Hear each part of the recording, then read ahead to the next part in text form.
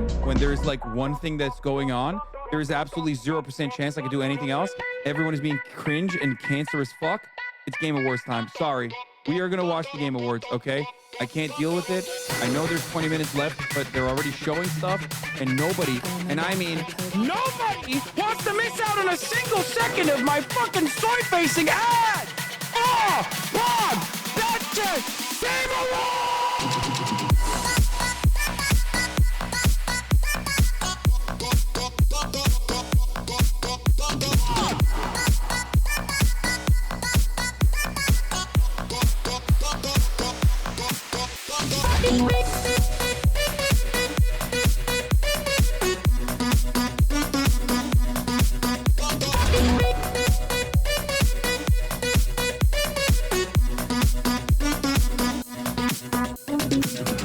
I can't even focus on this anymore because all of you motherfuckers keep talking about the PlayStation event. Patrick Boo Boo, thank you for the 25 gifted subs.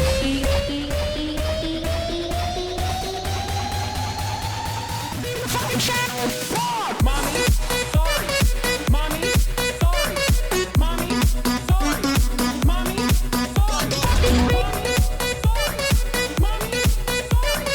Mommy. Sorry. Dude, Megaphonics is literally just like hitting the levels of What's going on, parasocial everybody? that I hope everyone's having a fantastic evening, fantastic afternoon, fantastic pre-noon, no matter where you are in the world. I'm Hasan Piker, and this is the HasanAbi broadcast coming to you live from the unceded Tongva and Quiche land in sunny Los Angeles, California. Here, folks, it's 67 degrees and sunny here in Los Angeles, California, and we are live. We're alive, and I hope all the boys, girls, and MBs and the two spirits are having a fantastic one, because today's a beautiful day. Today's a wonderful day. Today is a very special day. And you might be wondering, is it a special day because you worked out this morning? But the reality of the matter is I didn't actually work out this morning, so I don't feel too great about that. But is it a very special day because it's the day after Thanksgiving? No, that's not the only reason why it's a beautiful and special day after Thanksgiving, also known as Janksgiving. It's because today is Friday, ladies and gentlemen. That's right. And we haven't done this in a long time because I was in China. It's Friday then. But you already know what it is, ladies and gentlemen, boys, girls, and MBs. It's Friday, also known as Friday, also known as Friday, but Fry Slay. You already know what it is. It's Freaky Ass Friday. A time for every working class individual to feel a sense of purpose and autonomy in their lives, a sense of freedom that our forefathers fought long and hard for.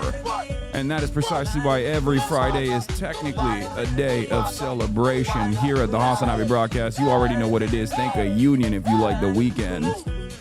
And for those of you who still have to work for all the service sector wage cuts, well, guess what? We're still going to have Immaculate Friday vibes for all of you, no matter what, until someone tries to cook me and piss me off. Hopefully, that will not be happening, and we will keep the vibes immaculate. That's right. This is the part of the broadcast where I tell you about my personal news about what's going on in the world of HasanAbi Piker between the time period where I press the stop streaming button and press the start streaming button. So help me God, that's what I'm going to do. It's Friday, November 28th, Black Friday. Friday, November 28th, 2025. You already know what's up. You already know what's good. And things are popping off, okay? Things are freaking popping off.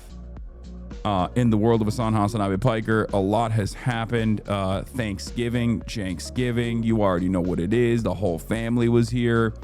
You guys watched a piece of that, and this Janksgiving was much more amicable. Any discount code for ideology this Black Friday? I don't know if there's a discount code, but I think there's a bunch of stuff that are on deep discount, like things that we are extra on. Where's the Hello Kitty, bro? Oh, I took it off. I had to take it off because I had to take a shower. But I'll get to that in a second. Ladies and gentlemen, boys, girls, and MBs, you already know what it is. You already know what's up. So ended the broadcast yesterday after 6 hours when Caroline outed me a little bit. She posted because she was also invited to Thanksgiving. Will was also invited to Thanksgiving as well, but he was too busy making money after the unimaginable amounts of money that we dumped into our China trip. So he is doing sponsored streams nonstop, the boy. But yeah, Caroline posted this funny the background. This is what it was looking like for the regular folk, for the everyday folk in the house.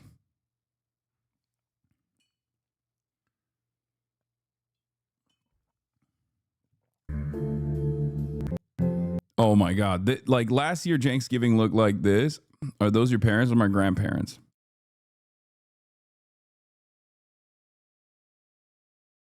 Twin Peaks. Incredible. Best score of all time. RIP. Anyway, so bro, after last year, I didn't think it was going to happen this year. Yeah, last year was much more chaotic. Your dining room is a green room. Pretty much. One can say that. You're not wrong about that. In any case, Thanksgiving core, let's go. Yeah, I wanted to give you guys a little taste of the unk off. A little taste of janking off, You already know. Is jank time. Is Janksgiving, is jank time.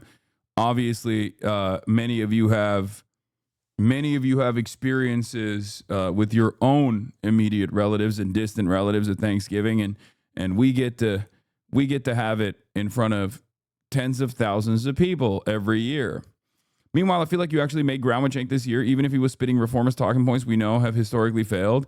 Yes, I'm janking my shit right now. Please don't call it like that anymore. No, there's people janking off right now, okay? They're janking their shit hard. Hasan, they invited you and you didn't go. Oh, for Happy Thanksgiving. I can't believe they're just like posting AI stuff. It's so, I don't like how normalized AI stuff is. Why do you think Jake has seemingly moved right over the years? I don't know. He's old, man. It just happens, But, look at RFK's face because it's McDonald's. Yeah. RFK wishes they were having a big spread like this. This is when the girly pops actually fall apart and then they post old photos. It's like that old photo of me, Ludwig, Myth, and XQC. That's what this image resembles, Because like the girlies have been fighting, right? So this image is not going to be recreated anytime soon.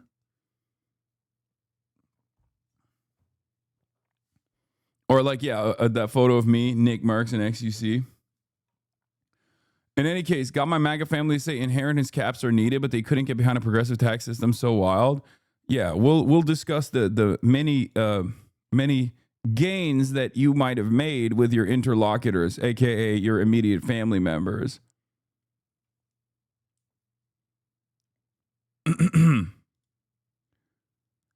In any case,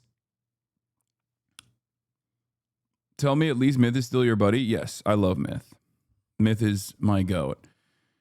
Are you dispatching today, gooning? Yes, I will be. Please don't make fun of RFK Jr. The worm commands you to be respectful to our leader. Okay, that's true, but I'm still going to make fun of him because I don't have a worm, okay? And I hopefully will not have a pluribus-style worm insertion.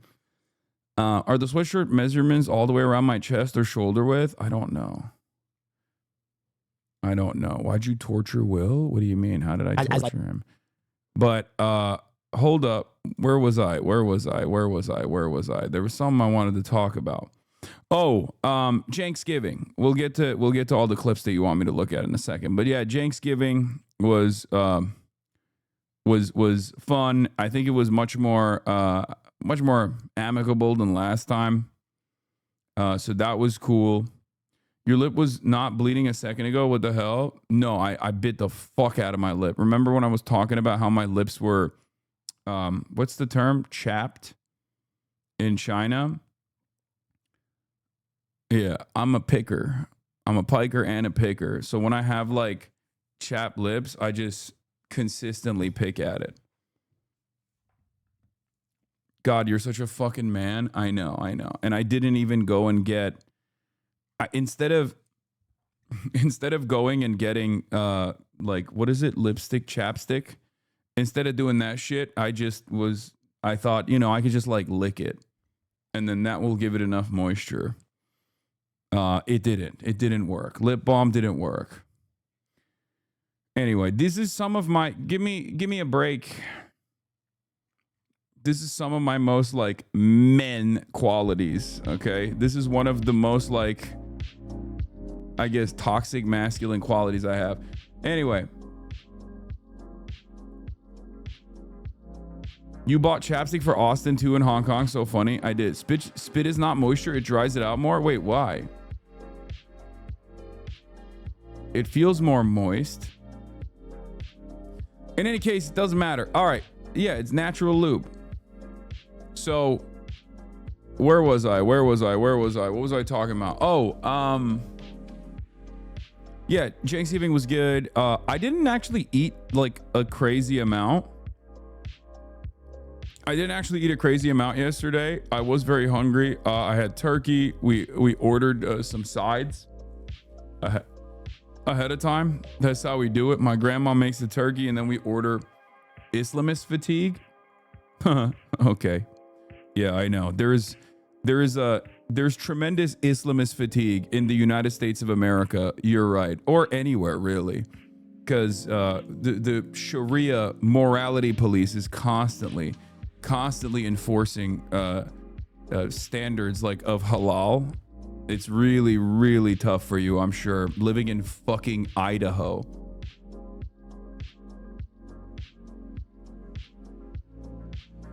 Guy who lives in Idaho is like Islamist fatigue. What do you mean, dude? What happened?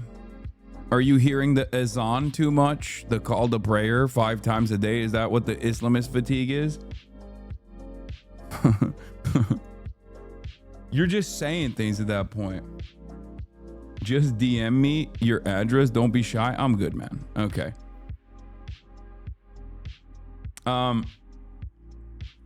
Saliva contains enzymes for breaking down food. They'll break down the skin of your lips too. Okay. Your lips can get sunburned. So I got Aquaphor. Okay, everybody stop talking about my lips. Okay. Stop talking about all of the ways that I can do self-care. As you guys know, I've already maxed out on my self-care. So, yeah, after Thanksgiving, we did a white elephant, and after Thanksgiving, we did a white elephant, where everybody like we do it every year, where everybody like buys shit, and of course, like, I got my team to go nutty mode on the gifts, but one of the gifts was so good that I had to steal it back. Okay. Especially because the kids don't even, no one even appreciated the IP. No one even appreciated the fucking IP. Okay. Stole back from the kids law. Yeah, I'm gonna explain it to you. So for those of you who don't know, white elephant is like everybody picks numbers out of a hat, and then you go from like 1 to 13, however many people there are, and the person who picks number 1 gets to go back and steal a gift if they want to. The person like number 1 picks a gift, number 2 can either steal number 1's gift if they like it or open up a new one. And there's also like a limit to how many times a gift can be stolen until it's locked in. We do 2, right? And then number 1, because they pick first, gets to also go again. So it's like a battle royale. Yes. If you play, in our household, number 1 gets to pick again, number 1 gets to steal again. And I was number 1, right? Anyway, I'm going to show you what it is, and then you guys will understand why I stole it. Okay? From my niece and nephew. Okay, unk time. Some real street justice. You know what I mean? Like, I had to do it. I picked my mom's gift, of course, and it's, you know, no disrespect to my mom, I love her, but kind of lame. It was like some museum. It was a museum stuff. Like, it was socks from the Met, and that it was like a little booklet of like you know, art or something, and I was just like, ugh, right? Lame. No one wants it. Luckily, my grandmother steals that from me, so I have another opportunity. And the thing is, nephew picked the largest gift, and the largest gift in the packaging turned out to be something that my team had bought.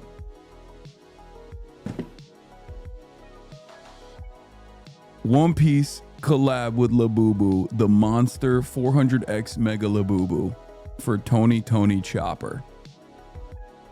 Now the thing is, this is fire, right? But the thing is, Pro doesn't even like One Piece. He's not a goddamn weeb. He doesn't like One Piece. He doesn't watch One Piece. He doesn't watch any anime at all. He only likes playing Madden, and I hate it because I'm always trying to, like, I'm always buying him like Nintendo Switches. I'm trying to get him into like From Software games and stuff, and he literally does not like anything. He's like 15 now. He's 15, and he just does not fuck with anything. He's like a jock, and it makes me so sad, bro. It makes me so sad because, like, this is the one, like, if I was 15 right now, oh my God, I would do both. I would do jock shit, like I would play sports, but I would also be really invested in anime because now is the opportunity. Now is the opportunity where you can be in the anime and also still be cool. That shit was not cool at all when I was growing up. When I was his age, especially in Turkey, nobody fucking knew anything about that. So I was like extra weird. But even in America, when you were 15 and into anime, people look at you like, oh, dude, you're gross, right? So now is like the opportunity. Who are you fooling, little bro? You would still be a nerd? Yeah, I had to hide that shit like drugs. Exactly. Labubus are out of fashion now, Unk, but One Piece is goated. Nah, people still like it, but I know. The Hachipupu is the new meta. You still don't have the full set? Well, in China, I got these gifted, which, by the way, was also another box that Marat ended up getting, which was a full box of One Piece Labubu collab collection ones. You not being a sports weeb in LA when the Lakers have Braun and Luka and the Dodgers have Otani, Mookie, and Freddie is whack. I know. But yeah, I got these in China, but Marat got like the full pack and he opened it. He opened the full pack. I stole the Roronoa Zoro from him. They're blind boxes. Open them, you might get law. I think he left a bunch of them behind. Marat doesn't fuck with One Piece either. He just like opened them and he was like, cool, I'm going to put this on my desk at work. But in any case,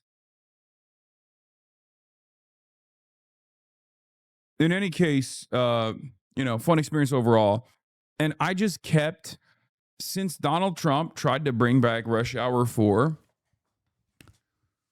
I've had it in my mind that Rush Hour is like a perfect movie to watch with the whole family. So I just kept repeatedly telling everybody that we should watch Rush Hour 1 and 2 as a family. Okay?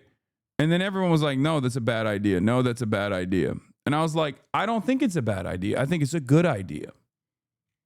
I think it's a good idea to watch Rush Hour 1 and 2. And I kept bringing it up. And everyone was like, nah, that's boring. Except I finally convinced them. So we started watching it. And everybody loved it. Everybody loved Rush Hour 1. The problem is, I fell asleep. I literally fell asleep on the couch in front of the entire family, like before my grandparents. I guess I was real tired. I just straight up, like I was like 10 minutes in, everyone's invested, they're watching. Turns out I'm out.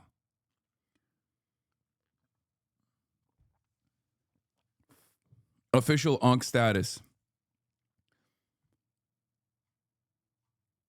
I got what I wanted. Everyone was enjoying it. And then I fucking fell asleep. You worked a 5-hour shift. It makes sense. Plus food coma. Yeah. Is that embarrassing in Turkey? My brother does that at every holiday event. Yeah. I was tired from Janksgiving and janking off. And then after janking off, I was tired from having to convince everybody to actually commit to Rush Hour 1 and 2. I made my parents watching Glorious Bastards because they never had seen it, and during mid watching, I fell asleep watching it with them.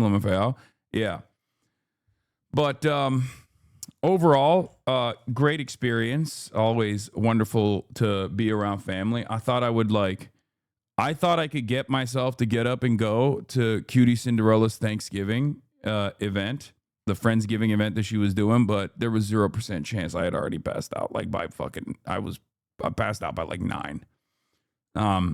So it was just never going to happen. It probably would have been way more embarrassing if I actually was able to make it to Cutie Cinderella's and then pass out. It's okay. You needed your UNC nap, sweetie. UNC is full, been sitting like this for 45 minutes. That was me, straight up. That was actually me. UNC got on the mall mains. You better cut off them jeans before he get a clot in his leg. UNC, when he got home, yeah, someone posted this. This is an old classic, right? 250K likes, November 25th, 2025. And old Twitter, look at how much better that shit was, bro. Like, look at how funny the replies are. Like pre-Elon Twitter, man. Pre-Elon Twitter was actually a gem. People could have fun. People could be just like chopping it up in the replies. It's not like a sea of blue check marks selling whatever fucking cryptocurrency they have. It's not just like quote retweets of, Himmler's army saying that every single black person needs to go to jail immediately or kicked out of the country. No pussy in the bios. None of that. No rage bait. Just pure fucking vibes. Everybody's celebrating. No, at ChatGPT, what does this mean? At ChatGPT, explain this joke. God, Hasan, you're so old.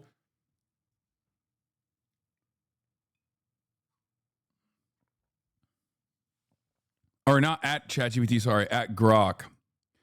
That's how little I give a shit about AI, bro. I literally fucked up the AI bots. That was only 4 years ago, but it feels like it's a lifetime ago. You know what I mean? No, Twitter was way better. You're cooking. No, absolutely.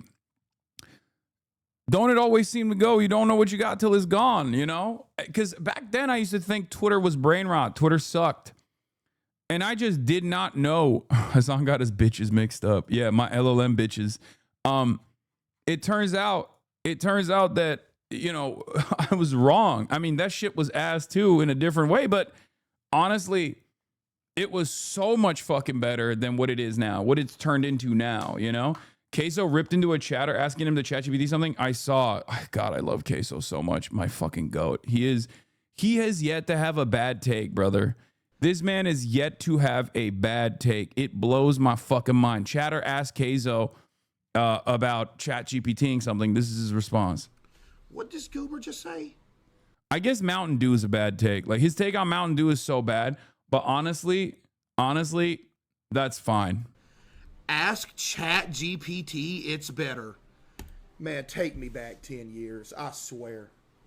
Bro, just go to Google or something, cuh. Please.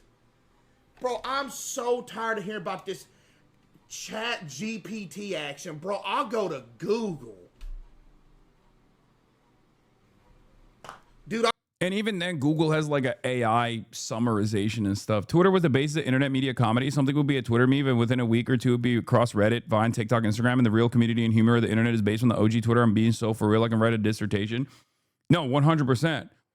Twitter is one of the most like interconnected social media platforms out there, which is precisely the reason why when Twitter went white supremacist, when Twitter went full Nazi, every other platform became more Nazi. Like Twitter was the glue that fucking held everything together. It wasn't the most popular out of all the social media platforms, but that's where the tastemakers of the internet existed. That's where the meme makers of the internet existed. For sure. That's where all the media was. That's why we used to say Twitter is not real life, because like, while Twitter is not real life, a lot of people that are in the media would be on Twitter all the time. Like all the people that do have the capacity to move others in a certain direction, they all spend a good deal of time on Twitter. And there were downsides to that. But I do think that Elon Musk's purchase just ruined everything. I don't know, bro. I just don't. I'm telling y'all. Just go to Google like a real man. So what? You can't find out what it is. You better read those articles. Hold on.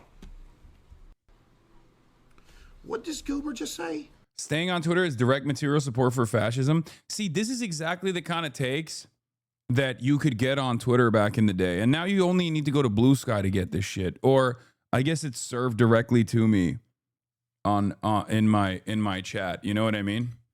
Like that was another beautiful part of Twitter as well. There were like different communities, right? Like there was the woke Twitter side that would just like constantly find new ways of saying that there was, you know, anti-revolutionary, counter-revolutionary behavior taking place, like reactionary behavior taking place.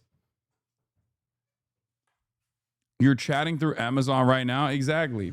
Ask ChatGPT, it's better. Man, take me back. Hello, Mr. Streamer. What did you shoot this morning? I'm very curious. Chad Vice guests, hints per chance. Yeah, Chad Vice guests. Okay, here. Chad Vice guest number 1. Okay. Hold on. Okay, are you ready? Here's the number 1 clue for our first Chad Vice guest for tomorrow. I'm going to give you the first clue. Are you ready? Well, I'm going to do it again. Hold on.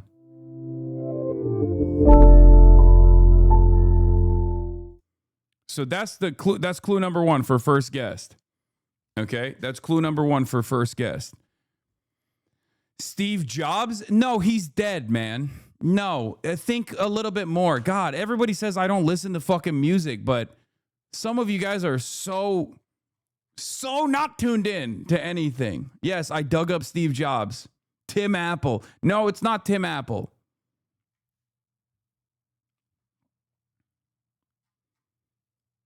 Vince Gilligan? No, it's not Vince Gilligan.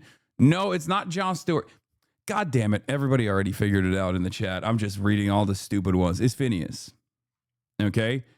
The reason why I played that logo song is because Phineas composed this.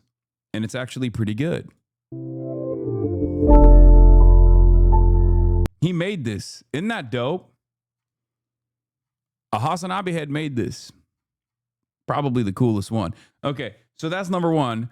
And then number 2, what is another clue that I can give you? I don't know what to do as far as like clues. That's what he's known for, HasanAbi head. Yeah, that's what he's known for, yeah. He captured the retro essence pretty well. And then the second guest is what's a good way to What's a good way to present this guest? I don't know. DSP, yeah. Dark Side Phil. I don't even know the person at all. Hold on. Okay, I'm gonna give you some. Okay, hold on. Here's one clue. Okay.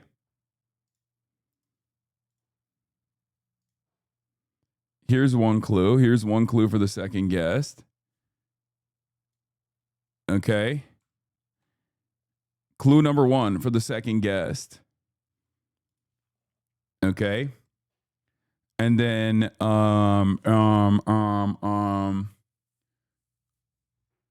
yeah, some chatters got it. Hillary Clinton, it's an engagement ring. Why would that be fucking Hillary Clinton? What the hell does Hillary Clinton have to do with engagement rings? Who was in the Twitter sphere for purchasing an engagement ring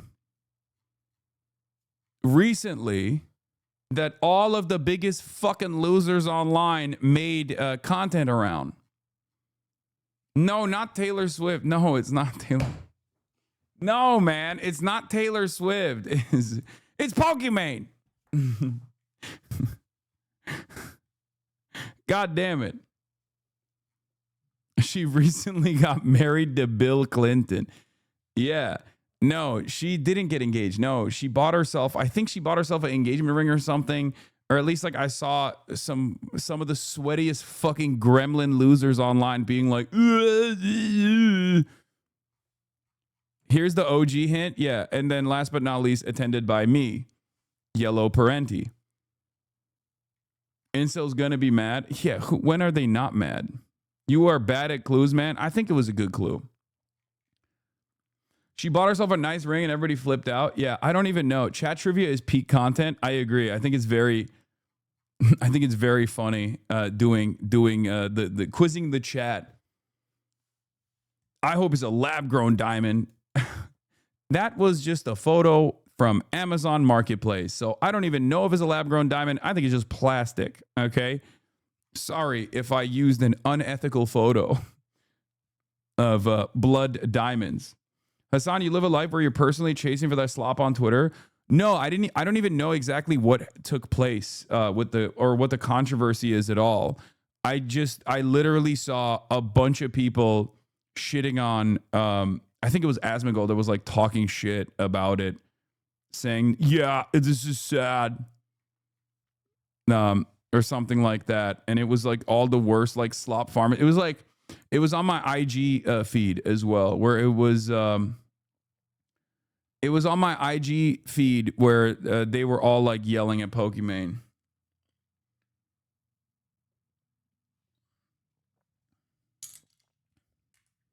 You scaled back on the drama a lot, actually? Yeah, because I was in China and I was completely oblivious to everything that was going on. That shit gets served to you because you get boosted to make $5, chat. Exactly. The hate towards Pokey is so forced. It's sad. I mean, we have the same haters. We share the same fucking haters in general.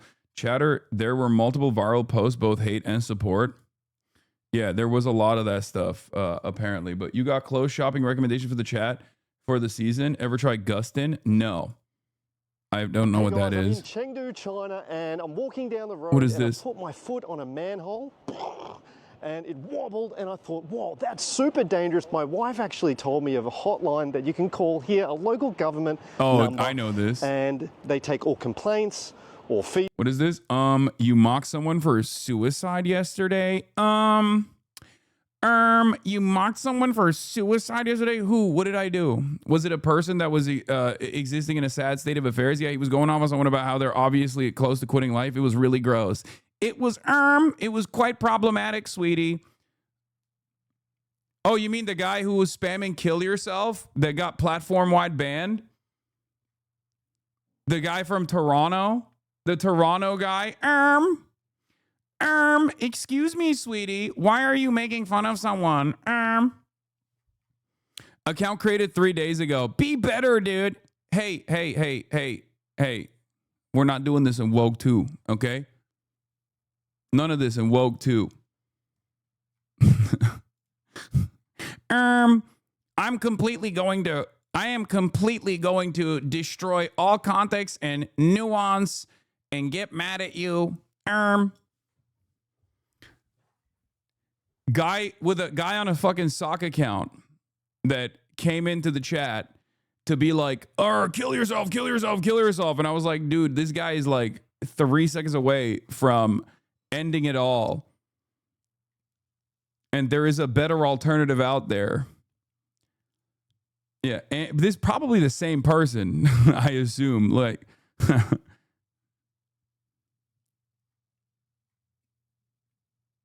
sucking too much dick.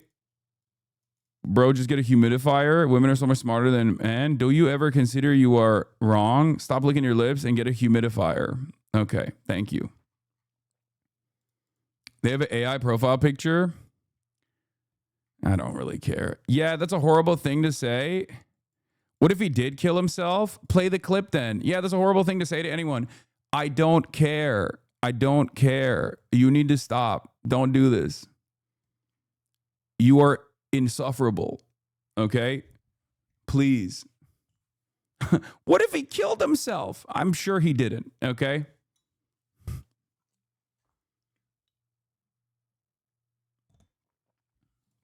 Now you're joking after he put you on blast? Yeah, what if I killed myself after he spammed kill yourself, kill yourself, kill yourself over and over again? You guys know how this, oh my God, it's happening. Remember when I said approximately 30 minutes ago that someone is going to come in and try to ruin the fucking vibes instantly?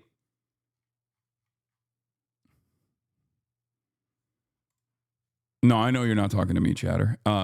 It happened.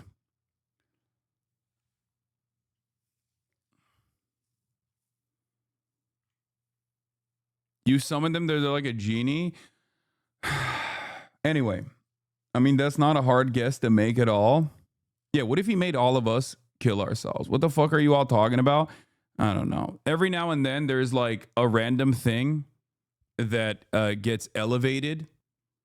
A random thing that gets elevated, usually on subreddits, and the dumbest like woke people who self-identify as woke go, this is an impurity that must be excised. And I'm actually very upset about it. And then they continue on this conversation. And it's my least favorite, left-leaning stereotype. For those of you who don't know, okay, if you are unfamiliar, I believe in a concept called kill yourself tokens. Okay? When someone says kill yourself to another person, usually me, I get 1 token, okay? And then I can use that token against someone else, okay? So if someone says kill yourself to me, I have 1 extra token, and I can use that against another person, okay? And then when I use that against another person, they can use that against another person. And that's how it works. Oh, it's a troll. They aren't even woke. It's just the brigaders trying to virtue signal because they think it works on your audience. It's so funny how the new strategy is to virtue signal as concerned chatters when their favorite streamers is an abusive cyber stalking gnome. That could possibly be the case as well. But the problem is there are some people like that on the left. How many tokens have you racked up? Unlimited. Unlimited tokens. So I actually have from today all the way until the end of time, I have unlimited kill yourself tokens.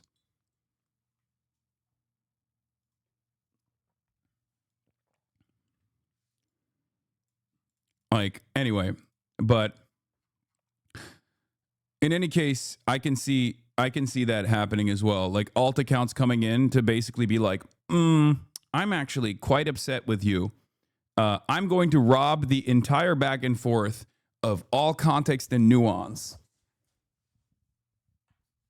And then act as though this is a sincere point of contention. Which is ironic because that person, the type of person that does shit like that is also fairly close to not having a stable life and not having good mental health, right? So what we should be doing is wishing these people well, including the guy from yesterday and this person on a sock account that I just banned. I wish you well, chatter. I hope instead of trying to farm clips and then post it on subreddits and then consistently create new smear campaigns to be like, Hasan is a bad guy. Hasan is a bad guy. you could basically focus all of that effort and initiative on bettering yourself, improving your mental health, working out, and living a healthy life. You would be significantly less sad. Anyway, where was I? Yeah, it gives slop tubers one extra video to earn another $200. I know, that's the other thing. They're basically doing free work for like the worst losers on the internet. You take the bait, it makes it easy for them. I know, but the difference is the reason why I take this bait is because I take everything that I see in this chat sincerely, right? Because that's just the way I try to foster this community. There's like a constant back and forth. And in that process, there's always going to be people that use and abuse that system. But the problem is that doesn't actually make someone that's just like, it's just like a moment of gratification, right? You get a moment of excitement. You get an adrenaline rush in a relatively large community, and you hear someone go, you hear the content creator on the other side of the screen actually respond to you. And it's like the TV guy is responding to me. I feel great. The problem is that goes away. You get that momentary rush, you get that momentary adrenaline spike, but it's so unproductive and it's so useless overall that you end up seeking a greater hit. So then you continue to stalk and stalk and stalk and stalk. You get deeper and deeper into cyber stalking, not realizing that when you're chasing a bigger high, you're actually losing a part of yourself that makes you human. Okay?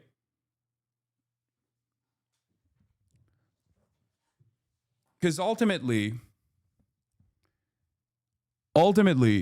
you should not be substituting a sense of community that you get from being a part of like an online space or an online community that engages in that kind of thing, like lolcowing and cyber stalking.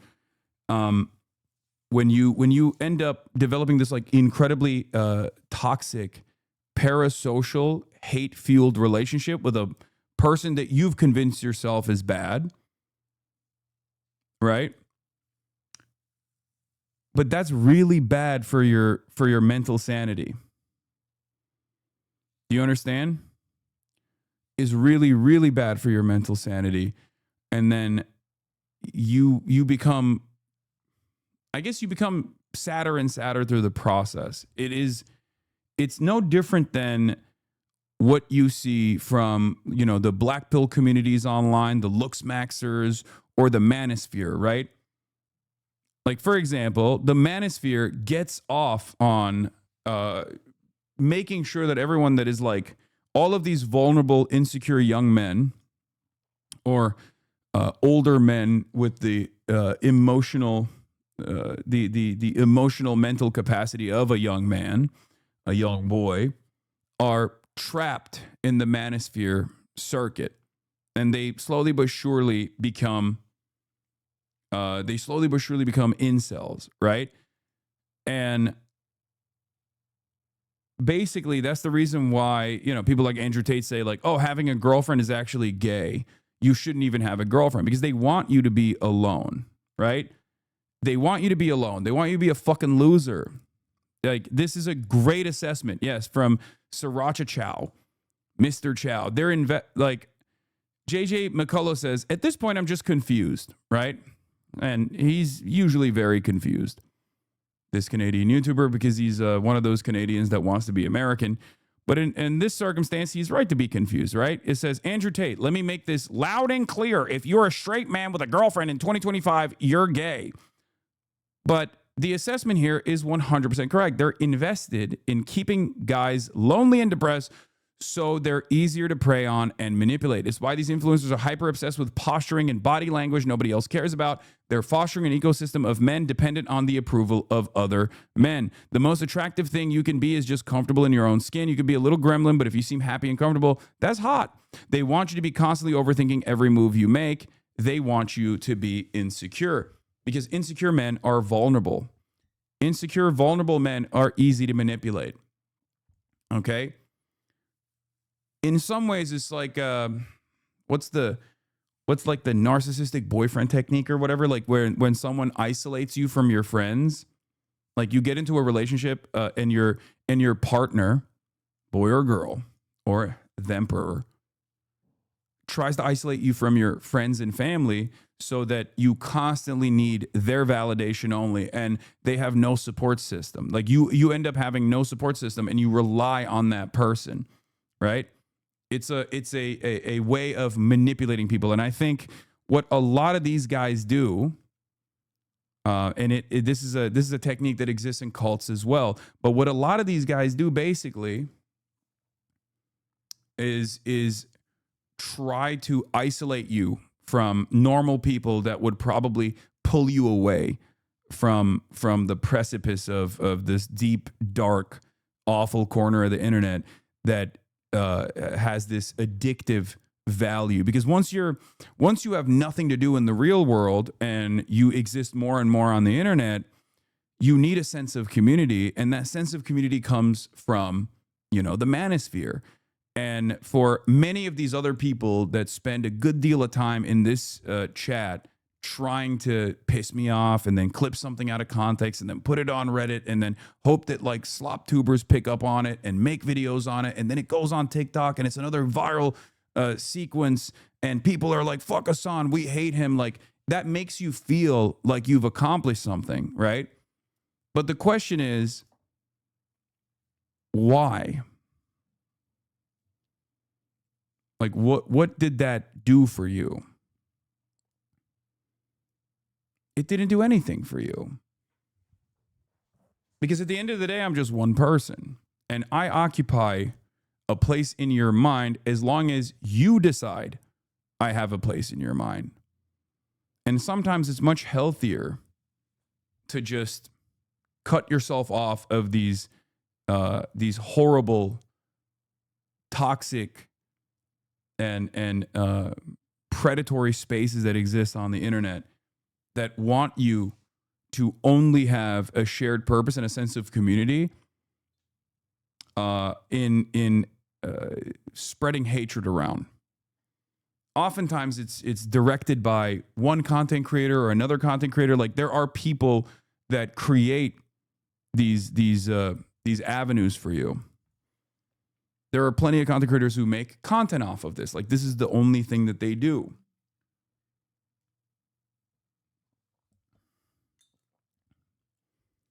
Those are very toxic places, in my opinion. And no, it's not just Andrew Tate. Andrew Tate is just another version of this. For Andrew Tate, it's just like women, the left, wokes. But there are plenty of people that just like are parasitic and just like grab on to a lot of like Twitch streamers and people like that. And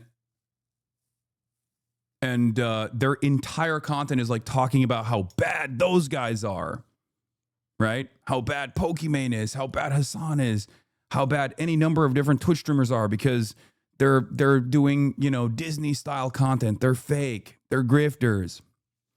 And there are entire communities that are designed around this, and they don't even realize that, like, for most of the people in those audiences, like they're being fed a sea of negativity about people.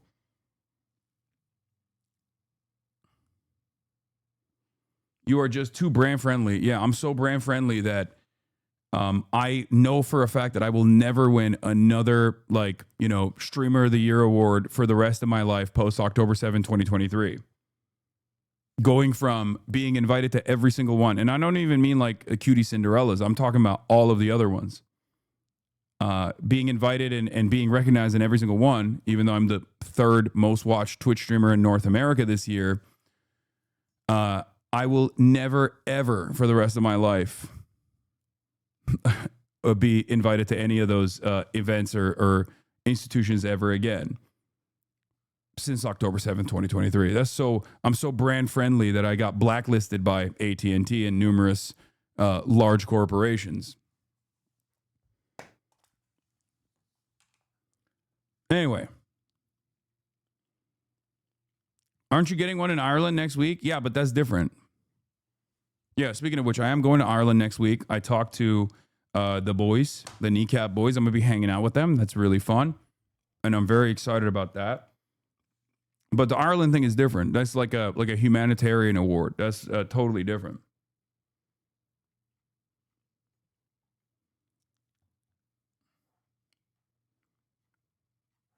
I was talking about industry specific stuff. Had to check in with kneecap. Yeah.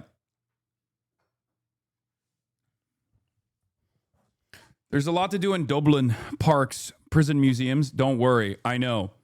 I already have an itinerary that is stacked. There's going to be a lot of drinking. There's going to be a lot of revolutionary history. There's going to be a lot of anti-imperialist history. There's going to be some traditional music as well. I'll give you the short and sweet of it. Okay?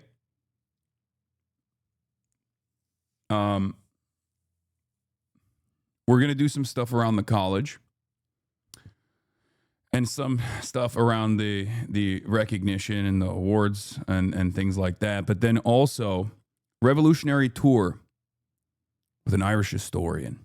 Okay? Some traditional singing and music with beat musicians in Ireland. And then we're going to travel to Belfast. And I'm very, very stoked.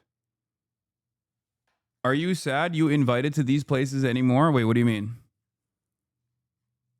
No, I don't care about that shit. I care about actions. I care about impact, and I care about moving towards specific policy goals. And in that regard, like I've said over and over again this year has been perhaps my most impactful year of my political career. Who cares about industry shit? To the extent that I do care about the industry stuff, it is because that is an opportunity for me to reach out to newer audiences. And because of what I do, I need charity, like charitability. I need charitability from people that are in the margins, right? Because I have to convince them. Because I'm oftentimes explaining things from a perspective that they never heard before. And when the reality of the matter is when people have a negative association with me because they've been like geared towards clips that they've seen online and all this other stuff, like they don't actually approach what I have to say in a charitable manner. So the extent to which I care about like collaborations or industry specific events that normalize my existence in this space, that's what I care about. And obviously, if that didn't, why are you giving your ops tips by breaking down your motivations like this? Do you think it just doesn't matter? They'll do it anyway? Yes, they will never stop. They'll continue doing it, and I'll continue doing what I'm doing. So it doesn't really matter. I have a policy of honesty no matter what. Is March going? Yes. Also, my ops know this. Why do you think they go after all of my friends? Why do you think they also tune up the scrutiny faucet on them as well and punish them for collaborating with me?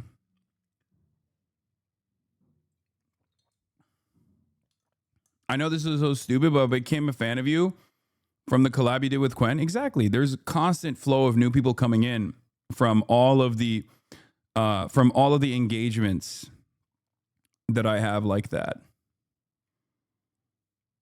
The vibes are really good in here today, King. Yeah, I mean, my vibes are good regardless.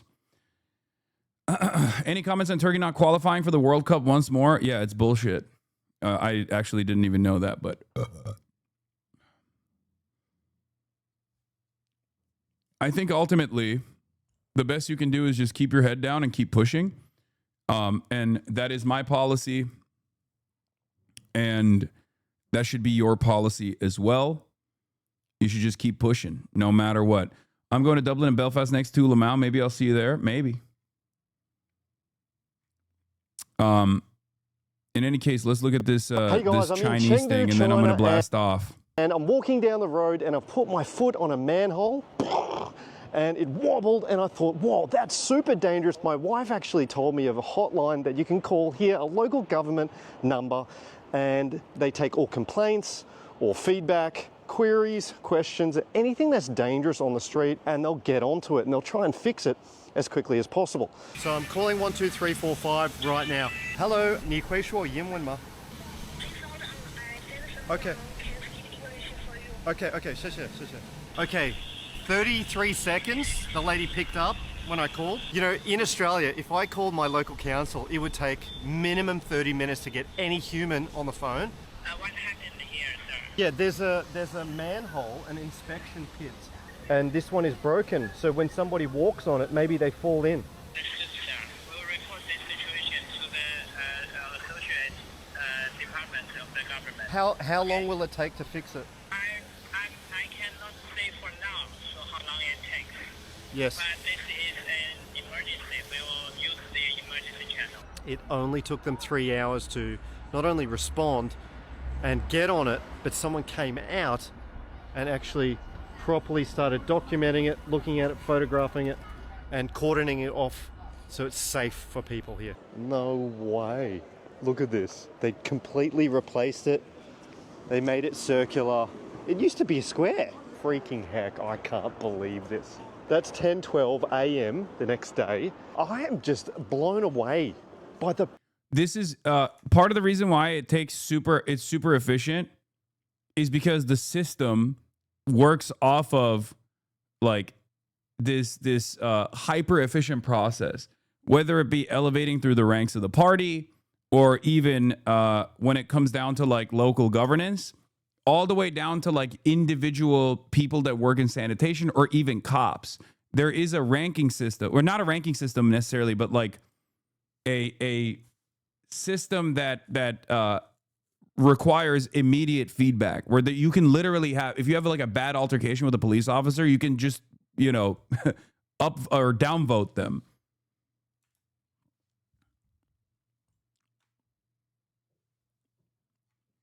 It's one of the craziest things I've ever seen.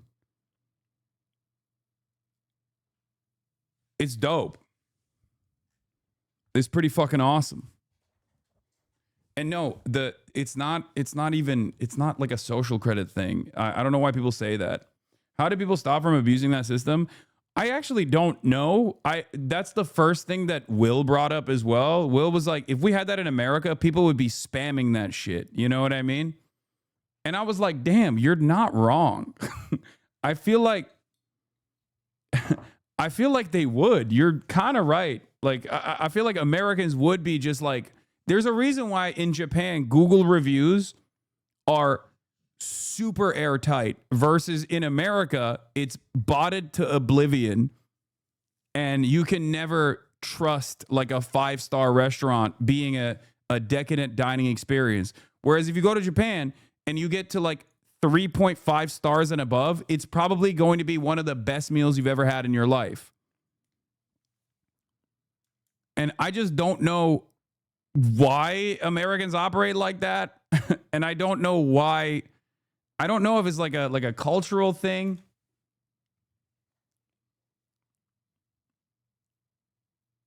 I mean, the Google reviews in Japan also are like, there was no pencil on the ground outside, 0 stars.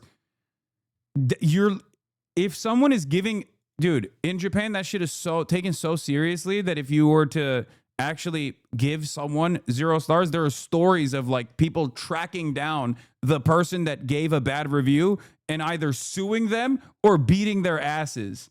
Okay. There are shop owners that will literally chase down the person that gave a bad review. Sometimes both.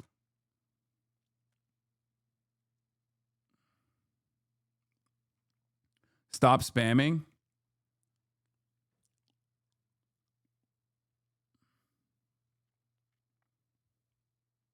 You actually believe that? Wait, what do you mean? I have seen news reports on this. So yes, I have seen Japanese local news reports on people suing bad reviewers, like finding who they are and then suing them for defamation.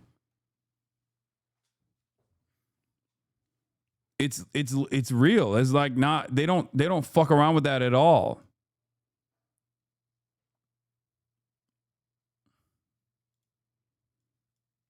What is this? Literally not this well documented about how absurd Google reviews are in Japan.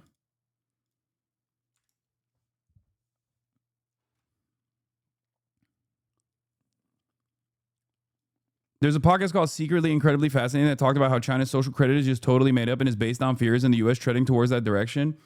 No, the social credit structure was provincial, and it was like it was put forward in different provinces, and it's not utilized across the board. It's not a national system, and it doesn't even exist in the provinces that they utilized it at all. There's not like a real thing. They also don't even have fucking they don't have debt like we do. Like we have a credit system in America that's built around debt, right? But they don't fucking have that same debt structure. So they can't even do like a credit system in the same vein at all. Says you lemon boy. No, I mean it's funny to be like social credit, all this stuff. Like I meme about it all the time. But yeah, there were different provinces where they tried to do like a pilot program for it, and then they just didn't do it. Anyway, here's the blast off. I'm spamming it. Sorry, I know it's annoying. People are saying ban the spammer, but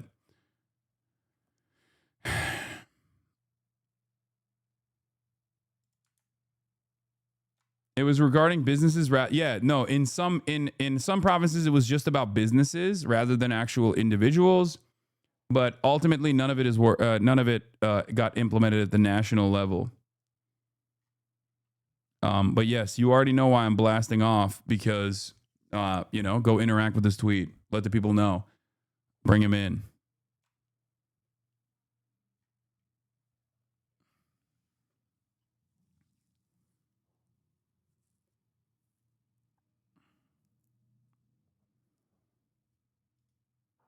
I was also watching. I watched a clip about the land ownership structure in Singapore versus Hong Kong. Yeah,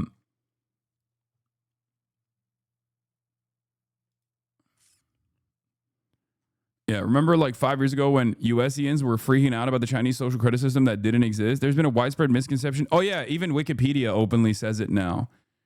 Which is ironic because we here in the West are trying to create a digital identification structure. Citizens will be on their best behavior because we'll be constantly watching and recording everything that's going on, says Larry Ellison. Yeah, Palantir is trying to design that structure. We say it's happening in China, and then we do it ourselves. It's like the JD Vance meme. It's like, oh, you can't say Winnie the Pooh. You'll get thrown in prison in China. They don't have Winnie the Pooh in China. Meanwhile, people are being denied entry into the fucking country for JD Vance memes. Yeah, talk about Israel and then you'll see.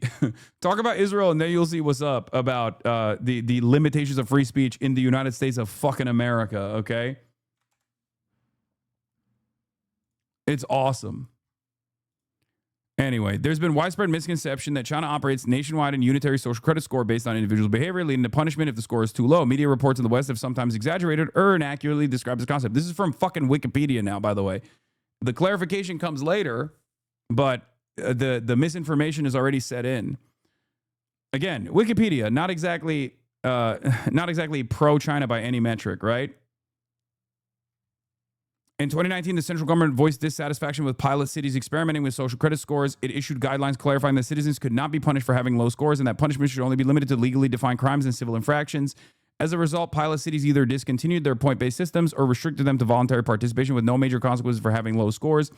According to a February 2022 report by the Mercator Institute for China Studies, a social credit score is a myth, as there is no score that dictates a citizen's place in society. The origin of the concept can be traced back to the 1980s when the Chinese government attempted to develop a personal banking and financial credit rating system, especially for rural individuals and small businesses who lack documented records. The program first emerged in the early 2000s, inspired by the credit scoring systems in other countries, the United States of America. The program initiated regional trials in 2009 before launching a national pilot with 8 credit scoring firms in 2014. And then it was packed up.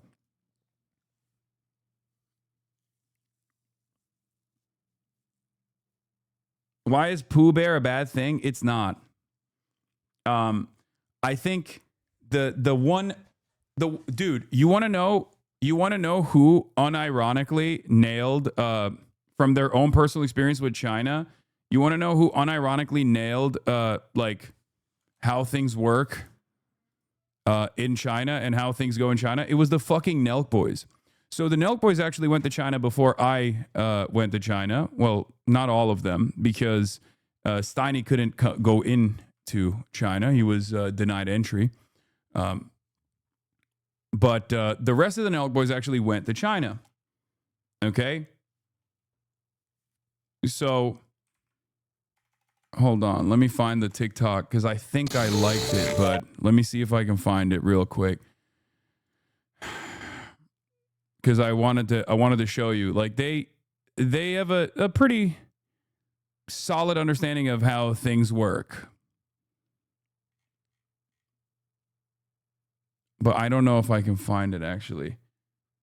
Let me see. Let me see if I can.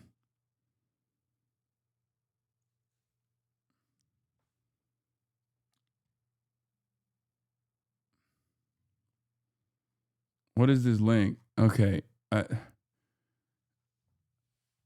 Hold on. I'm just going to search it. Nelk, China. Maybe I can find it. Where was it?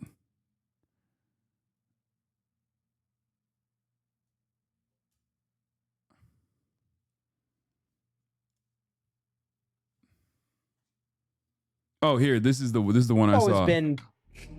I kind of said I would never go to China. For what reason? I just didn't know about the political climate there. When you go through the border and it's like, does my name pop up and it shows that like we've done shit with Trump, and like you can't do anything here. Like if you fuck up and you go to jail, like we don't have any power here, bro. Okay, but so from the outside looking in, because you guys were posting stories and like you guys were partying. Right. That's why I initially didn't want to go to China. But conclusion about China is this: you can't do one thing there. You cannot talk about the government. That's it. Yeah, the video I saw was him basically saying everything else is chill. And it's kind of it's not necessarily wrong. I think it's the Nelk boys. So obviously they're not giving the best possible, like they haven't developed the best possible understanding, but there is some validity to the way he is describing it. It's not even it's something that I would say is the most like brain breaking aspect of like regular Chinese existence as a Westerner, because we have this social libertarianism in the West 100% in comparison to the way things work in China. And that is basically don't talk about the party, don't talk about individual leaders within the party, but you can talk about policy all day, every day. Okay? You can talk about policy all day, every day. You can talk about foreign policy, but as long as you don't openly, make a mockery of Xi Jinping or Mao or any number of different people, which, by the way, I don't even agree with, for the record. I'm saying that this is the one thing. This is the one thing that, as an American, it's like brain breaking for me, where I'm like, when someone tells me I can't do something, I'm like, I want to do it extra hard. Like a petulant little child, right? And it's crazy because it's like, it's crazy because it's like there is a level of like social enforcement, and there's a level of self-censorship that exists for that reason. And I think that's like the only aspect that I mean, there's other, foreign policy and domestic policy differences that I have, the criticisms that I have for China that I talk about all the time. But the element of like social repression of that sort is brain breaking for the mind of the average American, right? That's it. It's cultural. It's the same reason why families aren't allowed to bag on the father of the family. There is a cultural element to it, but there's also, this Topsy is actually correct here. It says you cannot be seditious or advocate for overthrow of the government and the system. You can bitch about your local CCP branch for not fixing potholes. And Chinese people are very open about, bitching about the local CCP branch not fixing the fucking potholes. As a matter of fact, they have more power over their immediate policymakers and legislators than we do here in America. But when it comes to the tippy top of the political structure, then you can't be shitting on them openly. And I personally think it's fucking ridiculous. Make no mistake. I don't, from my perspective, that is annoying. Is it a valuable trade-off for material improvements for the average person? I think plenty of Chinese people who are very happy with their government seem to think so. Okay.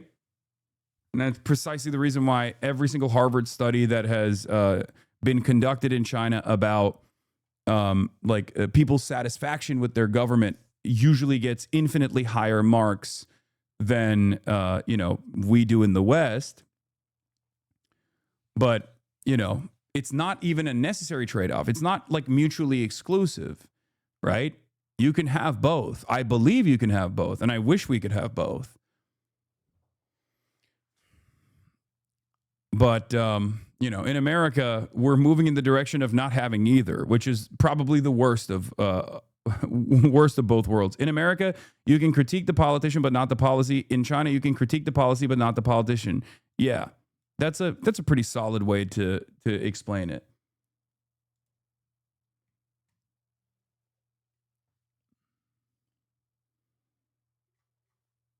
Are they not scared shitless of criticizing the government, though? You can critique policy here, too. I know, but I'm saying you can critique the policy here. It's just not going to be heard. That's the difference. Yeah, you can. I do it every day. I do it professionally. It literally amounts to nothing. Okay, that's the problem.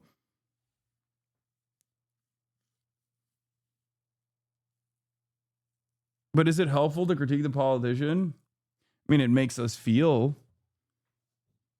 It makes us feel as though this is a liberated system. That's for sure.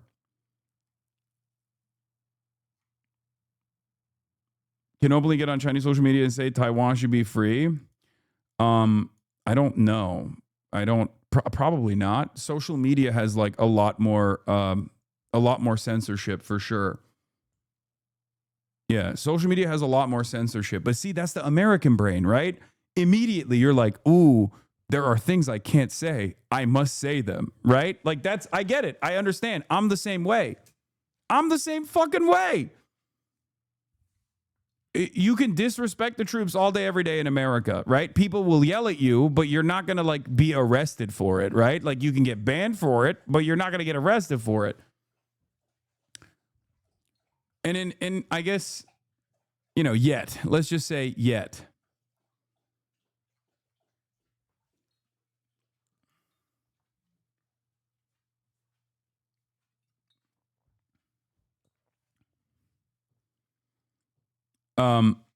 In any case, might get a tasteful ban for it. This is the Tucker versus Pierce conversation. If the critique is shit slinging, then it's pointless. If you're going to complain about the top, you better have a slideshow and a plan on how to do it better. No low quality rage baits, and I'm all for that. No, I mean the thing is like it's the hypothetical of it's the what ifs of the situation. What if there is actually a moment? What if there is a real moment where there is room for improvement in terms of civil liberties and you actually speak out against it and then you're punished for it? That is the very real issue here.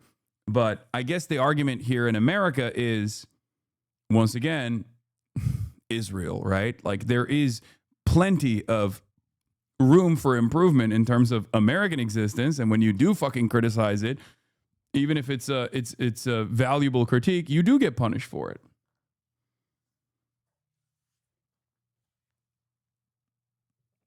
What do you? Oh God, the Fear and BDBD upload was edited to take out the part where you guys talk about Caroline's vagina, but talking about the conversation of the removal of gay apps wasn't a problem. Yeah, but that's just TOS for different platforms. TOS for different platforms make it so that there's like enforced modesty, I guess. You value the ability to openly criticize so much that you've forgotten the value of ability to actually make changes. Are people ask and they receive? Your people ask and you're proud.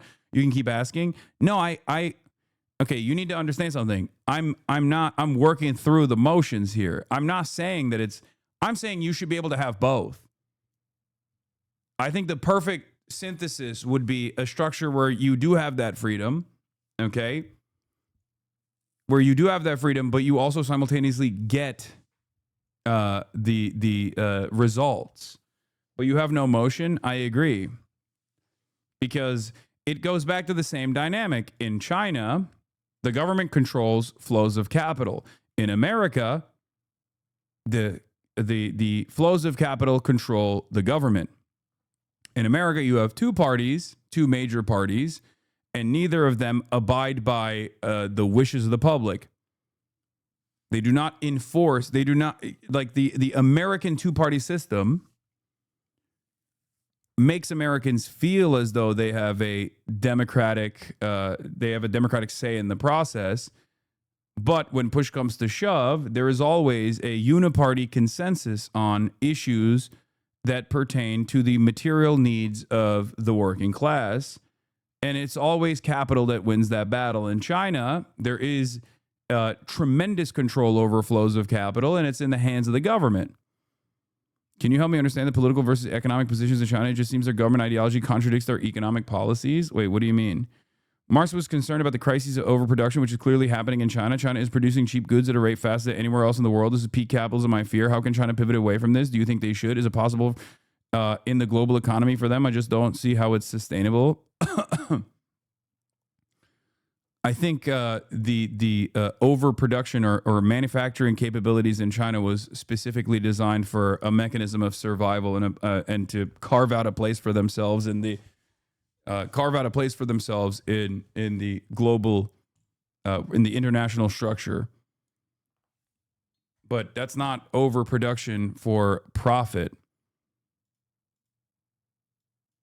Like the Chinese government doesn't end up engaging in overproduction specifically for a profit incentive. I don't think the idea that China is just doing capitalism better than us is correct. I don't agree with that. Because if that was the case, then, you know, they wouldn't have dealt with like the overproduction crisis or the housing bubble that took place, right? Like they would have no control over that sort of thing.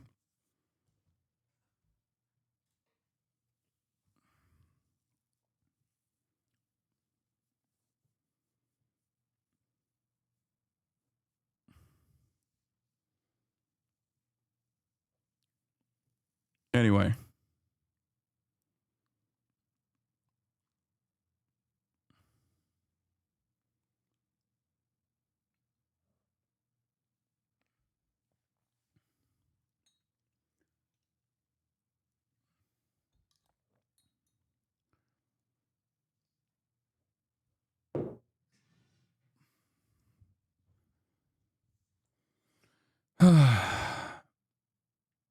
Anyway, where was I? The polls don't mean anything if we can't get people who support Medicare for all into the Senate. No, I agree with you. And even then, the battle is not over, even at that point, right?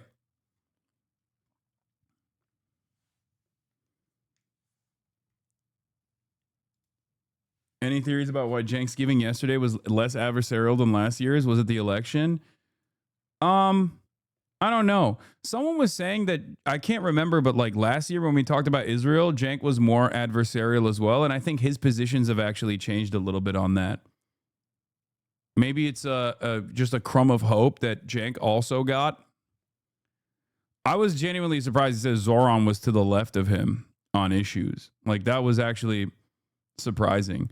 And there wasn't as much of an overt focus on crime and all of these other things that, like, all these other levers that Republicans pull on. And that's part of the reason why. Because I think even Cenk is more open about, even he's more open to the argument that I have always maintained, which is that, like, trans issues and things of that nature should never really be a main point of contention for either party, and that the Democrats should be actively pushing for left economic populism at the forefront of their campaigns, and then tell people, like, this is not a trade-off for you. Like, you want healthcare, you're going to get healthcare, but also trans people are going to get healthcare too, and you can't fucking yell at them for existing. So that's what it is. I think the Red Vienna video actually made him reconsider his position more than he let on. Yeah, it is still a shame to see someone who's been doing this for so long be like, well, we should study it and we should utilize it. And then he's, like, surprised by the fact that this concept already is implemented in other places. You and Cenk doing political debate the right way? I agree.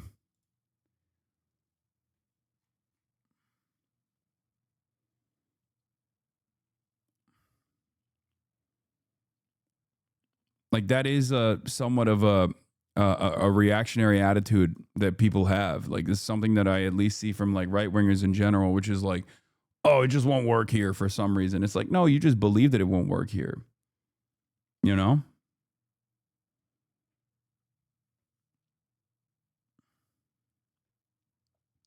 When is Ezra going to have you on New York Times? That'd be really interesting. I agree, but I don't know. Ezra, I'm waiting.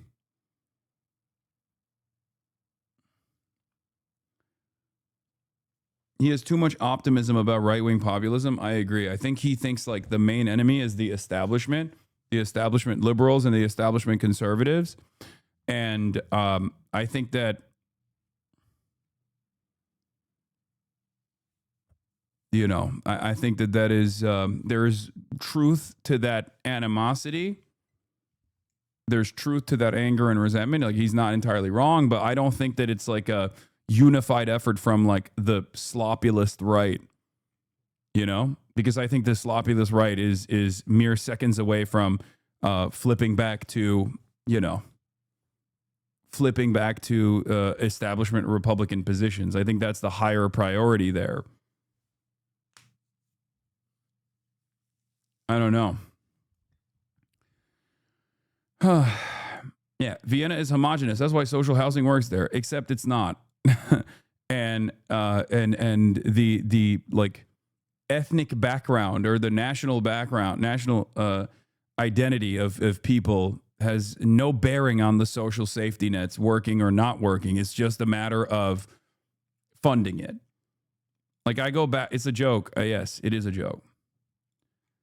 I go back and forth on this stuff a lot, and it's somewhat frustrating for myself as well. Like, because there was a tweet that I saw yesterday that I think is correct, but not in the way that the people that were receiving that tweet understood it, right? About high-speed rail never working in the United States of America because it would have to go through a national high-speed rail structure. It would have to weave through many black communities. And I think there's validity to that argument, right? This person says China has a standard viaduct design for high-speed rail and spams it. The U.S. lets every local jurisdiction have an individualized conniption. Palo Alto boomers are literally designing the route. Result: every road costs $1 billion. Now, this is a decent assessment of, like, one of the major hurdles. To which Samuel says, I feel like there isn't high-speed rail in America in large part because they couldn't draw a straight line from one location to the other that only went through black neighborhoods. There is truth to this statement, okay? For sure. Redlining plays a major role in the grand design of American cities, right? I mean, white flight is the reason why we have these exurbs and these suburbs, right? Like, that plays a big role in it. But what is the higher priority here? Is it white supremacy? Is white supremacy the higher priority, or is it capitalism? And I think capitalism is the higher priority, and white supremacy is used as a tool, as a divisive mechanism to to never implement changes that would harm capital and capital's interests. That's what I believe, right? And the reason why I brought that up is because that very same dynamic exists with like the realignment of the right-wing populists, right? Like are they actually conceding on certain economic issues because they think genuinely that these economic issues must be solved?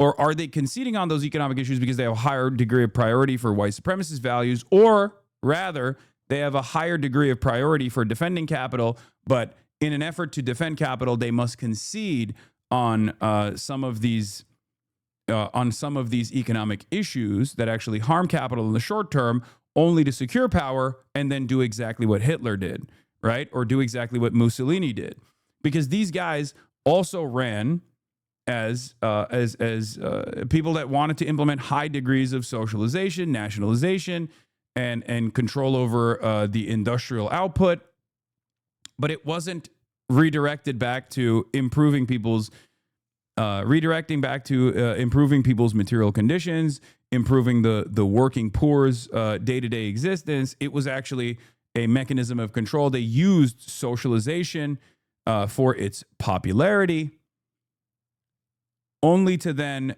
turn around and implement reassert the same exact hierarchies that existed under capitalism.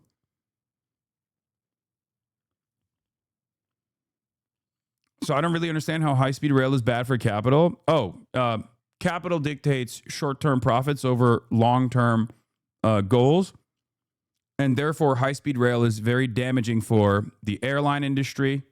High-speed rail is because it provides an alternative which would lower prices, would force the airline industry that is a monopoly in many markets at this point to unironically lower their prices. High-speed rail also is a real danger to cars and car-reliant infrastructure, the oil and gas industry. Like, there's so many different incredibly important industries that high-speed rail would actually force to lower profit margins on. It requires big investment. It would actually improve flows of commerce in this country. It would unite this nation in ways that you can't even imagine. But the problem is that requires tremendous amounts of infrastructure development, tremendous amounts of investment, and a competent government that is truly invested in improving not only just like flows of commerce, but improving people's everyday existence. And because the system is designed around squeezing as much profit from every sector as possible, it would harm the insurance sector, like for car insurance and things of that nature. It would harm far too many. It would harm far too many profit-seeking capital owners and their bottom line, which is why we never get stuff like that. It's the same principle for everything. The how can we pay for it is actually a really bad argument for that reason, because like we pay for shit all the time. It's just not shit that helps you. That's it. It's just shit that helps corporations. We pay for it on a daily basis, right? It's not an accident that the average American taxpayer gives $75 to the Supplemental Nutrition Assistance Program, SNAP, right? The average taxpayer pays $75 into that program. The average taxpayer pays $675 in the corporate subsidies, however. Now, one might make the argument, well, those corporate subsidies actually keep prices low, and there's truth to that. But ultimately, it's a significantly larger amount that we actually pay back to corporate profits and the corporate bottom line. Harm needs to be defined for capital because it's not real harm. It's just not maximizing gains. Yes, but that is the ultimate harm. So I guess my argument is that there is truth to this, but that is, but that is how at least capital owners have consistently made people advocate against their best interests, made people advocate against policies that would improve their immediate material conditions by utilizing white supremacist ideals and white supremacist values. That's why we say white supremacy is a suicidal ideology. It's a fascist ideology. It's self-defeating, and it actually harms white people as well. This is it. White supremacy is the poison that causes white people in rural parts of the country to advocate against welfare structures that they actually benefit from. They advocate for their own demise.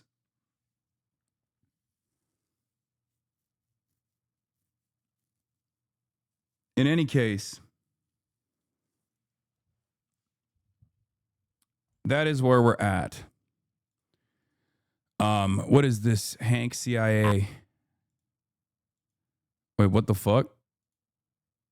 Why is this clip busted? As like we're driving home in this fucking British cab on the wrong side of the goddamn road, Hasan Piker keeps playing We Are Charlie Kirk on a goddamn phone speaker and putting it in my ear. True. And he's like, Will, listen to this. Will. I was like, this is a CIA torture tactic. Like, honestly, when I die and get to hell, I feel like I'm going to be able to tank part of it because I will have experienced it before. You know what I mean? Yeah, he was, I don't know if he described the situation that he was in mentally when I was doing that to him. Swimming in nausea on the wrong side of a British cab with We Are Charlie Kirk on a phone speaker being pressed against my head. I don't know why he didn't like that. That's crazy. I thought he would appreciate and enjoy the sounds. Were you drunk? Yeah, I was twisted. I was definitely zooted that night. Is that how you, yeah, it was in Hong Kong. Is that how you feel when Caroline and Christian are singing? Yes. Yes. I thought the soothing sounds of Charlie Kirk and a celebration of Charlie Kirk would actually help him. After listening to the best techno in this underground Hong Kong club that we went to. You were fighting back against Kwando? This was your trauma response by latching onto that song? Yes, it's all over TikTok now. What, We Are Charlie Kirk? We are Charlie Kirk. We'll carry the flame. We'll fight for the gospel and honor his name. We are Charlie Kirk. It's true. Damn. She spit. She was spitting. Stavi has a trademark on keeping it twisted. I didn't know that. There's so many vids. We are Charlie Wait. Kirk. We crumble in the flame. A bloody racket. Who the hell is Charlie Kirk? And Kirk was Jesus's brother. It's gone international, mate. Fucking hell. Wait, what did they respond with? Racket. Who the hell is Charlie Kirk? And Kirk was Jesus's brother. It's true. It's true. He was Jesus's brother. Hasan is compromised. You can't actually enjoy this song and be a normal human being. It's a bop, dude. There's a Bossa Nova remix.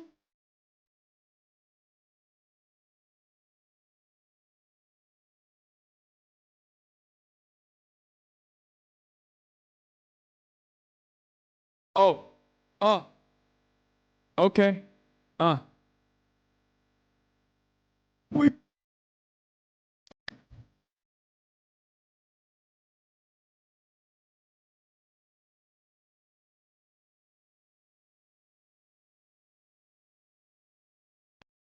In my mind, I was thinking it's gonna bust in the Quando, honestly. Like I don't know. I can't be the only one who thought that it was gonna go into a Quando remix, right? We are Charlie Kirk, we carry the flame, we fight for the gospel, we'll honor his name.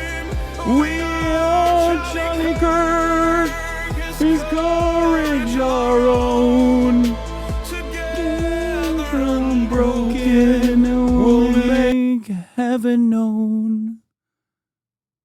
It's so good. I actually unironically enjoy it. I'm sorry if you guys think that it's fucked up. Is anybody in here? What? Can I sing you a song? Sure. Okay, Going into the bathroom and sinking We Are Charlie Kirk to get over my social anxiety. ready? Here I go. Okay. We are Charlie Kirk. We carry the flame. We'll fight for the gospel.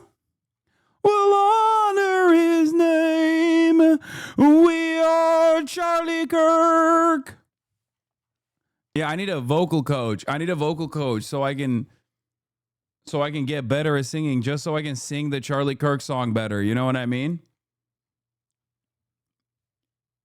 That's torture. You can't get away. I get the feeling you really wanted that debate to happen now, and that missed opportunity now haunts you. Yes. This one has 1.7 million likes.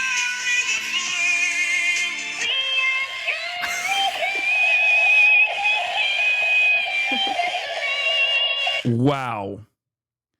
Chat, is that like sarcastic, or do the singers mean it? I don't think a single person. Like the initial AI music, the AI song was created by someone who thought that this would be a banger. They made it sincerely. Okay. Oh my God, this has 374,000 likes. Breaking. Erica Kirk says, I was praying to God to make me pregnant when Charlie was killed. Hell nah, this bitch is about to pass JD Vance's baby as an immaculate conception. 374,000 likes. It's over. It's over. And there is, unironically, one, there is power in numbers, right? And two, there is no counter to this, right? There is no counter to this by the right. They can't do anything about it. They could just like complain and say, this is really fucked up. How dare you? But how dare yous don't, you can't really how dare you out of this. You know? You just simply cannot, how dare you, sir, your way out of this. And it's fucking over. Dude, you really have the goods if you feed and water it. Integral pipes. According to the pin post, it was made to honor Charlie. Yeah. This is the Vivo Tunes team stands firmly with Erica Kirk, Charlie's family, the entire Turning Point team, and President Trump's team. Like, yeah, exactly. They made this AI shit thinking that they were honoring his name and honoring the gospel. Okay. And of course, people took it and went crazy mode with it. People took it and were like, "Oh, I'm gonna meme about it," you know?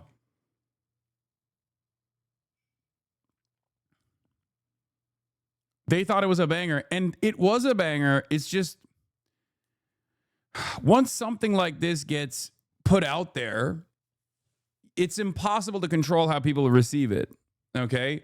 And especially when it's someone like Charlie Kirk, who immediately after his assassination, his very public assassination, people tried to create this environment of suppression and forced reverence and respect. Remember what I said about like people in the West and the brain rot that we have, where we're like petulant children in many respects, where someone tells you you can't push that button, you always push that button extra hard. People responded this way partially because of the aggressive ways in which the administration tried to venerate Charlie Kirk and make people forcibly respect him. It's just never going to work. I think that if they hadn't engaged in this kind of like weird forced compliance around respecting Charlie Kirk, it just never would have. It probably wouldn't have been this aggressive. This backlash wouldn't have been as aggressive. People would have probably said, "Oh yeah, he fucking suck my dick," and then everyone would have moved on regardless, and he would have been forgotten, I guess. But they Streisand affected this into a much worse version of events where there is like aggressive pushback.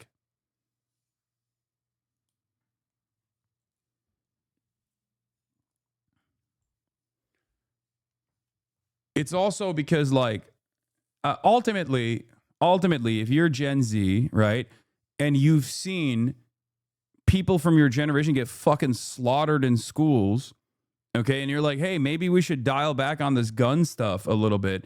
And then people, including Charlie Kirk, are like, well, you know, some of you are going to die, but that's a sacrifice I'm willing to make so that we can have fucking guns. Yeah, of course people are going to turn around and be like, well, okay, well, you died at a school shooting, you know? And that's precisely what happened.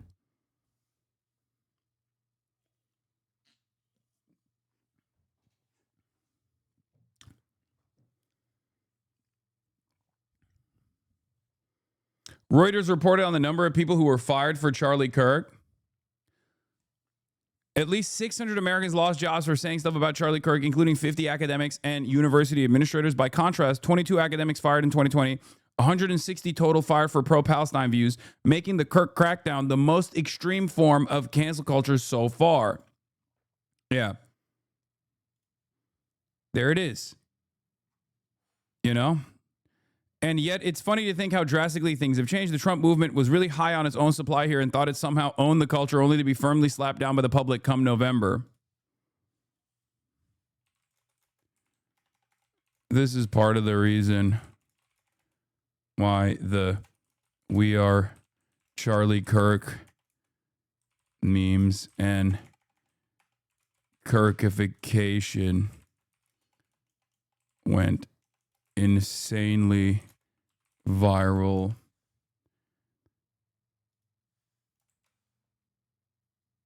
We Are Charlie Kirk.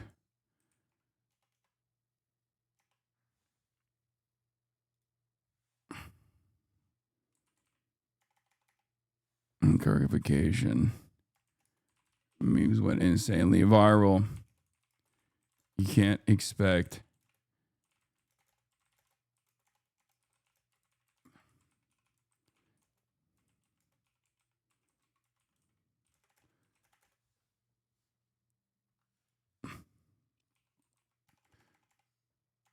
in school shootings.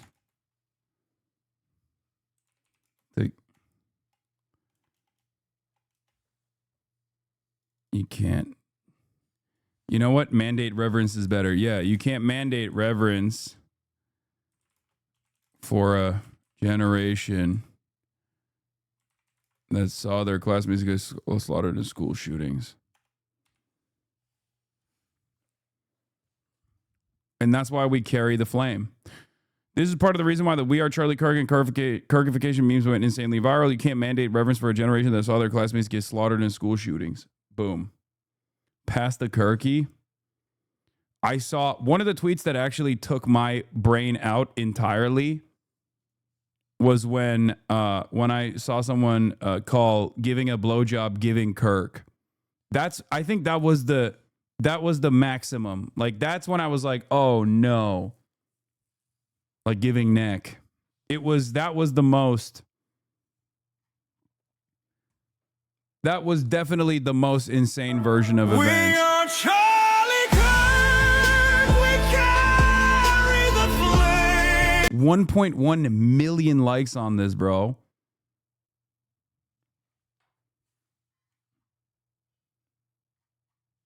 It's just, I think it was like a tweet where it was like Trump giving Kirk to Bubba or something. Like it also paired up Donald Trump giving head to Bill Clinton. You know what I mean?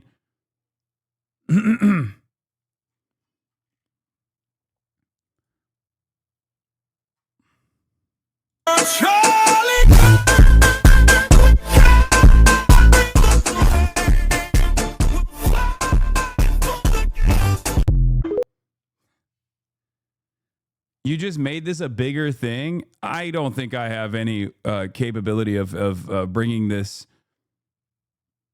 Like, you're talking about memes on TikTok that have 1 million plus likes, brother. It's just not working.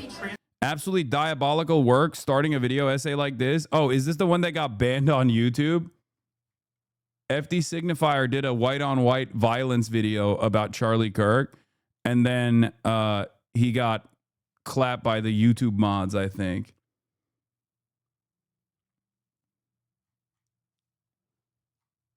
So this is dark woke.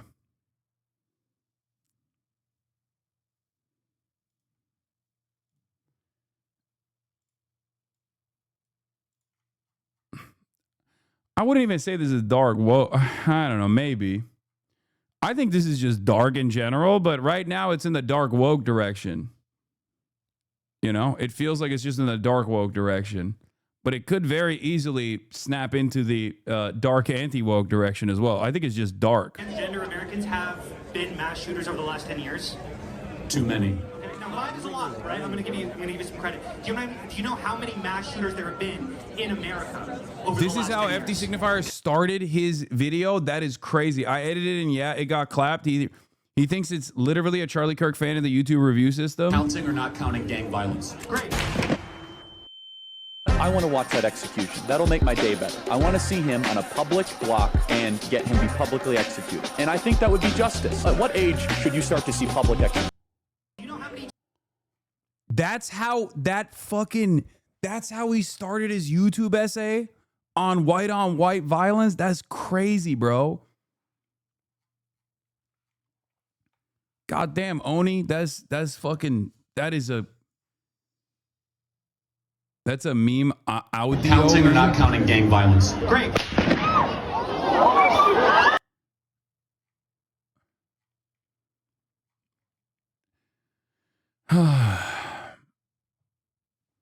Donut operator is a career based on justifying videos of black people dying. What's wrong with this? Not only that, but also I'll explain if you want to understand what like the reason why this is seen as different from the broader audience, or at least like the regulators. I can explain that for you. But Donut operator also literally has a Patreon where he just shows you the uncensored gore porn of black people getting murdered by cops. Like where you want to, like, if you want to really see the action, you can go fucking subscribe to his Patreon. It's insane. But the difference there, of course, is that he's leaning into pre-existing forms of systematic violence, whereas Charlie Kirk being assassinated is outside of that structure, right? Charlie Kirk didn't get shot and killed, or Charlie Kirk wasn't assassinated by the government. He wasn't killed by well, as far as we know, Charlie Kirk wasn't assassinated by the American government. Okay, why are you promoting pro-assassination nonsense? Dude, stop it. Stop it. Okay, your incapability of understanding my current analysis on the way that people move on from certain issues is not my problem. Okay, you go clip it. Go talk about how Hasan is fucking celebrating Charlie Kirk's assassination or whatever the fuck you want to do. But this is analysis. Okay, please. I know it's a filter. I know it's very difficult for you to comprehend, but analysis is not justification. Okay, I just came onto the stream and the first thing I see is you showing these lame videos. Well, okay, well then fucking shut up, okay, and keep watching, and maybe instead of chirping, because clearly your brain cannot do two things at the same time, instead of typing in the fucking chat, force yourself to hear what I'm saying. So the reason why a lot of these people can get away with like demanding more police violence against black people, against brown people, is because systematic violence is normalized in the eyes of people, right? The state has a monopoly on violence, and no matter how violent those mechanisms of enforcement can be, no matter how disproportionate and targeted those systematic forms of violence can be, for the broader audiences, for the normies, for the average person, they have a degree of normalcy for that kind of violence, right? They look at that and go, oh, that's just normal. That's just how cops operate. They have to do it. Maybe they go a little heavy-handed with it, but they have to do that nonetheless. Whereas this is a lone actor, right? This is a lone wolf, or this is not a non-state actor as far as we know, right? As far as we know. And that is precisely the reason why when someone talks about it or is coming across as like celebrating it or whatever, then there is a lot of pushback against it, especially from those who are beneficiaries of the structures of violence, or at least have a level of privilege where they don't actually find themselves in the receiving end of said structural violence, or maybe they're oblivious to the types of structural violence that they actually experience, like, you know, poor white people, for example, that think that the current capitalist organization of the economy doesn't actually create a tremendous amount of harm in their lives, as long as they can preoccupy their minds with the kinds of direct forms of violence, systematized violence from police against other groups, black people and brown people. Okay?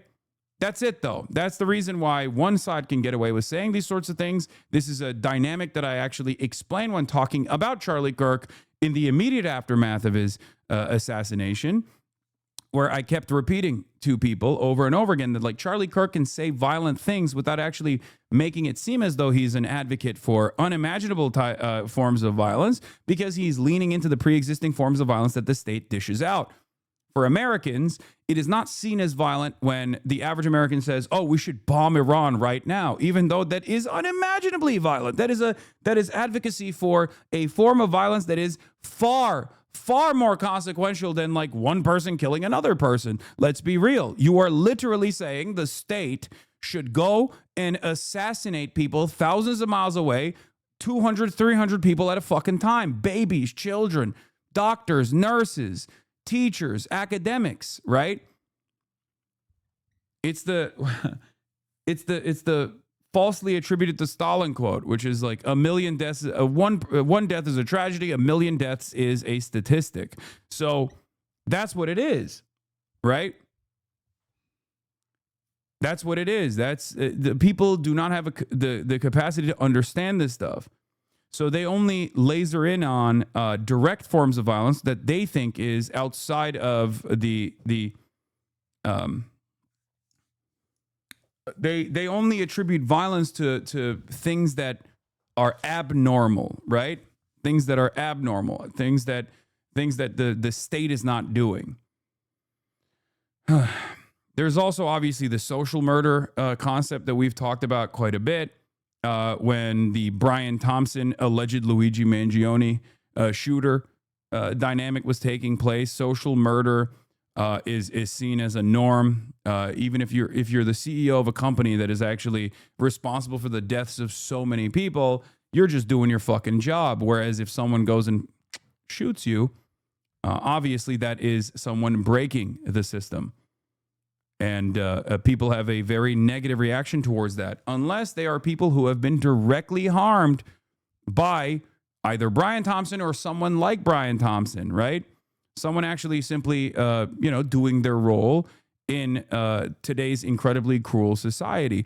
At which point, they also see that as a moment of righteous vindication. Now, obviously, my position is that adventurism is ineffective as far as making change, right? The propaganda of the deed is not a very effective mechanism to make change. I mean, look no further than what happened in the aftermath of Luigi Mangione's alleged assassination of Brian Thompson, the CEO of United Healthcare. There hasn't really been a lot of change in the direction of more healthcare. If anything, there's been less healthcare in the hands of the Republican government. That was a big deal for the fucking government shutdown that just took place, right? They are cutting the pre-existing ACA subsidies and making healthcare premiums skyrocket in this fucking country. The only way to enact change is with steadfast organizing, okay, is by creating mechanisms of pressure, mechanisms of pushback. That's just the only way that you can do it. You have to organize the working class, okay? That's how you do it. No disrespect to the anarchists who do a lot of mutual aid and direct action, but that is the reality.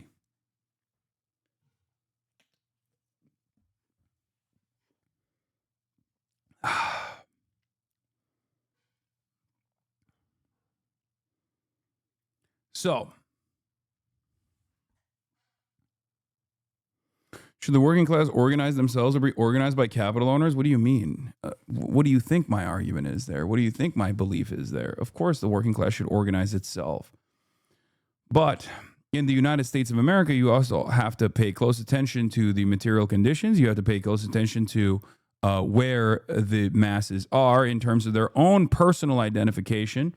The working class do not see themselves as an exploited proletariat, but instead temporarily embarrassed millionaires and billionaires in this country, and they have no class consciousness. The one class that has actually class consciousness or act out in accordance to their class interests is the capital owners in this country, all the way from the petite bourgeoisie, the small business owners, down to the mega corporation owning board sitting CEOs in the executive suite.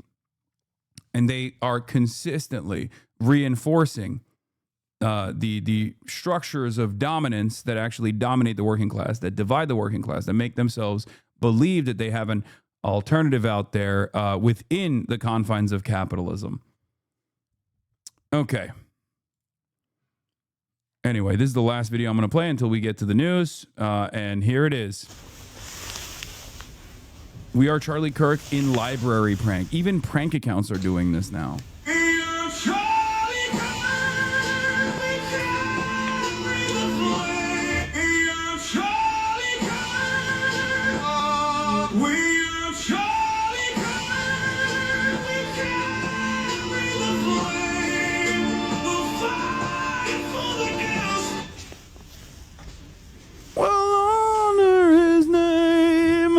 We are Charlie Kirk. This is hard. It's hard not. It's a bop. It's literally a bop. I'm sorry. It's a fucking bop. It's just a bop. It's a bop. Yeah. When you lost the annoying prank bros, it's over.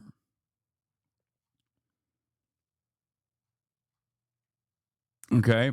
This might make me a woke skull. Get the hell out of a library. Okay, chat. Calm down.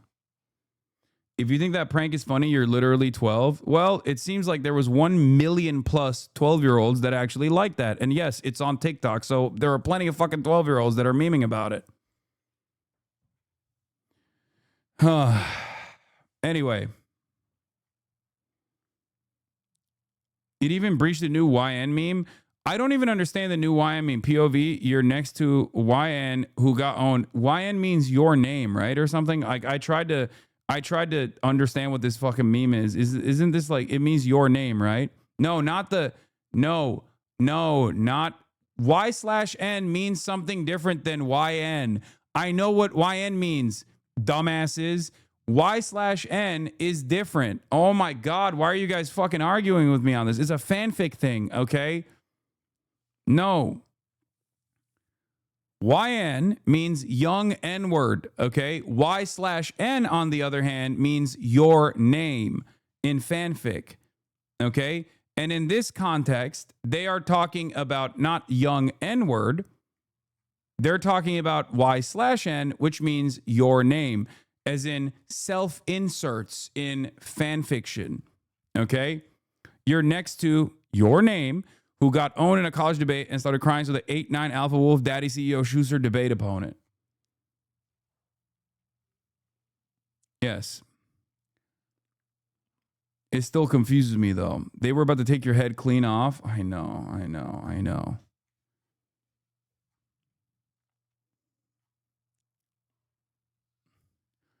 Trump just deleted all of Biden's auto pen orders. Okay, we're going to do that. Don't worry. Thank God you are a politics understander, because otherwise your music taste would lead you to be Israeli. Oh, no. Oh, no. That's crazy. Why are you going to hit me with that? How are you going to hit me with that?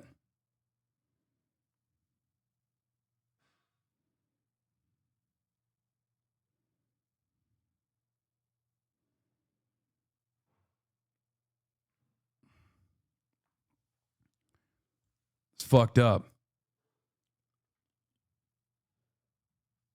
Spiritually Israeli music taste is the most aggro anguish. It's the worst thing I've ever gotten called from this chat, dude. That's fucked up. Anyway, all right, let's get into it. So the two National Guards members one was a woman, the other one was a man,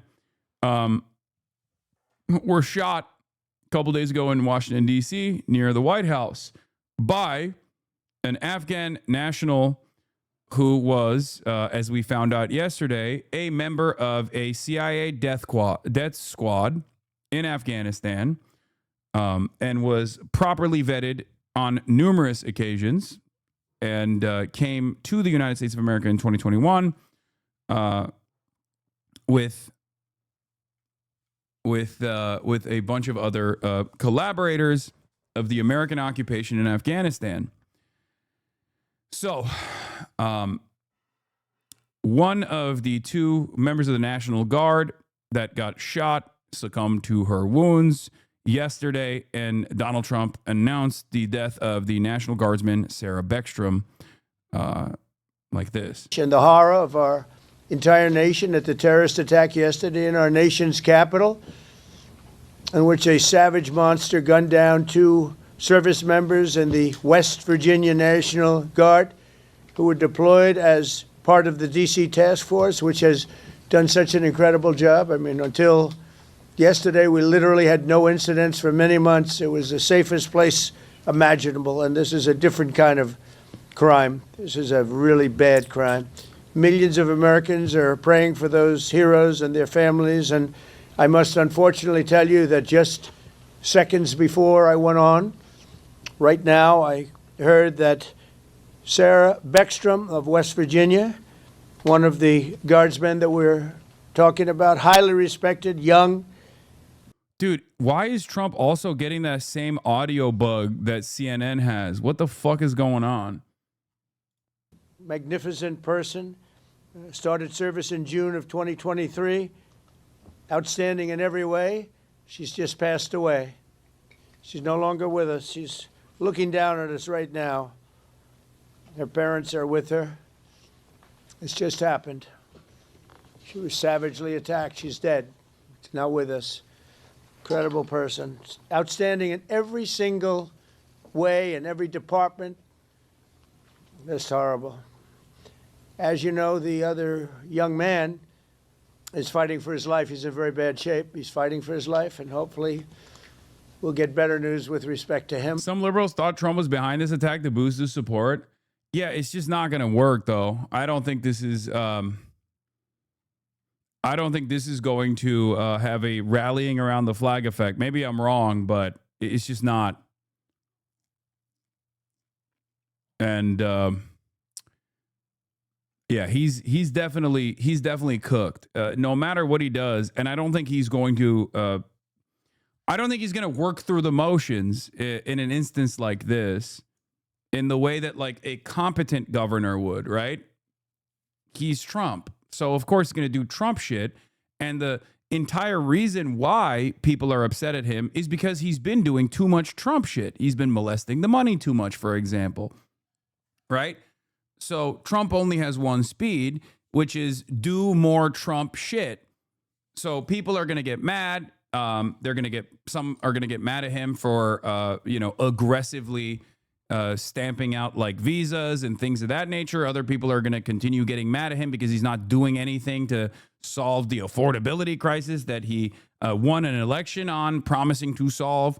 And things are only going to get worse. And the monster that did this is also in serious condition. But we won't even talk about him. As you may know, DHS has confirmed that the suspect is an Afghan national flown here by the previous administration, who was such a bad administration. Overnight, the brazen ambush of 2 National Guard members. Yeah. It's his disapproval is even worse, I think, than Brandon's. Biden in November 2021, his approval was 42%. His disapproval was 55%. Biden in November 2024, his approval was 37%. His disapproval was 58%. New Gallup poll on how Americans rate Trump's performance as president is now lower than that. 60% disapproval, 36% approval. 36% was Biden's all-time worst approval in Gallup. His disapproval was still 2 points better, and that came in July 24th after right after he tanked the debate and was being pushed out of the race. Trump is now less popular than Brandon was at his lowest. As in, when Americans, after experiencing 1.5 years of negative real wage growth, finally came to the fucking conclusion that Biden's brain was leaking out of his ears, and they were like, enough is enough. What the fuck are we doing here? That level of disapproval, and Trump is worse than that. This is not a coalition that can stand. Okay? This is not a coalition that can stand. It's so over. Trump sees that. He knows that. No matter how many sycophantic losers are surrounding him, constantly telling him shit is actually sweet, Mr. President, people love you. This is, George W. Bush leaving office numbers with independents and Democrats. Okay? And the Republican voters are the only thing that is keeping his approval rating at the level that it's at. Okay?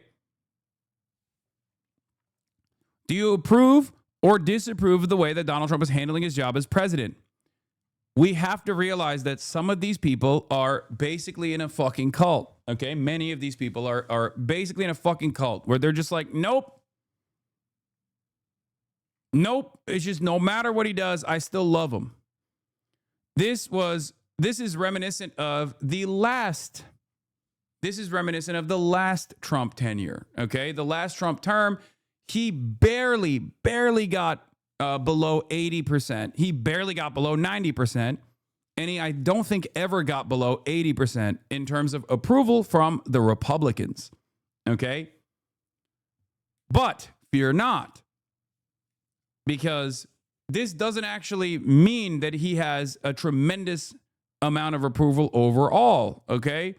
Because self-identifying Republicans saying that Donald Trump is great doesn't necessarily mean anything when there's not enough self-identifying Republicans out there, okay? They make up a tiny fraction of American society.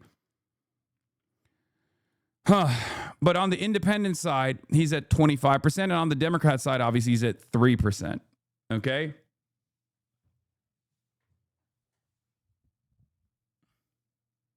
How many dislike it because he's not awful enough? A very, very small number. That's an irrelevant number of people.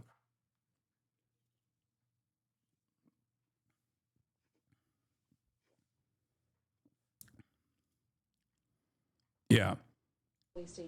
Asked whether he'd attend the funeral of the National Guard member killed in a DC attack, Trump didn't offer condolences, didn't acknowledge the family, didn't commit to showing up. He immediately pivoted to bragging about how popular he is in West Virginia, which is, again, more Trump, right? More Trump. This is how he is. It's one speed. And if you're seemingly winning on your agenda, then that's fine by the independents that also like certain parts of your agenda. But if you're a fucking loser and you're doing this, then people are going to be like, what the hell are you doing?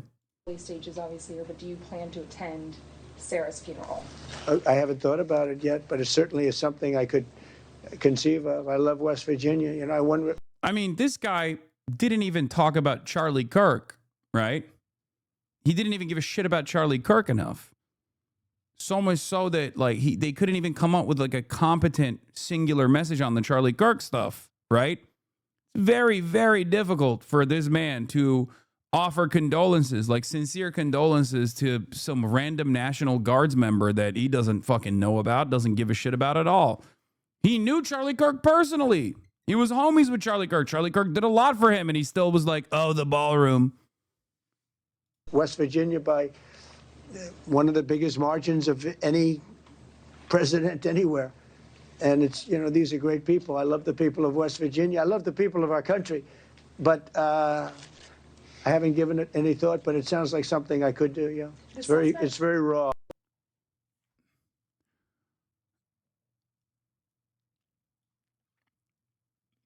Anyway, this is actually kind of crazy given how he was expected to blow this wide open and making it a talking point, but it goes to show you he probably doesn't know / remember it happened, bro. This is proof he's lost it. Yeah, was the ballroom his now watch this drive Bush moment? Kind of. Just as though Bush did not give a shit about the war on terror. And that's why he said, now watch this drive, cared more about golf, right? And yes, these clips that you're sending me, I already watched yesterday. I talked about this extensively yesterday. The background of the shooter, the background of the Afghan shooter, and how similar that was to another shooting that took place earlier this year by Jamal Wali, another Afghan mercenary brought to the U.S. after Kabul fell, who shot 2 cops in Virginia, in Fairfax, Virginia. Listen to the incredible rant he delivers before he snaps, then watch how smoothly he draws and racks his weapon. Obviously a professional killer at his wit's end. Yeah, he literally says, I should have joined the fucking Taliban.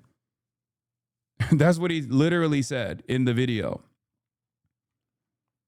Incredibly sad and disturbing video depicting the violent end of an Afghan man who made the mistake of working for the special forces in the CIA. I should have served with the fucking Taliban, he says, seconds before he draws on the cop.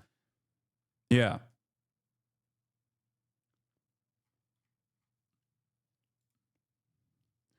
But I don't get it. I thought the trans issue was going to be a real winner.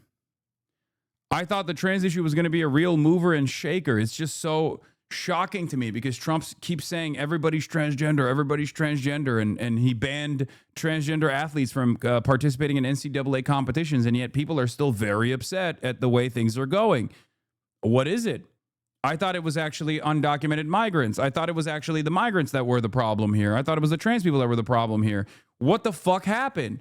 It turns out all of the mass apprehension of migrants is actually not solving any of the issues that many Americans were facing in terms of affordability, and neither did the trans thing. But that was the focus, right? You got your culture war. You won the culture war, right? You won the election.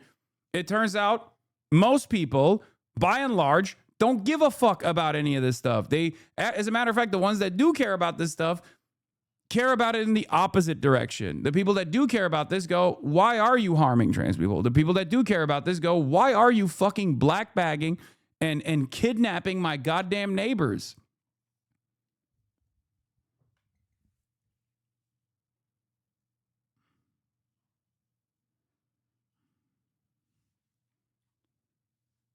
And this is something that I will continue stressing over and over again. If you hear from anyone, whether they present themselves as centrist, whether they present themselves as apolitical, right-wing or far-right, if they spend any amount of time telling you that the culture war shit is the most relevant and most important thing that you have to focus on, you must understand that those people are unserious, and at best, they're delusional and they're stupid, and they've been duped themselves and they're trying to dupe you in the same way. Or at worst, they are cynical, okay? They are cynically advancing the culture war narrative because there is no real solution to the actual pain points, the actual pressure points that harm you, whether it be the affordability of healthcare, whether it be the affordability of housing, or whether it be the affordability of higher education, or better job prospects and better wages and better benefits. Those are the things that people actually fucking care about. Okay? That's it. That is what politics is supposed to be about. And yet there is this uniparty consensus on these issues. At most, you get marginal incremental change in the positive direction from the Democrats, and they never actually fulfill those promises anyway, right? They'll tell you, oh no, we're going to fix this stuff.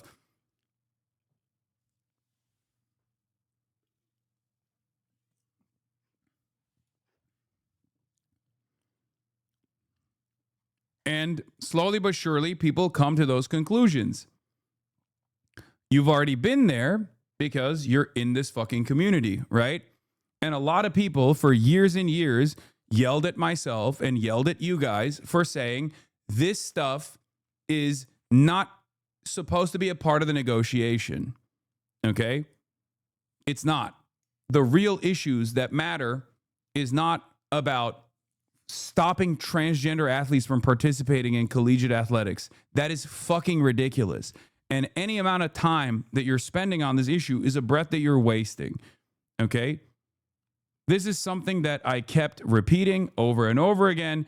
And I'm glad that, I'm not glad necessarily because I'm glad that people are finally coming to that conclusion, but I'm not happy about what it took for people to come to that conclusion, to arrive at that conclusion. Okay? I fear this won't matter. Americans have short memories. If Trump makes Republican lives better, they'll forget everything, the plan, and say it's past of the plan. I don't even know what you're trying to say there, but yes, you're right. Americans do have short memories, which is why I will continue to reiterate this position over and over again. Most people genuinely don't care one way or another. Exactly. But there is also an opportunity there, okay? A lack of care on these sorts of issues means that these sorts of issues are not supposed to be the forefront of the American political conversation. This doesn't mean that we just like write off trans people in the way that the Democrats are presenting, right? That's fucking ridiculous. Of course you're not supposed to write trans people off. That's insane. And as a matter of fact, it was a failure anyway, because Kamala Harris did write off trans people in the last election cycle. She didn't talk about trans people at all, and yet she was still bullied mercilessly for one fucking response she gave to a pre-existing government policy about offering medical care to trans prisoners, right? Like that was something that the Trump administration did as well, but it doesn't matter. When they do it, nobody gives a fuck.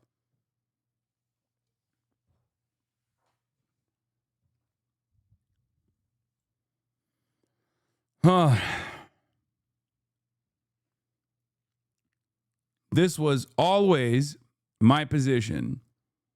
It's not that we write off trans people, or even worse than writing off trans people. It's not that we actually take an anti-trans stance or whatever. It's that we work to build as large of a coalition of support as possible by pushing for policies and having a class first politics so that we can bring as many people on board as possible. You want to have racists vote for you because there's a lot of fucking racist people in this country, but you don't get racists to vote for you by becoming racist. You get them to vote for you because racists need housing too. Racists need healthcare too.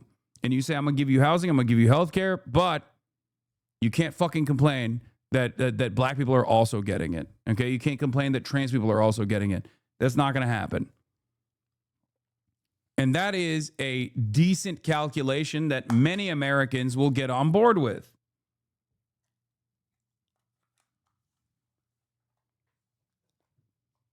That's it.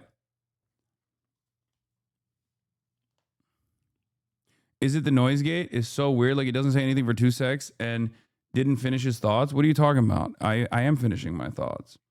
Anyway, yeah, this is not a radical position. This is the correct position. Okay? And the reality of the matter is the more you focus on addressing the material inequities, the more people will come on board with your movement. And the more they come on board with your movement, the more open-minded they are towards other members in your movement or other values that you have.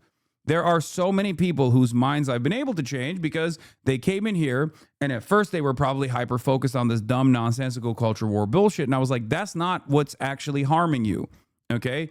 The thing that I said on Theo Vaughn is, I think, one of the most salient ways of addressing this issue. A transgender person is not your landlord that's raising your rent. A Guatemalan migrant is not your boss that's saying, no, you actually have to come into work when, you know, you're sick. Those are the real problems. But if you ask the Republicans, they turn around and say, no, it's the transgenders and the Guatemalans that are actually oppressing you. That's not the case. It's the Democrats, and they're hyper-focused on the transgenders and the Guatemalans. That's the reason for your oppression. That's not the case at all. Okay? You have to offer people things to win elections. You have to offer the largest chunk of the electorate improvements on their material circumstances to bring them on board with your movement. Okay? That's how it works. That's how it's always worked. And luckily, in the post-Zoran election victory, I can just point to him because he is proof that everyone basically saw, right? He's proof in action of this theory that this kind of campaigning, this kind of policy making is a mechanism for success. So if you want to defend trans people, if you're a Democrat, if you're a liberal, and you're like, I don't really understand this socialism stuff. I don't really like Hasan. I've heard he's class first, and you know, I think he's transphobic or whatever. Or I don't really like Hasan because he's a socialist, and we all know how socialists are white supremacists of a different order or whatever the fuck, remember, my advocacy still revolves around protecting marginalized communities. But the best possible way that you can protect marginalized communities is if you fucking win elections and you are dominant in American politics. Okay, at least in the electoral structure that currently exists within the two-party duopoly that currently exists. So one of the two major parties that is supposed to engage in a defensive posture against marginalized communities and actually improve their civil liberties and their circumstances has to fucking win elections so that the right flank doesn't come in and ruin their lives even further. And if you actually want to win those elections, you unironically need to offer everybody something, okay? And you need to make sure that you are earnestly communicating that you are going to improve people's lives. You are going to improve people's lives unconditionally, because no one's life gets improved when trans people are barred from competition at the NCAA. That's not improving anybody's life, right? Just as no one's life gets improved when they fucking fire off a clip about their least favorite political commentator on Twitch, your life is not improving. You just get a moment of satisfaction and maybe some props from this like community that you're participating in, but you didn't actually improve your life in any meaningful capacity. Okay? We have a finite amount of time on this planet. You should probably use it in a more productive manner to try to push towards goals that improve everyone's material circumstances. How is this any different than Ezra Klein's bad take? Great question. Ezra Klein actually thinks the best possible way is through incremental gains on the material improvements while simultaneously taking a right-wing, oftentimes reactionary position on social issues. I'm not saying you should take a reactionary position on social issues. I'm saying that social issues should not even be a point of contention in your campaigning. It should not even be brought up.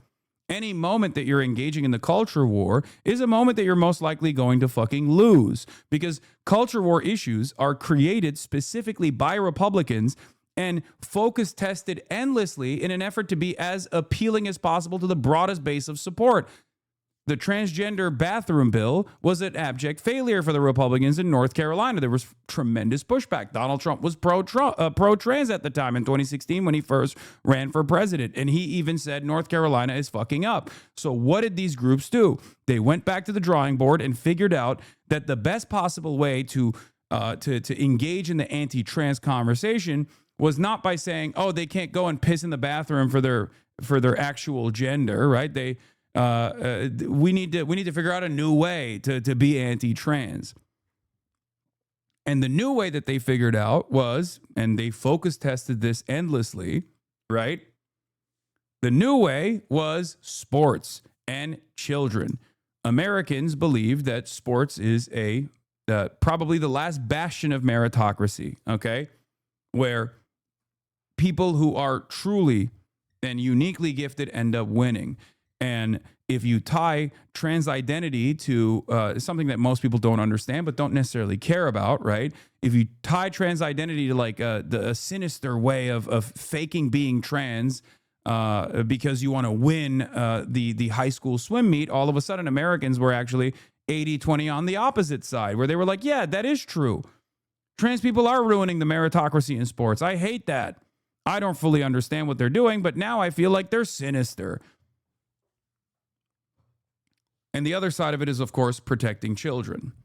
They very cynically claim that trans people or trans existence was somehow harmful to children. It was a disgusting thing made up mostly by pedophiles when they kept saying this like weird group of people that you don't fully understand that breaks the gender binary, and the way that you were taught is actually also harmful to children, and it bricked a lot of people's brains.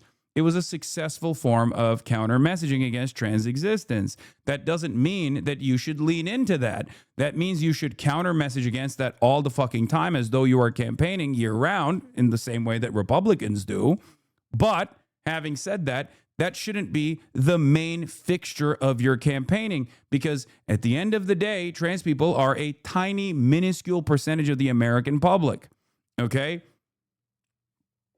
If your campaigning revolves around any issue that only pertains to 1% of the American public, That's not the most effective campaign strategy. Okay? It's not. This doesn't mean cast aside transgender issues or cast aside transgender people in the way that Ezra Klein is suggesting, right? It just simply means bring everyone on board through a real improvement in their material circumstances. And that's precisely what Zoran did. There was never a moment where Zoran was anti-trans. He never actually conceded on that point at all, but that never actually got brought up at all. Why did that never get brought up? Because his campaign was centered around affordability.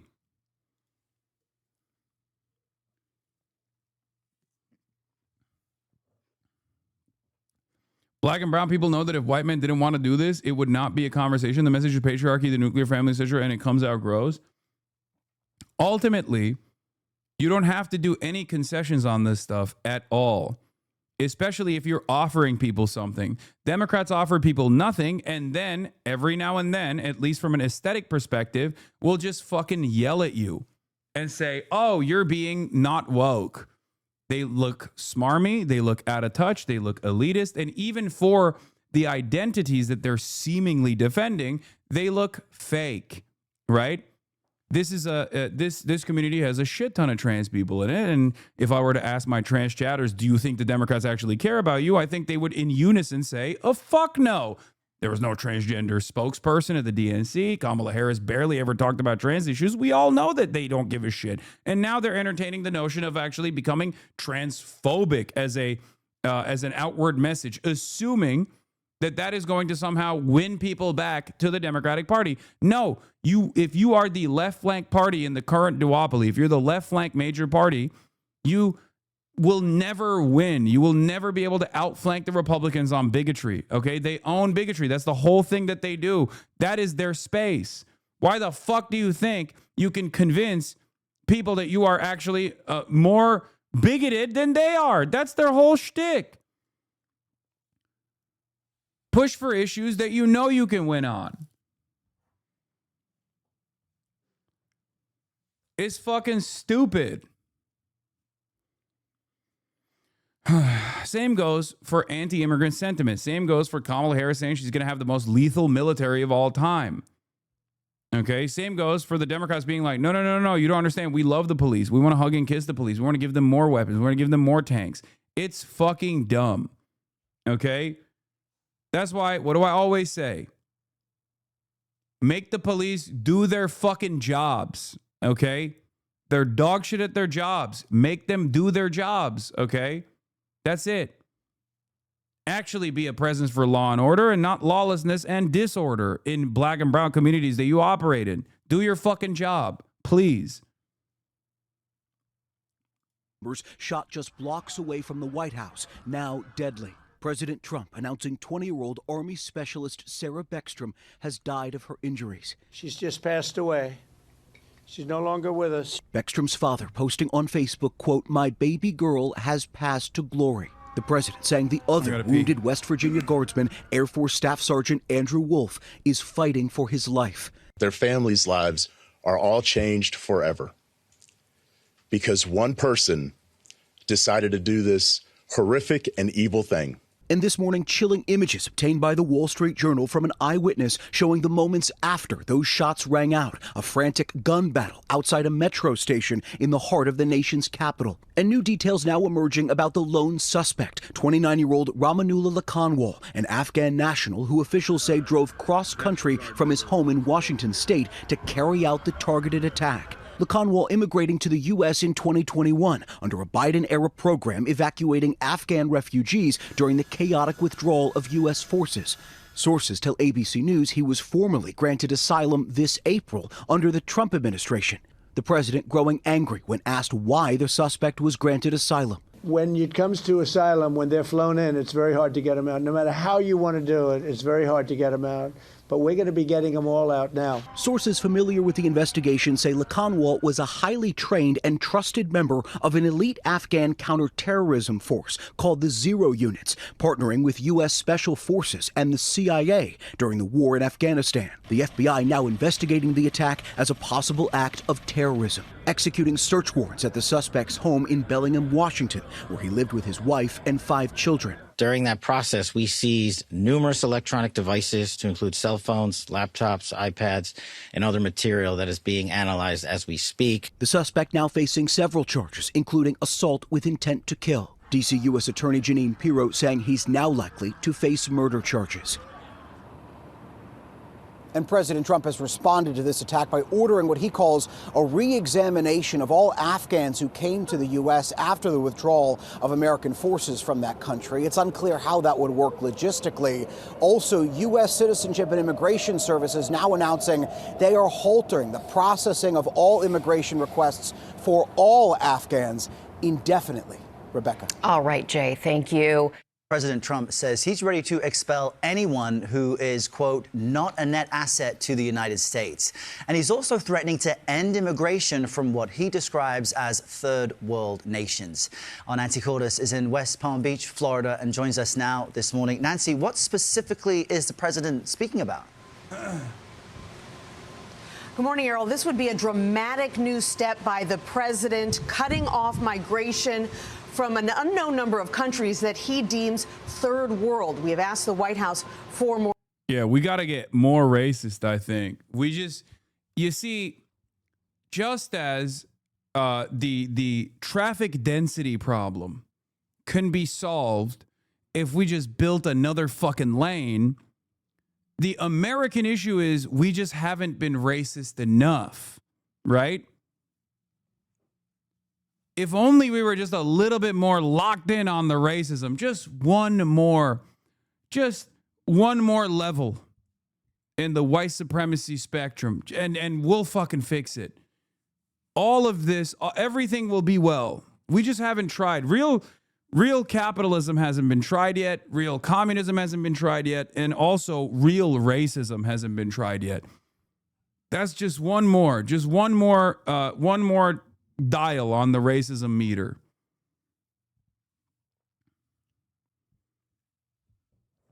I promise. Just a little bit more racism and all of the rent problem and all of the affordability problems will fucking go away, dude.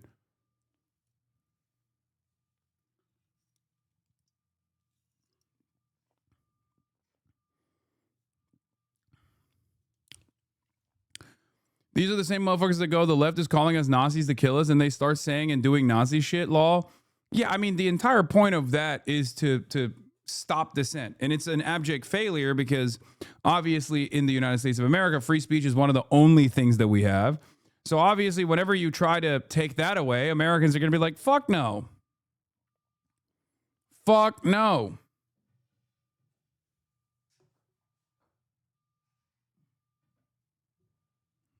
They're going to say, get the hell out of here. Of course, I'm going to keep saying whatever the fuck I want to say.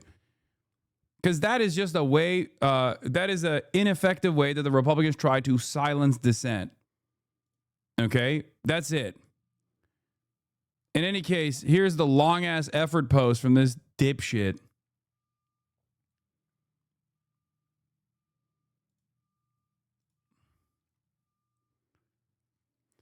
A very happy Thanksgiving salutation to all our great citizens and patriots who have been so nice in allowing our country to be divided, disruptive, carved up, murdered, beaten, mugged, and laughed at, along with certain other... This is Stephen Miller. 100% Stephen Miller wrote this, okay? I can see from like the first couple of sentences, this is a Stephen Miller exclusive, okay? Because it is identical. It is identical to something you would hear from Goebbels or something you would hear from Hitler, you know? It's just straight up. Carved up, murdered, beaten, mugged, and laughed at, along with certain other foolish countries throughout the world for being politically correct, and it's just plain stupid when it comes to immigration. The official United States foreign population stands at 53 million people, in parentheses census, most of which are on welfare from failed nations or from prisons, mental institutions, gangs, or drug cartels. Yeah.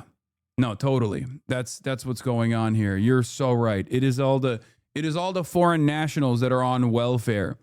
Yeah, certainly not like the fucking forgotten white people that are born and bred American that are on welfare. It's just the foreigners that are not doing anything for America except, you know, picking all the fucking crops and playing a incredibly important role in all of our agricultural output that makes sure that Americans are well fed without taking a dime out of that fucking welfare structure anyway.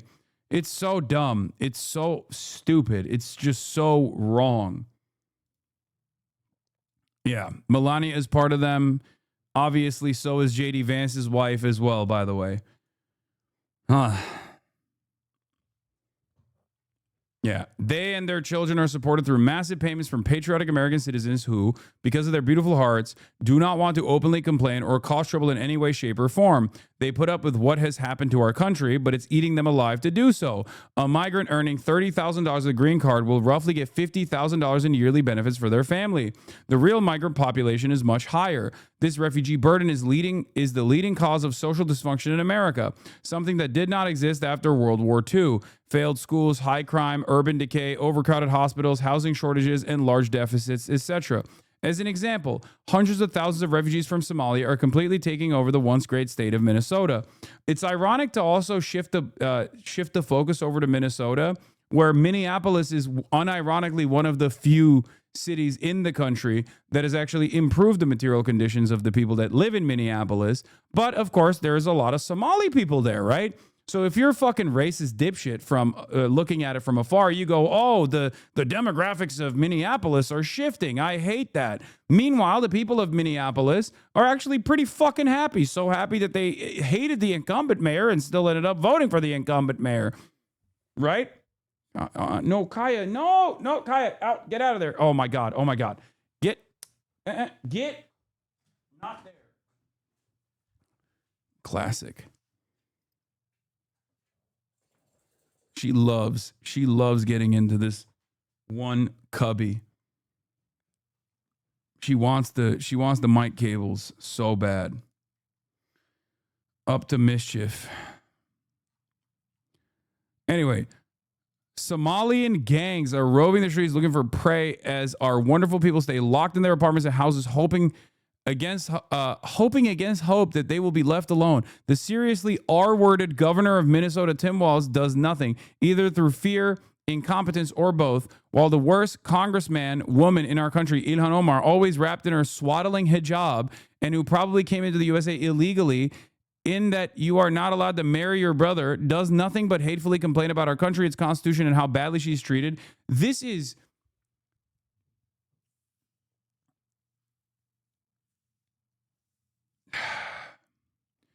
has 400,000 likes.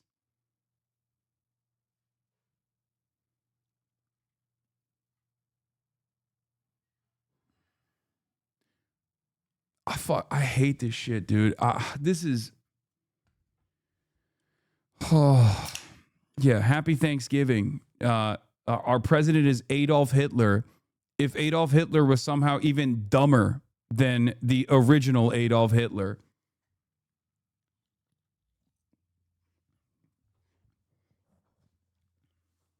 Awesome.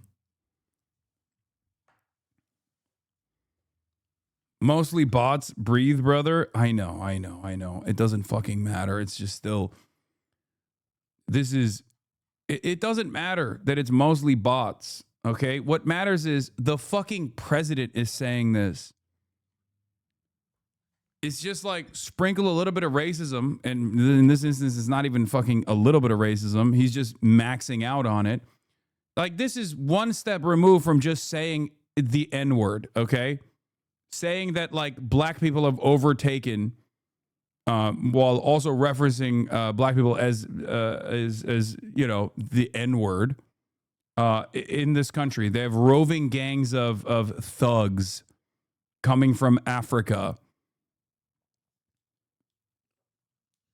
Jesus fucking Christ, dude. It's literally one step removed. And for many Americans, I think they need to hear that to actually come to terms with how fucking racist this statement is. Somali people are the same as anybody else, okay? They have the same exact class interests. They're not coming into the United States of America to look for fucking prey. This is psychotic.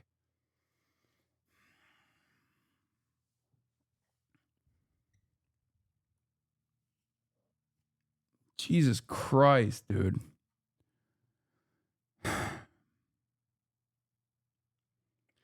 Why many word when they only wanted to say one? Yeah.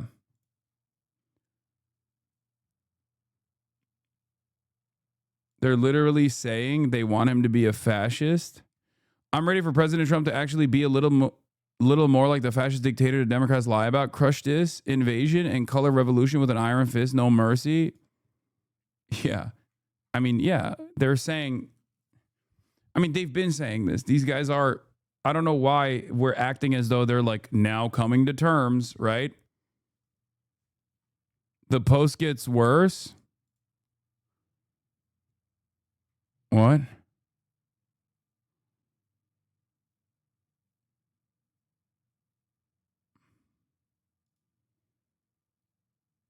I meant the Trump one. It gets worse?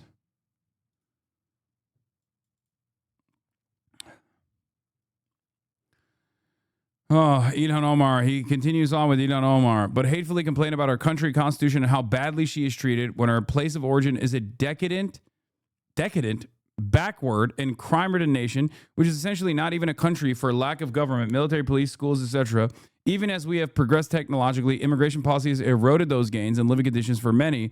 I will permanently pause migration from all third world countries to allow the U.S. system to fully recover, terminate all the millions of Biden illegal admissions, including those signed by Sleepy Joe Biden's auto pen, and remove anyone who is not a net asset to the United States or is incapable of loving our country, end all federal benefits and subsidies to non-citizens of our country, denaturalize migrants who undermine domestic tranquility, and deport any foreign national who is a public charge, security risk, or non-compatible with Western civilization. What the fuck does this mean?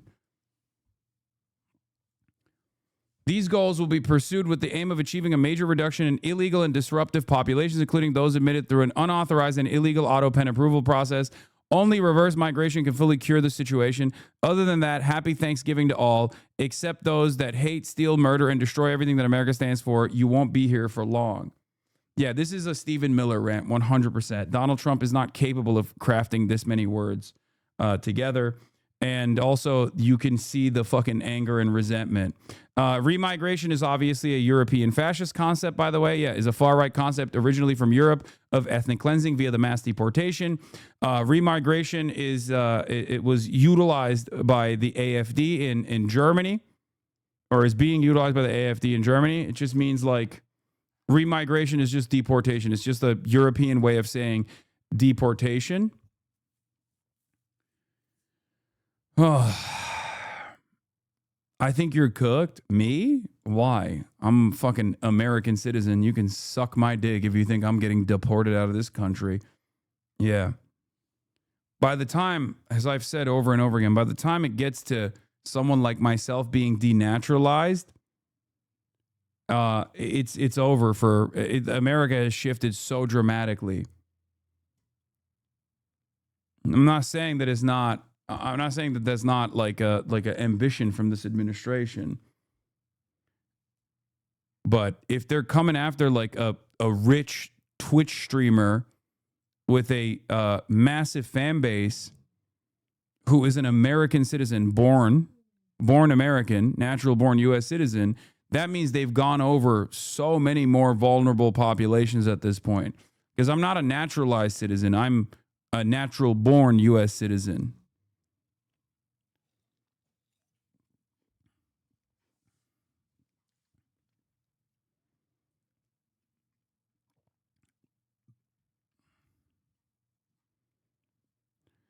People aren't focused enough on the word denaturalized here. The president says he will revoke the citizenship of Americans who weren't born here if he and Stephen Miller decide they need to go. Denaturalization is a rare and legally difficult process that Miller and white nationalists like Nick Fuentes have been pushing to supercharge the process for years now. But as Trump makes clear by citing the number 53 million, which includes foreign-born citizens, any American who wasn't born here is now, at least in the eyes of the government, at risk of deportation. He's right. I don't think they're going to get away with this. I think they are far too unpopular. I'll just say it like this. I think they are far too unpopular to try to unleash an agenda like this. And no, you might get mad at me for saying this, but I do not believe that Americans are this racist, or at least enough Americans are this racist. Okay? Are there Americans that are this racist? Yes. Absolutely. There are. But look to how quickly people snap back to reality when the mass deportation initiatives came to their fucking neighborhoods. Okay? You have to do, what do I always say? Americans are too disorganized and too invested in their fucking treats to actually be a part of a serious, disciplined fascist movement. Then you need to do reading to get to that level of racism. Okay? They're just like normal races for the most part. The average American might have values that resemble the neo-Nazi in another country, but they're not well-read enough to act out on those ambitions. They're not disciplined enough. They don't care enough. You do not have a mass, ideologically committed fascist movement in this country. This is basically trying to, this is a statement by Stephen Miller in the direction of a mass, ideologically coherent and ideologically organized, loyal movement that does not exist. Okay? If he had actually spent the first half of a year on fixing the underlying material inequities or something and offering some fucking crumbs that would obviously harm the interests of capital, and then he moved in this direction, we would be in this would be a far greater concern. Okay? We're not there, and there is no loyalty beyond a cult-like cult-like level of support for Donald Trump from the base that is withering away. Okay?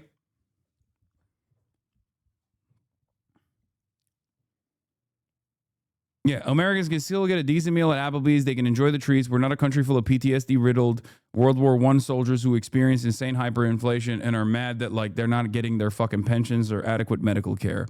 Even though there are plenty of people who are, PTSD addled veterans that aren't getting that medical care. By and large, Americans are still, they're still outside of that equation.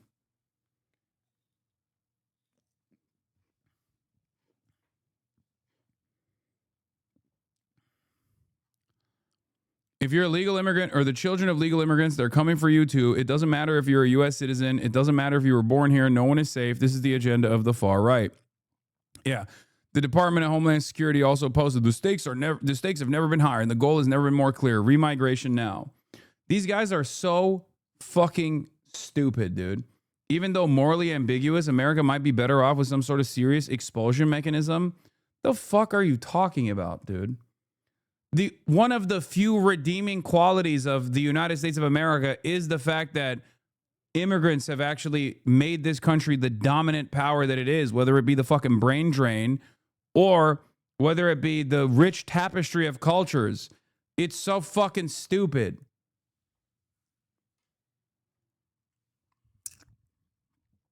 We got like a couple things going for us, okay? Our diversity, our free speech, or at least the that still obviously has limitations, but like the free speech that kind of exists, okay, and due process. And Donald Trump is trying to tackle all three. It's so fucking stupid. Especially because there is no real problem here. Do you understand? Like if there was, okay, I will say it like this. I will concede on this point. If there was a significant issue with migrants coming into the United States of America and actually doing harm, like killing people on the streets, preying on the vulnerable, trying to fucking, trying to create like roving gangs that are looking for white women to rape and behead or whatever the fuck these psychopaths believe, then yeah, that's a little bit more reasonable. In that situation, if that racist fantasy was reality, then yeah, there is a lot more reason to unironically say, hey, we got to put these guys in jail. What the fuck are we doing? Or maybe even dispose of them or remove these people from the American national boundaries. This is a significant burden. Okay. But that's not the fucking case. That's not the case anywhere on the planet, okay? Because this is not how humans are. Nobody fucking migrates to the United States of America, so they're like, oh yeah, land of opportunity to do rapes. Are you fucking insane? That's not how this works. No, when people say, oh, I'm going to the land of opportunity, they mean like, oh, this country has a far better material circumstances and presents a far better future for someone like myself, like Afghan Muslims. Watch the full video, pussy. Only supports Hamas, like Afghan Muslims. Oh my God.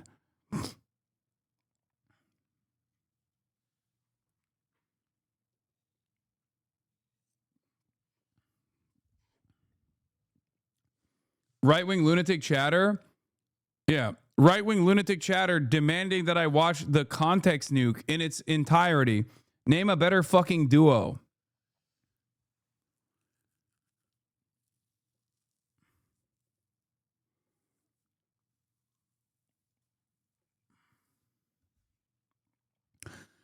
New York Times got a State Department cable in which Rubio orders diplomats in Europe, Canada, Australia, and New Zealand to press for immigration limits and cite crime.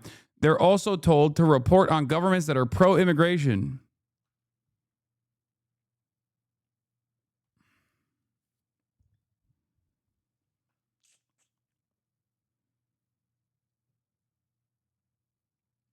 That is a description of settler colonial societies in which transplants are sent to terrorize indigenous populations. Isn't third world migration to the hegemonic metropole?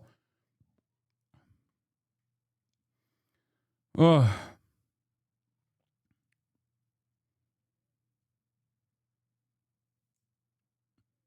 Anyway, it's just so fucking stupid.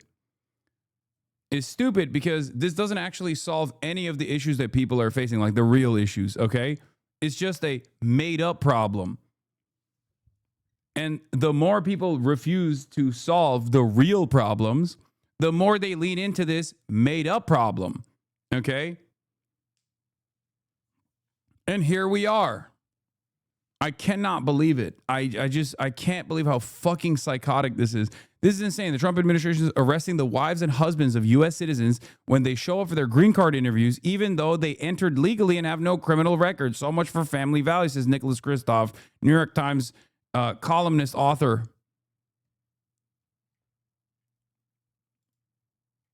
Elon is cheering this on, of course. You are absolutely right in response to Donald Trump. This is a literal life or death issue. They will kill us all. Oh.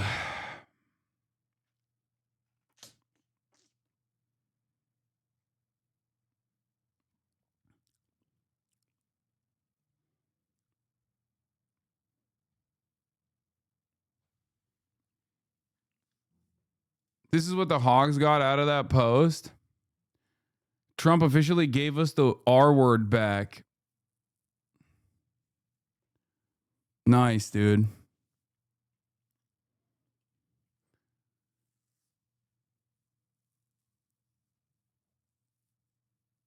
Did you see that Pauline Hanson used a clip of you reacting to her shitty movie trailer for a post promoting it?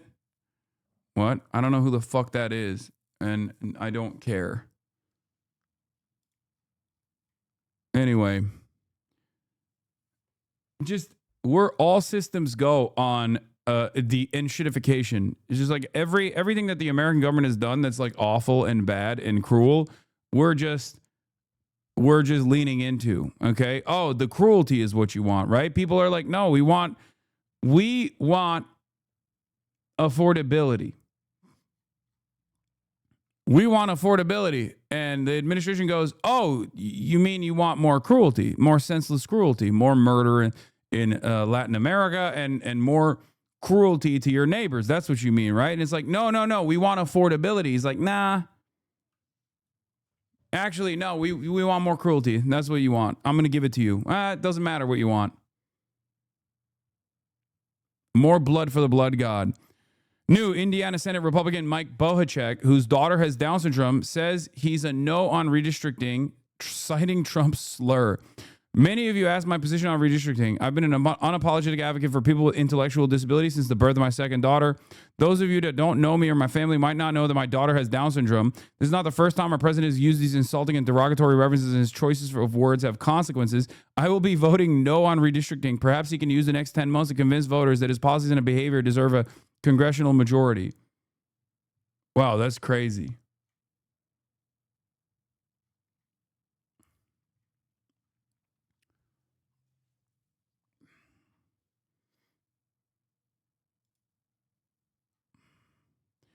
I don't think people realize what has happened. We are officially at war with Islam. Islam declared war on U.S. service members on U.S. soil. Secretary of War should respond by ordering military-style raids on every single mosque in America in a joint operation with the Department of Homeland Security to mass deport every single non-citizen Muslim in our country. We are at war with Islam. U.S. soldiers are being murdered on American soil by Muslims who are killing in the name of Islam. Americans should prepare accordingly. Buy ammo. This is just the beginning. And no, this isn't hyperbole. Over 72,000 Afghan immigrants were airdropped all over the U.S. in 2021. They are ticking time bombs waiting to explode. We must prepare to combat these enemy combatants who are likely planning more ambush-style attacks of jihad on service members and innocent Americans. Every devout Muslim is a foot soldier in Islam. The Trump administration should respond accordingly. This is where you get, by the way, this is where you get when you think Islamophobia is permissible. And Islamophobia is institutionally permissible. So, of course, the most rabid sociopaths are basically going to take it to this fucking level. Okay? Especially because this is a very pro-Israel sentiment. Every single moment that Americans are predisposed with this like radical Islam taking root in America is a moment where they don't give a shit that Israel is like killing Palestinians. A moment that they don't give a shit where Israel is taking all their fucking tax dollars to go kill Palestinians. Meanwhile, this kind of sentiment replaced the word Muslim with Jew, and you get Adolf Hitler, right? See, this is why 90% of the people won't hear about the facts you covered yesterday. I don't think so. What a fucking lunatic Laura Loomer is. Jesus Christ.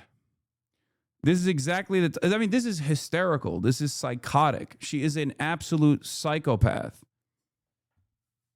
19K likes is terrifying? No, this is just Elon's Twitter, dude. I mean, Donald Trump's racist screeds got 400,000 likes if you want to talk about the likes.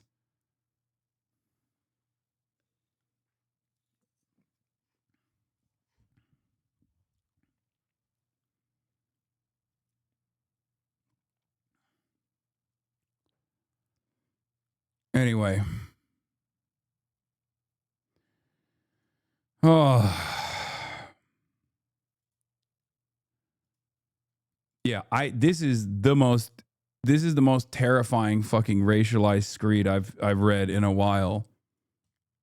And I'm sure dipshits will say, based.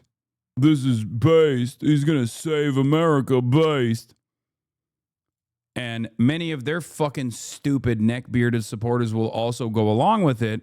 Meanwhile, yeah, holy based. Meanwhile, the actual material harm that they're experiencing is not being solved because of their fucking inability to realize that Trump is actually doing this as a distraction for them. Okay? Everyone's a fucking dumbass. Anyone that eats this goddamn bait is an absolute moron.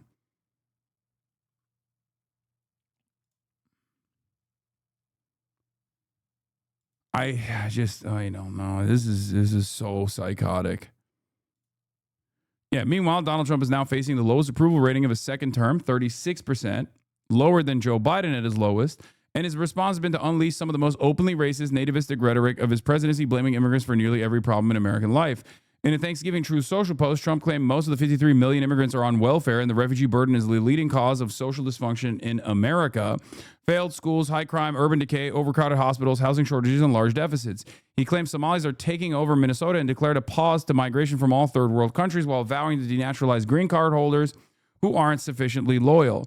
In a segment on CNN, Tia Mitchell of the Atlanta Journal-Constitution said the White House sees this as the only thing he has to counteract all these concerns people are raising about why his approval levels are so low. They're worried about the cost of goods, safety, housing, healthcare, and he's not addressing that directly. She said people's healthcare issues aren't being resolved with the crackdowns at the southern border and the anti-immigration policies. Where have you heard that statement before? I've been saying that. This is very much in line with the way that the president and people in his administration, people like Stephen Miller, have been talking about immigration. President Trump, in his remarks on Wednesday night, brought up Somalia.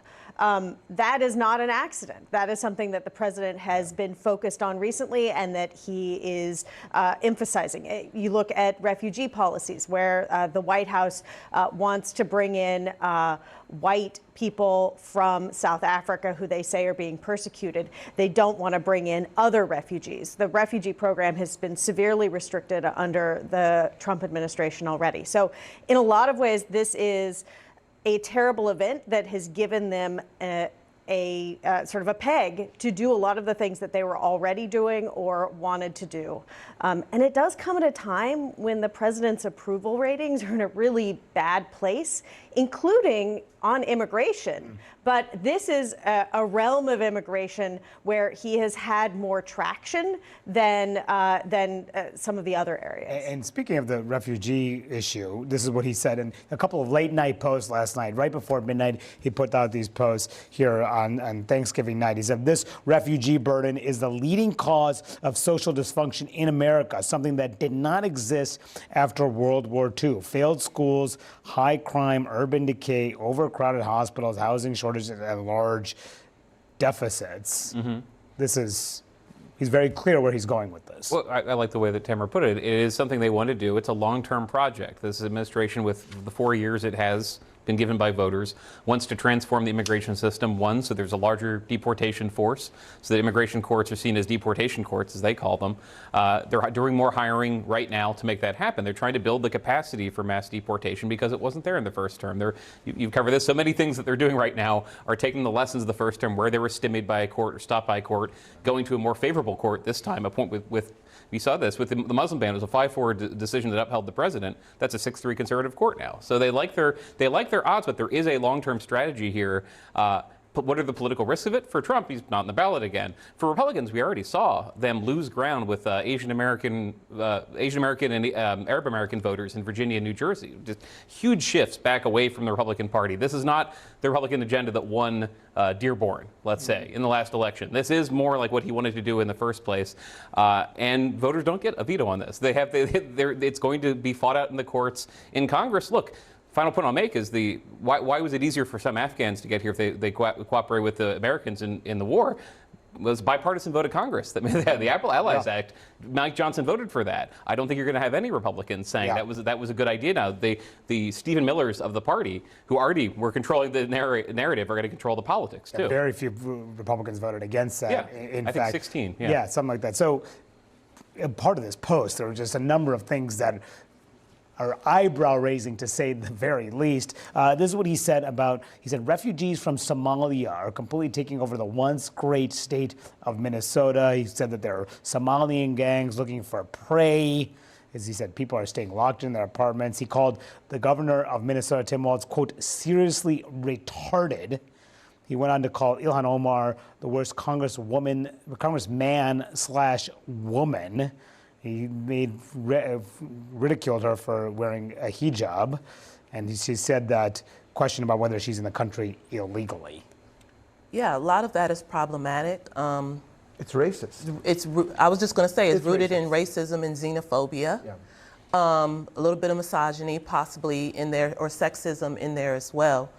And I think that there are people in the White House who believe that the best message that Donald Trump has right now is his anti-immigration message. That's really the only thing that he has to counteract all the concerns people are raising about why voters why his approval levels are so low. They're worried about the cost of goods. They're worried about safety. Yes, they're worried about the cost of housing. Did Trump just alt? Yes, he did. He alted for sure. He's blowing his load over full tilt fascism. Housing. They're worried about health care. And he's not addressing much of that directly, but what he is doing is saying indirectly, the immigrants in the U.S. are causing or contributing to all those problems. I don't know if that's going to work with the American people, because they've seen the immigration crackdowns, but they also have seen that grocery prices aren't going down as a result. Their health care issues aren't being resolved, even with the crackdowns at the southern border. So yes, he can do more on immigration, but I don't know if that's going to address what American voters really expect him to be working on.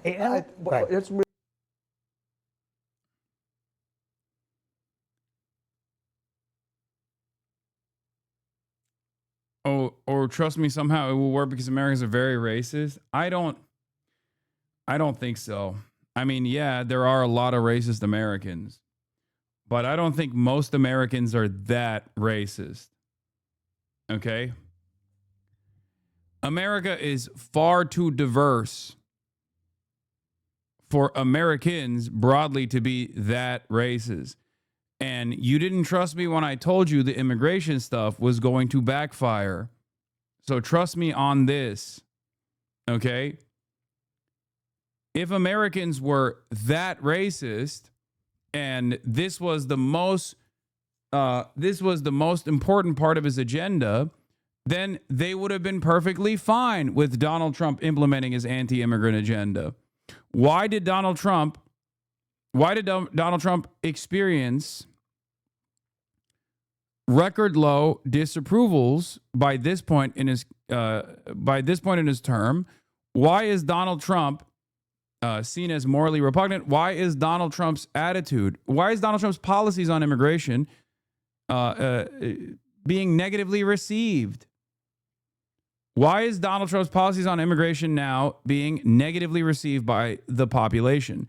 It's because Americans conceptualize legislation, but when that legislation is implemented, especially on the right, and they start experiencing the impact and the outcome of said legislation, they immediately go, no, this is not what I was talking about. I didn't realize this is what it was going to look like. And I told you this before the election. I told you that eventually, once the Gestapo start kidnapping people, that Americans were very quickly going to turn around and say, yeah, we didn't like this at all, actually. Now, we can have a conversation on whether or not that's too late, too little, too late, sure.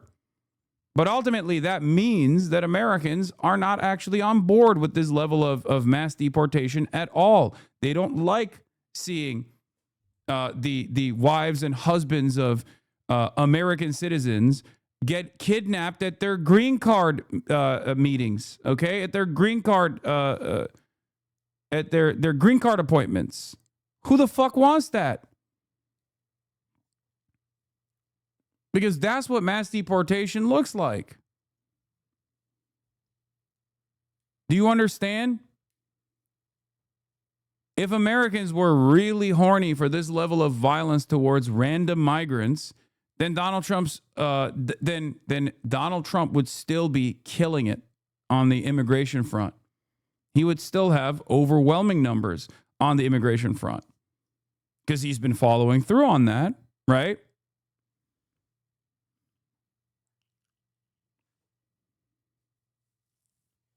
So one must ask the question, why, especially in places where ICE is doing raids? When ICE comes into your neighborhood, your attitude changes dramatically. You might have been a Trump voter, for example, and you start seeing people like the barback at the restaurant that you go to get arrested and apprehended for no fucking reason. You see military raids at the Home Depot that you frequent against people that you've contracted out for help in the past, landscapers, gardeners, things of that nature. And you go, who is this for? I didn't want this. You did. You voted for it. Now you're experiencing the impact and you don't like it. Don't say they like it. It's not true. There are plenty of people who don't like it. Okay? Plenty of people who thought they like it actually see it happen and go, oh, I don't like it. It's no different than that one Republican congressperson who was like, I love Donald Trump, but then he said the R word and my second daughter has Down syndrome and it turns out I actually don't like Trump now.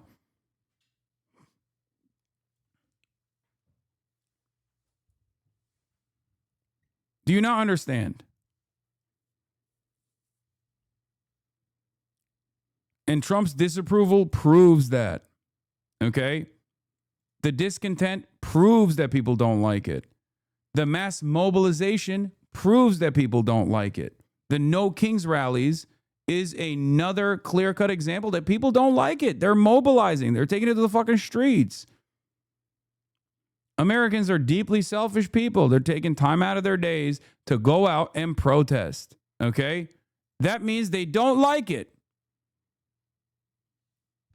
And you cannot continue this agenda without mass approval. You cannot continue this agenda with mass disapproval, especially when that disapproval will only grow.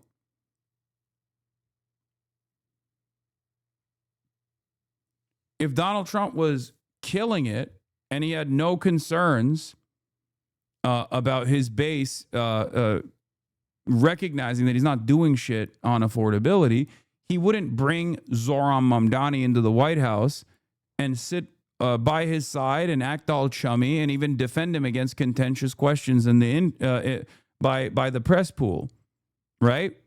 He wouldn't have to do that. He'd just be like, that's a Muslim communist. We have to denaturalize him immediately. Because what Trump is saying only a week after that Zohran Mamdani meeting is that Zohran Mamdani should be deported. So which is it?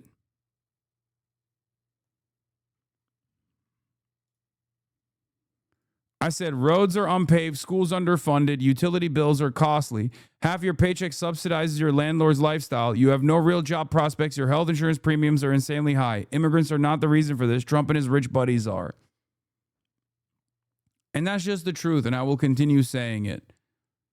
And I think there is an unprecedented opportunity to make Americans recognize that now. Because the guy that they fucking voted for is not delivering on this.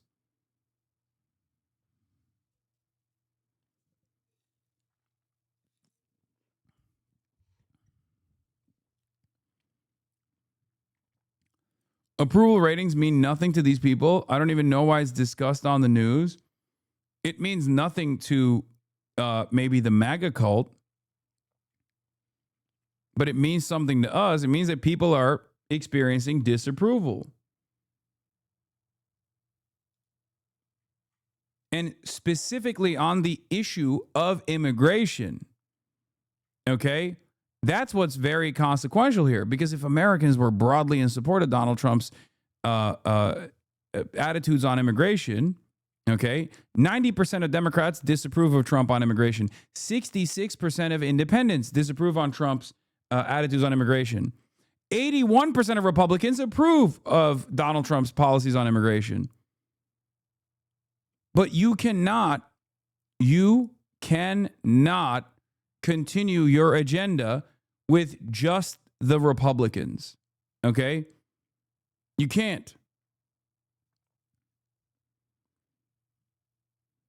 That's why his overall disapproval on immigration, which was his most successful policy, was mass deportation. He ran on mass deportation. Is sitting at 57% disapproval right now.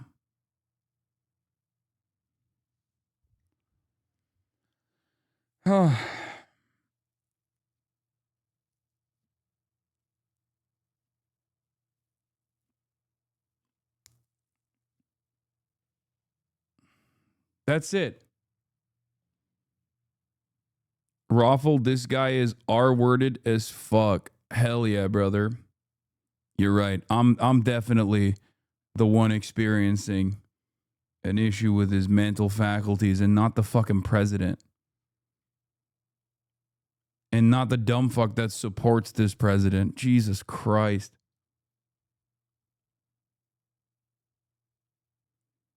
I said Raffle. What year is this? I mean, that's the most like sweaty fucking 45-year-old loser you've ever seen.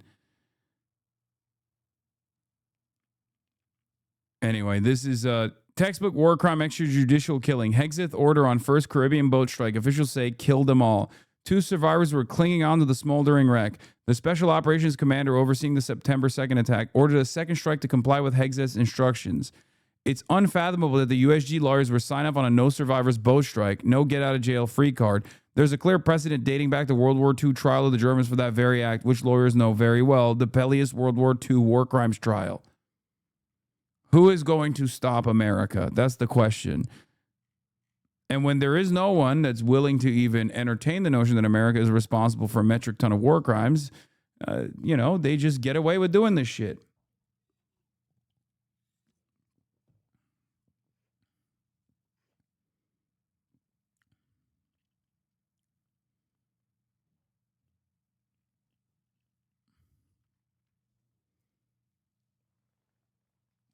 Anyway.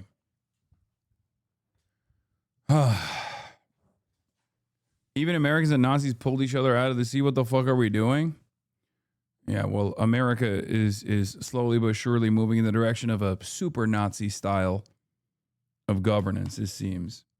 Of course you defend drug smugglers? No, dumbass. You're defending war crimes. I'm defending due process. I'm defending rules of conflict. You're defending war crimes. Do you understand? Not at all, but you are. You are. Because I'm saying we must abide by, it's not even a war. Okay, if someone comes to your house and fucking murders you or lasers you with a drone and then post-mortem decides that you were engaging in illegal activity without actually offering any evidence to suggest that you did, I guess we can just turn around and say, sorry, not a war. That's what the cartels did for the last 50 years. So why aren't we actually apprehending the cartels then? Why are we lasering random boats off the coastline of Venezuela, you fucking baboon? Venezuela is not a narco-trafficking hub. Donald Trump's own department, Donald Trump's own DEA recognizes that Venezuela is not a narco-trafficking hub whatsoever. Why are we fucking lasering small fishing boats? Good question. You should strike the bosses. He would have to go somewhere else. If he wants to strike the bosses, he'd have to kill the fucking Sackler family. He would have to kill half of the fucking CIA. He's not going to be doing that, dipshit.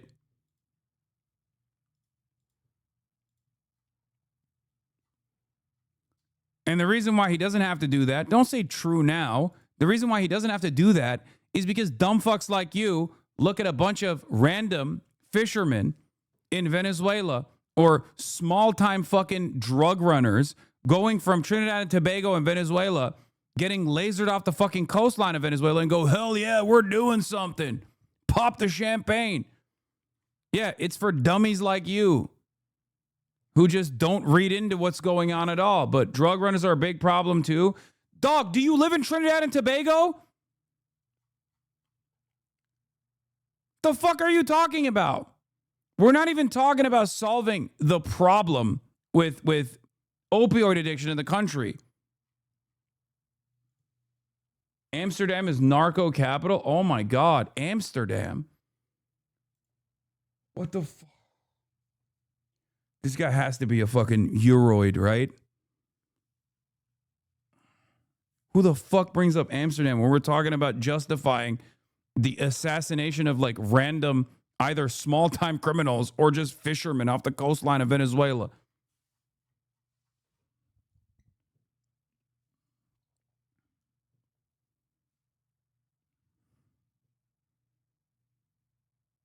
Yeah, Venezuela brings drugs with tiny fucking fisher boats over to Amsterdam with the top open too.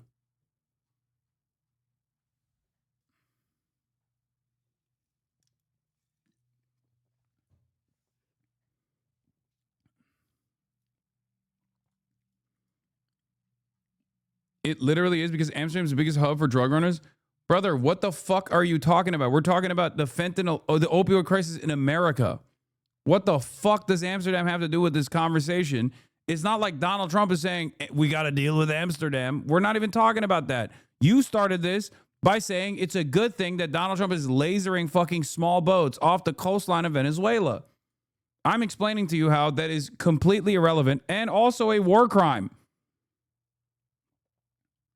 Well, cartels operate worldwide, bro. Oh my fucking God.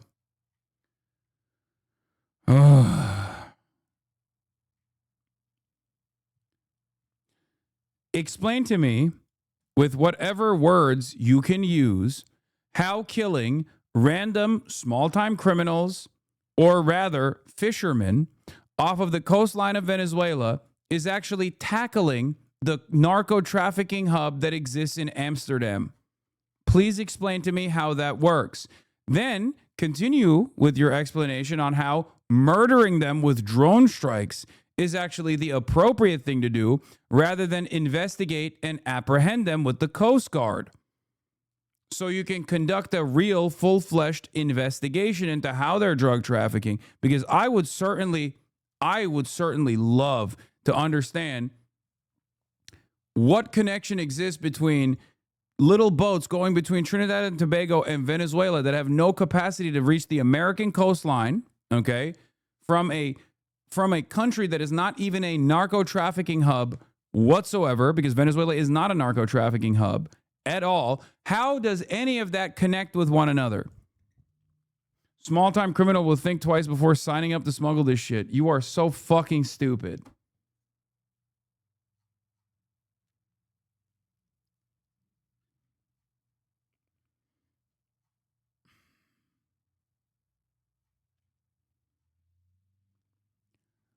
I don't think we should be drone striking anybody, okay? But even in the equation that you have designed here, drone striking American drug dealers would probably be more effective, even though it's ultimately ineffective regardless, than fucking drone striking random fishermen off the coastline of Venezuela.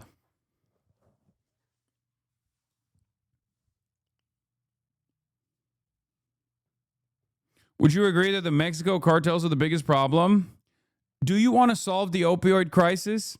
Because if you do want to solve the opioid crisis, trying to violently attack what you suspect is Mexican cartels is not going to solve the opioid crisis. Okay, if you want to actually tackle the opioid crisis in America, then what you have to do is, instead of waging a failed war on drugs, which America has been waging for the past fucking half a century at this point, okay, what you have to do instead is focus on rehabilitation over incarceration. As a matter of fact, the previous administration did a little bit of that, and for the first time ever under the Biden administration, they were able to lower the number of overdose deaths in the country. The first time in the past couple of decades. Think about that. Overdose deaths were going up every single year.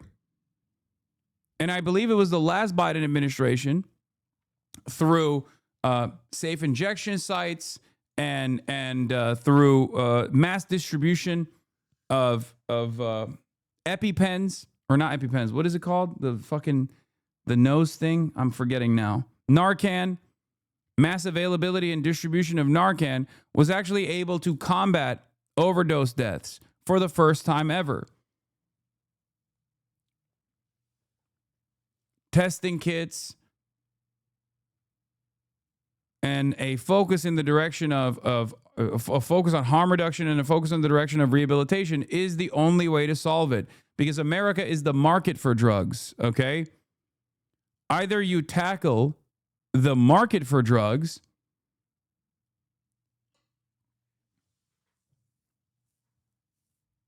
or you just continue making this problem far larger. God bless you, Hasan, for talking to these chatters and trying your best. I mean, always.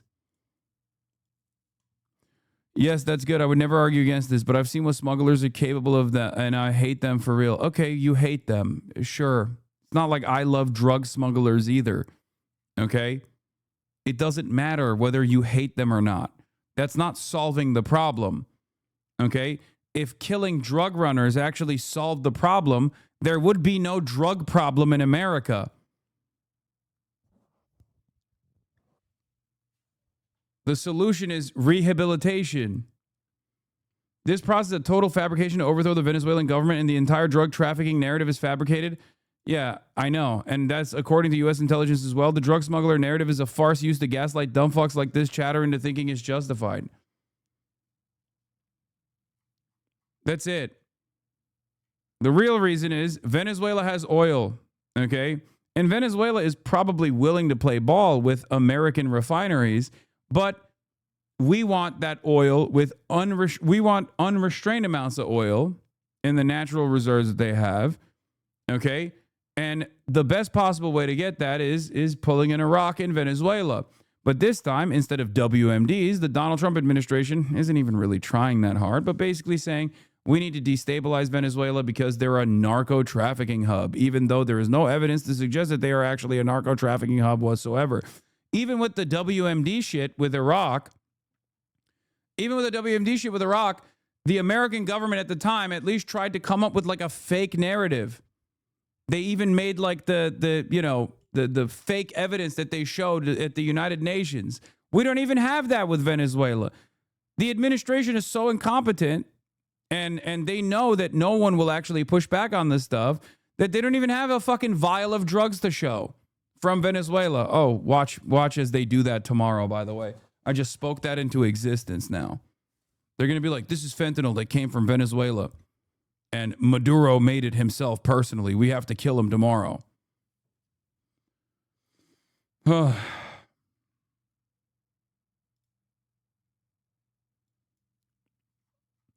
that's good. I would never argue against that. What can we do against worldwide cartels then? Oh my God. You starve out the market.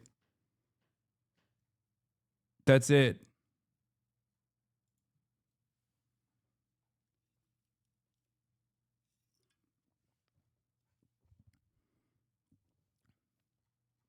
You starve out the market.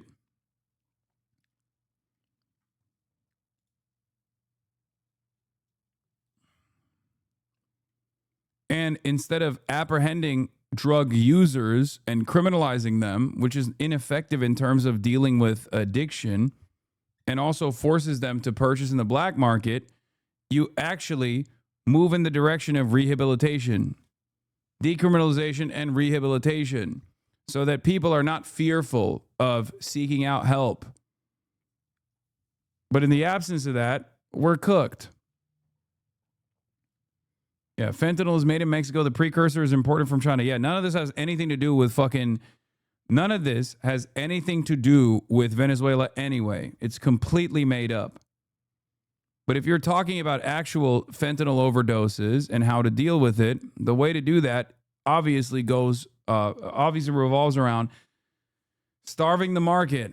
This would actually harm the cartel's bottom line anyway, in the same way that an expedient process of migration would also harm those who actually engage in crossing people over the border at a pretty high markup.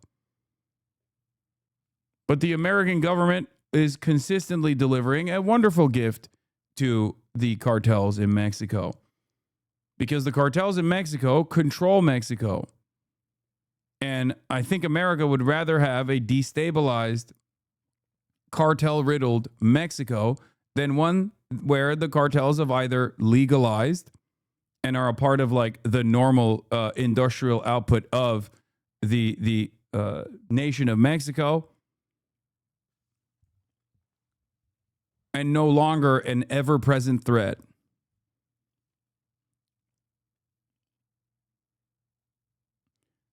America is the market for the drugs that the cartel is shipping, and you have to either starve out that market or you have to stop it dead in its tracks. You can't stop it by tighter border controls. You certainly can't stop it by saying all these undocumented migrants are actually delivering the drugs over the border, because that's not the case. Because they're coming through regular points of entry. They're coming in through. They're coming in with American citizens driving the drugs in chopped up cars.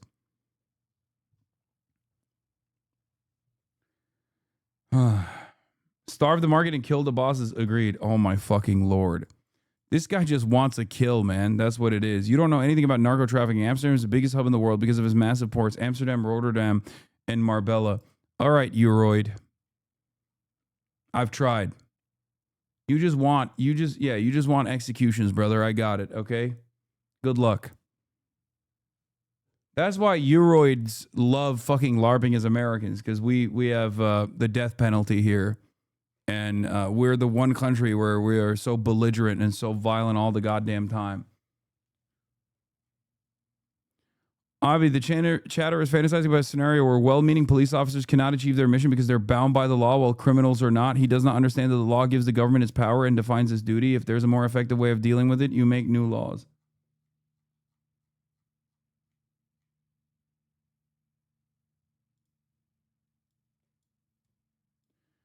Yeah, because I know people who died innocently because of smugglers. You wouldn't get it at all. Yeah, dude. As an American citizen, I don't know anyone that has died to an overdose. Are you fucking that stupid? I'm an American, dumbass. The fuck are you talking about? I don't think there's a single fucking person in this chat that lives in the United States of America that doesn't know numerous people. Overdose? Are you dumb? I talk about killings.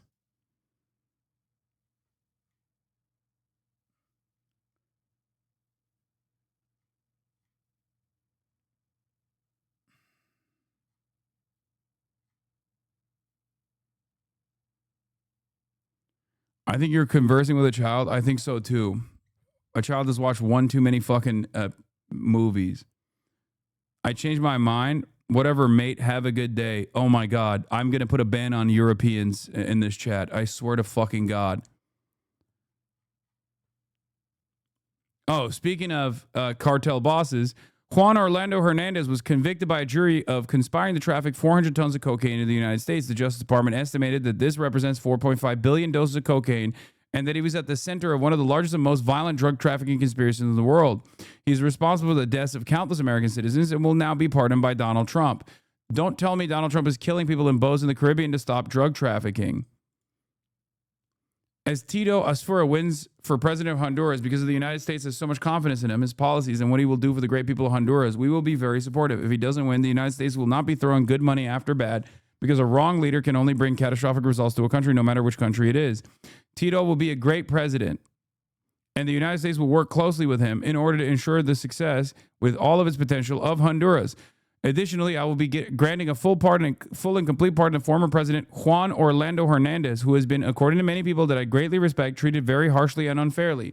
This cannot be allowed to happen, especially now after Tito Asfura wins an election when Honduras will be on its way to great political and financial success.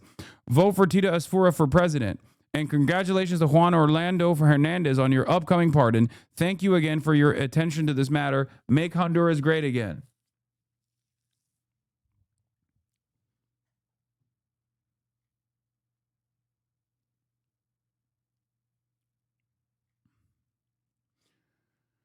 Oh.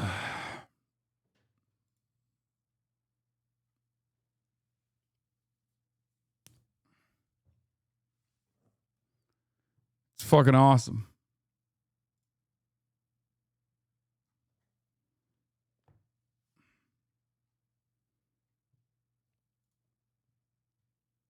More details. At the same time, Trump is calling for a review of all green card holders from 19, quote, countries of concern, including Haiti, Iran, and Venezuela. And he wants a review of all Afghan nationals who were allowed into this country under the previous administration. When you let the people come in by the thousands and thousands and thousands, they made a terrible mistake. But they were incompetent, yeah. Speaking before Thanksgiving dinner at Mar-a-Lago, President Trump slammed the Biden-era program that brought the shooting suspect to the U.S. Operation Allies Welcome allowed in about 90,000 Afghan nationals at the... That's just foreign election interference. If it was Putin talking about a U.S. election, yeah, except America does it all the time, and it's doing it openly now under Trump. That's the point. And there's so many different things that are going on that we can't even actually focus on one of these issues. You know what I mean? It's so cooked. Chaotic end of the Afghan war. Many of them, like the suspect, had worked with the U.S. What the fuck? One European jackass in your chat, you put all of us in the same bag? What is going on, man? I'm fucking joking, okay? No, I'm not banning all Europeans from the chat. I just can't stand Europeans that LARP as Americans, okay? I think it's disgusting. Same with Canadians. We already have these fucking issues in America without the English, the rest of the fucking English-speaking world also LARPing as dumb fuck Americans. Oh my God. You should hate them more than me.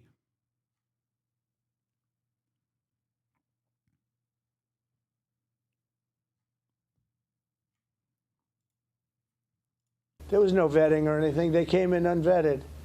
And we have a lot of others in this country. We're going to get them out. But they go cuckoo. Something happens to them. Your DOJ IG just reported this year that there was thorough vetting by DHS and by the FBI of these Afghans who were brought into the U.S. So why do you blame the Biden administration? Because they let them in. Are you stupid? Are you a stupid person? Because they came on a plane along with thousands of other people that shouldn't be here, and you're just asking questions because you're a stupid person. That Justice Department Inspector General audit determined that the FBI played a critical support role in screening and vetting Afghan refugees, flagging 231 individuals on a terror watch list.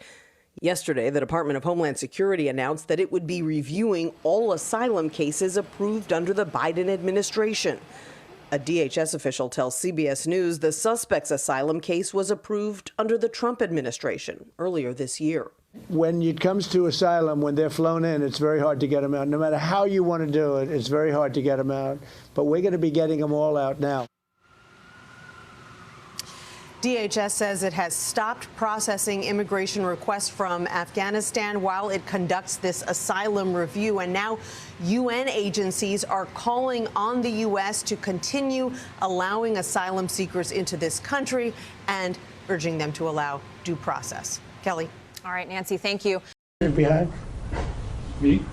Hi, sir. Happy Sure. Thanksgiving. Hi. What do the Somalians have to do with this Afghan guy who shot the National Guard? Nothing, but Somalians have caused a lot of trouble. They're ripping us off for a lot of money. There's a tremendous amount of money going back to Somalia. What the hell are we paying money to Somalia for? But they're ripping off our country at a level that few people have been able to see before. That's about the only thing. You talk about competence. We have Ilhan Omar, who does nothing but complain about our country and our Constitution. And she comes from a country with practically no country.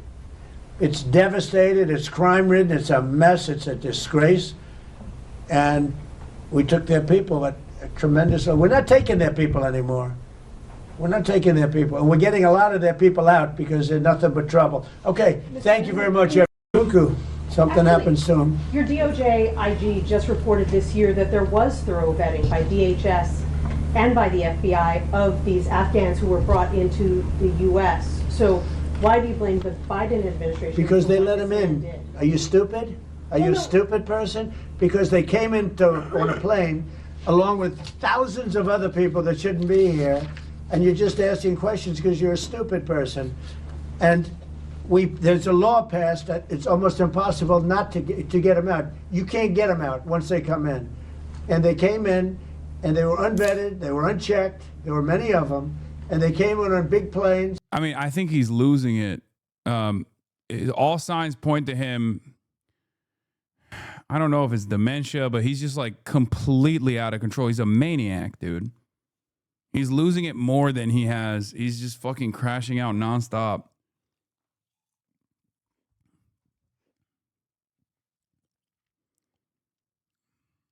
It's also pretty funny for a guy who thinks like a guy who thinks he has a tremendous IQ because he passed a fucking dementia test has any room to call other people stupid. You know? Oh, you're a stupid person.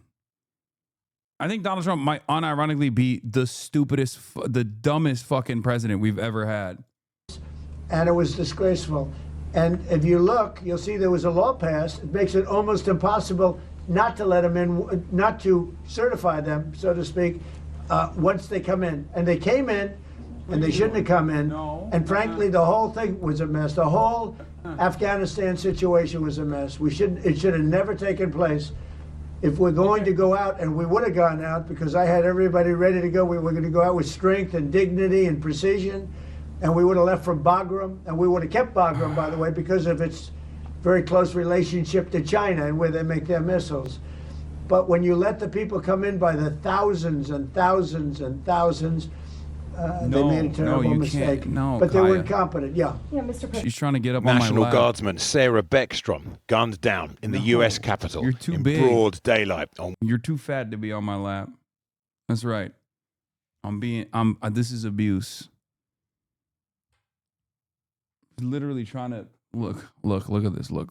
I don't even know if you can see this. Look.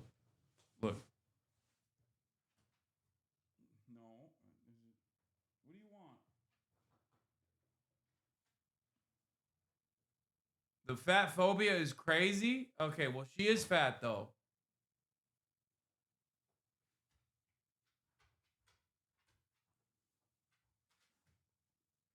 What do you want?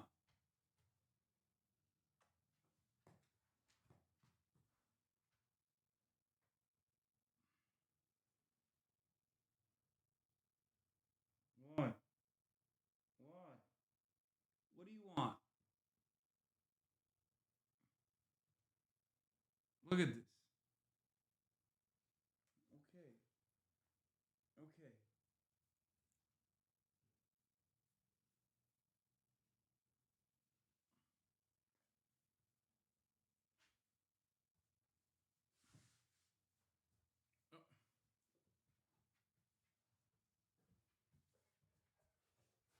That's crazy. That's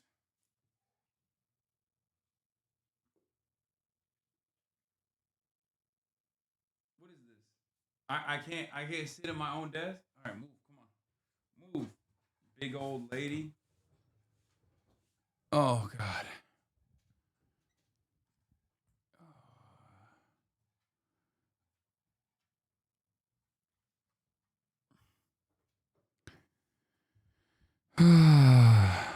Bro, call her big. She is big. Big as fuck. She's not done. She wants more pets. Streets are saying she's milking it. Yeah, she Wednesday afternoon. As news of her death was confirmed last night and a procession drove her body for a post-mortem, the fears of many Americans were brought to the fore. Passers-by filmed the moments after Wednesday's attack. President Trump had argued that calling troops onto the streets of Democrat-run cities was to reduce crime, but others saw it as a political provocation that could end badly. Mr. Trump described Ms. Beckstrom as a national hero. Outstanding in every way. She's just passed away. She's no longer with us. She's looking down at us right now. 31-year-old Afghan Ramanullah Lakanwal was quickly named as the suspect. He's now been charged with first-degree murder. The D.C. attorney and Trump ally Jeanine Pirro promised to delve deep into his background. About what actually happened in terms of this individual even being in this country and being in a position to ambush and shoot down an innocent young woman. Lakanwal had fled Afghanistan in the chaotic U.S. withdrawal of 2021 during the Biden administration. He'd reportedly fought against the Taliban for an Afghan paramilitary force and been trained by the CIA. He was eventually granted asylum by the Trump administration only a few months ago, after he'd started his second term. The president tried to pin the blame on his predecessor in another unedifying outburst at a female reporter. Why do you blame the Biden administration? Because they let him in. Are you stupid? Are you a stupid person? Because they came on a plane along with thousands of other people that shouldn't be here. Yes, he got fucking asylum during the Trump administration.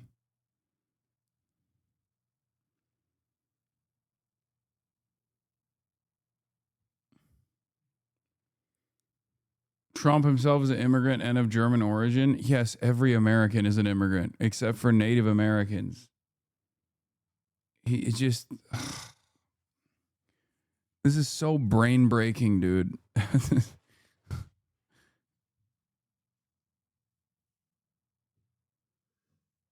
And you're just asking questions because you're a stupid person. On social media, Trump promised to denaturalize migrants who undermine domestic tranquility and deport any foreign national who's a public charge, security risk, or non-compatible with Western civilization. Migrant communities are fearful that ICE raids may now escalate, with several federal agencies announcing sweeping immigration reviews. The US Citizenship and Immigration Service has indicated the crackdown would apply to countries previously named in Trump travel bans that were introduced this June. They include states the US has very complex relations with, like Afghanistan, Iran, Cuba, and Venezuela, and several that Mr. Trump has fewer obvious reasons to target, like Sierra Leone, Togo, and Turkmenistan, making a list of 19 countries considered, quote, of concern. Afghan rights groups say, don't blame us for the alleged crimes of...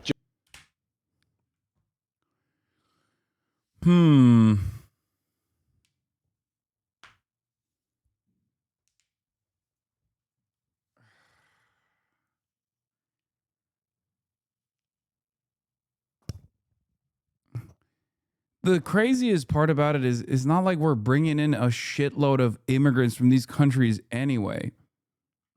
Okay? It's just not like, with the exception of, I guess, Venezuela and maybe Haiti, there is like, how many fucking immigrants are we bringing in from Sudan or Eritrea or the Democratic Republic of Congo? Like, this is already the pre-established norm. America already has a white nativist immigration structure.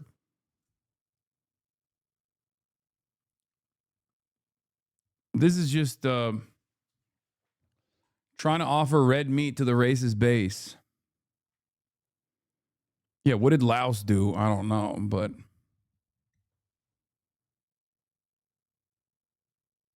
There's a billion Turkmen taking over the country. Yeah.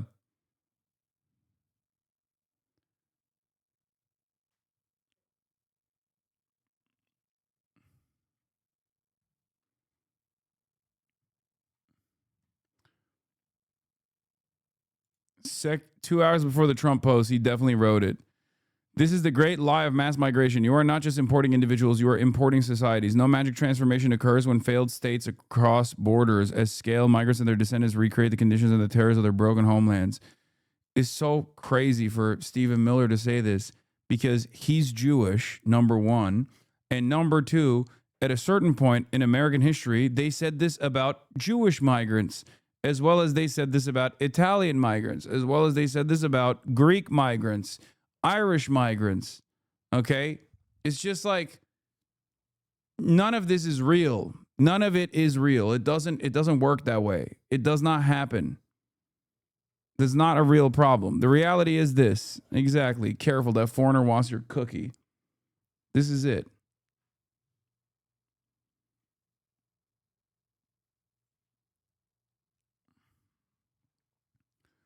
Yeah, the very fact that the son of Jewish migrants is behaving like Adolf Hitler reborn here is also more proof that Americans assimilate, you know, and become American. What is more American than being the son of migrants, only to turn around and be like, yeah, fuck these migrants, dude. They're unwashed masses. They're coming in to ruin the country. And in this exact same lifespan, like he has relatives that directly were targeted as Jews with the exact same sentiment. Afghan rights groups say, don't blame us for the alleged crimes of just one man. We see school shootings in the United States very, very frequently. Often it's political violence or violence committed by white men. And we don't say, oh, this is a racial problem. You know, we don't say, we should think we should start thinking of banning white Americans or white males from schools. Tonight, the other victim, Andrew Wolf, is still in it. Damn, I said that verbatim yesterday. It's a good take. He's right. Sarah told her former boyfriend that her deployment was pointless. Treated in and other. Yeah, this is why I've been saying, like, I'm not going as hard on fucking the National Guard, or at least the individuals in the National Guard. as I would with like ICE or whatever. You know what I mean? Like these are people who are part of the National Guard. They all know that they don't have to be there. They all know that it sucks, you know? Other things regarding his treatment. In the meantime, our colleague Gabe Cohen spoke to a gentleman named Andrew Carr, who is the former boyfriend of Sarah Beckstrom, the Guard member who was killed in the shooting. They lived in West Virginia, and Gabe asked the former boyfriend. So don't fucking join up. Come on, dude. We're talking about the goddamn National Guard. Jesus Christ. Oh.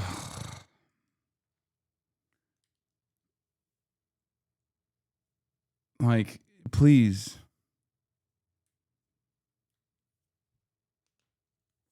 Every fucking time, dude. Holy shit.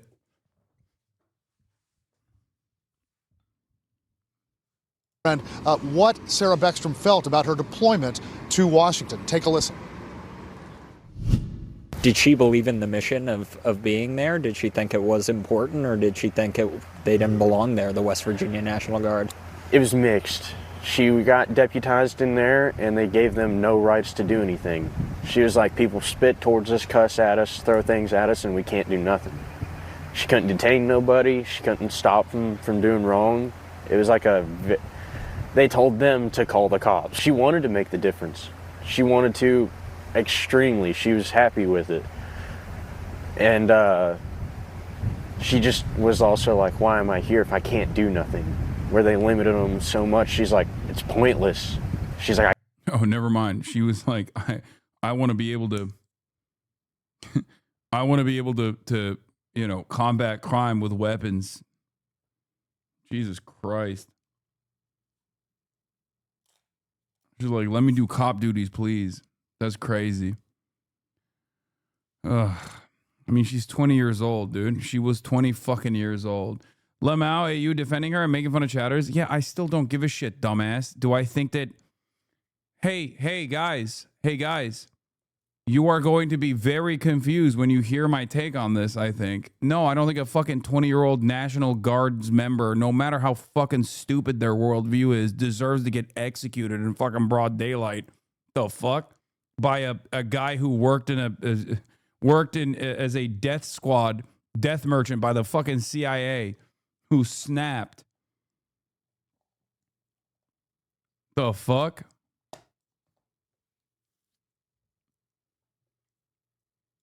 Wow. Yeah, I can't believe she wasn't a Maoist. A Maoist third worldist.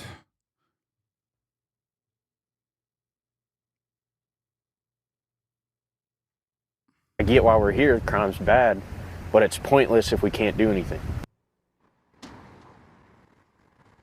And that was Adam Carr, the former boyfriend of Sarah Beckstrom. I'm sorry, I mistakenly called him Andrew Carr a moment ago. His name is Adam Carr, and that's what he told our Gabe Cohen a short time ago today about Sarah Beckstrom and how she felt about being deployed to Washington.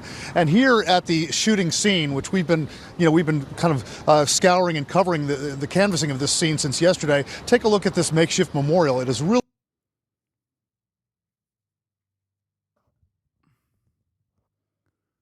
It's just extra wild because, like, DC crime rates do not. I mean, there is no justification for deploying the fucking military to DC in any case, right? That's like the last option. What are you talking about? Unless there's like a direct military style conflict, what the fuck's the military doing there, right? But it's extra stupid when you look at DC crime rates going down, and then this deployment happening just purely for the optics of it.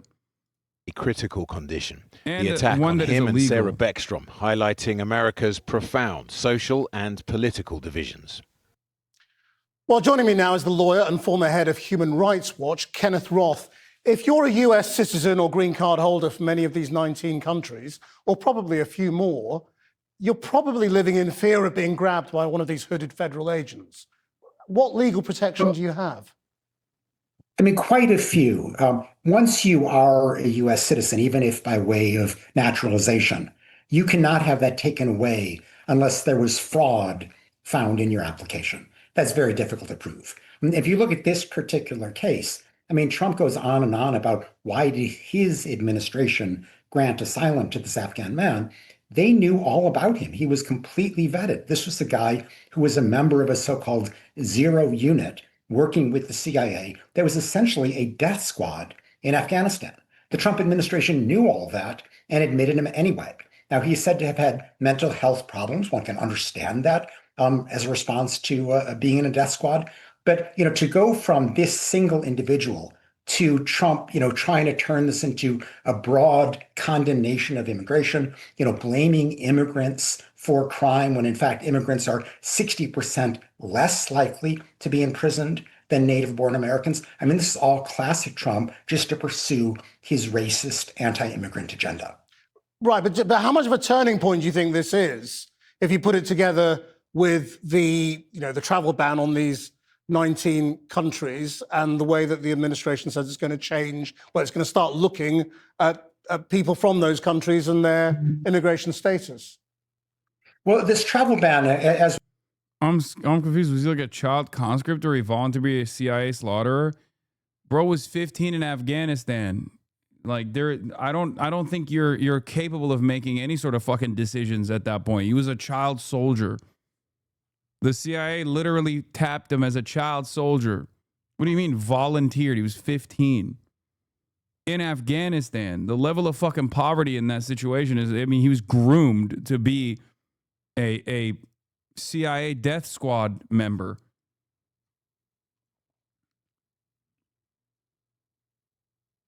was just noted, was instituted in June. And in a sense, Trump is just saying, I'm going to intensify this travel ban, mostly on countries in Africa, the Middle East, and Central Asia. And it's a bit of a mishmash of countries. There's not a lot of rhyme and reason to it. If you look at Trump's social media posting where he announced this, it was classic rambling. He went on and on about Somalis in Minnesota, and then toward the end got around to this particular Afghan man. But I think we should recognize what's happening here. Trump's polling is plummeting in large part because he's not addressing the cost of living problems that many Americans are feeling. It's interesting people are quick to notice the grooming and recruitment of a minor for sex, but not for war crimes. Unfortunately, chatter, I don't think people are quick to notice the grooming and recruitment of a minor for sex either. It's just where we're at right now.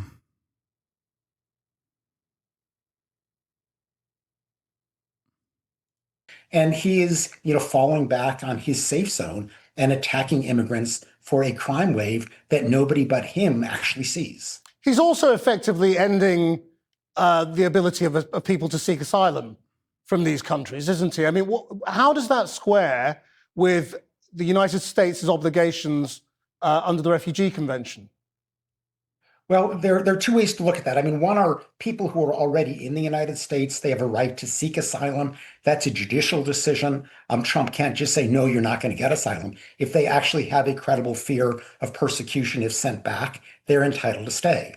Now, where Trump has much more leeway is around refugees outside the United States who have petitioned to come to the United States. And Trump has radically reduced the number of refugee admissions from 125,000 that typically come in to just roughly 7,000. A radical reduction. And he wants to reserve a lot of those for white South Africans fleeing what he claims is a huge problem of racist violence in South Africa that, again, most people don't see.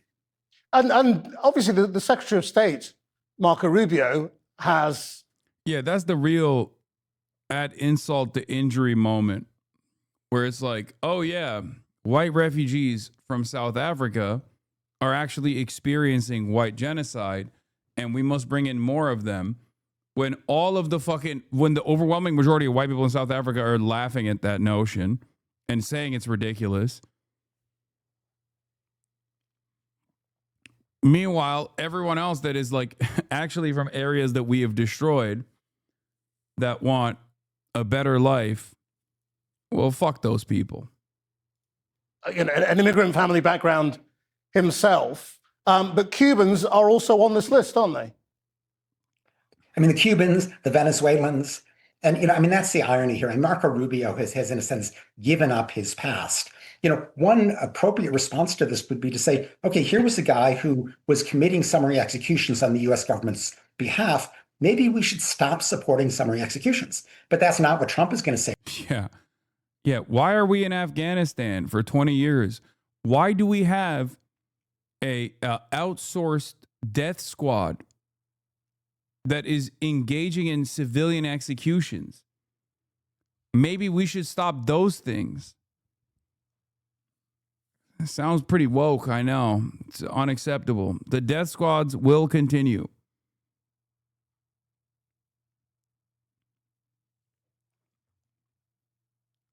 We're being woke here for saying maybe we shouldn't do those unimaginably violent things Right now, because Trump is sponsoring summary executions off the Venezuelan coast in the Caribbean against so-called drug suspects. These are completely lawless murders, but he's not examining this clear criminality. He's addressing concocted criminality on the part of immigrants who are much less likely than Native Americans to commit crimes. But how far do you think the Trump influence is spreading? I mean, there have been reports in the press in recent days that the Trump administration has been writing to European governments saying you should also be stopping mass migration. You should also be making the case against, preserving your sovereignty.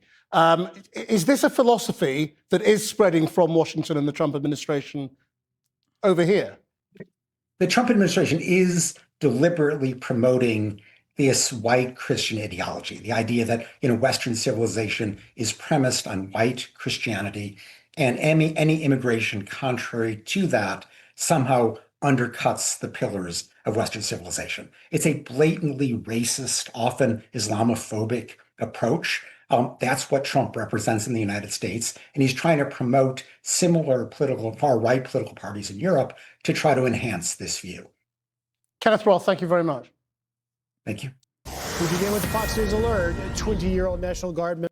Yeah, I mean, I brought this up yesterday. Exactly. This is a long shadow of the Phoenix program in Vietnam and similar death squad units in Guatemala, Colombia, and elsewhere put in place in the 1960s, which was also used as a model in Iraq and Afghanistan. This is a part of the American imperialist playbook. You go to the country, you take advantage of the pre-existing ethnic tensions or sectarian tensions, you create a structure. You create units of unimaginable violence that you outsource to the compradors, the native population. It gives you a sense of plausible deniability as well. Okay? We've done this everywhere. And then once the dust is settled and you quote unquote lose the war to the native anti-imperialist forces, you then bring those guys to the United States of America. You utilize them to create a steady flow of propaganda against the country that you just had to embarrassingly leave.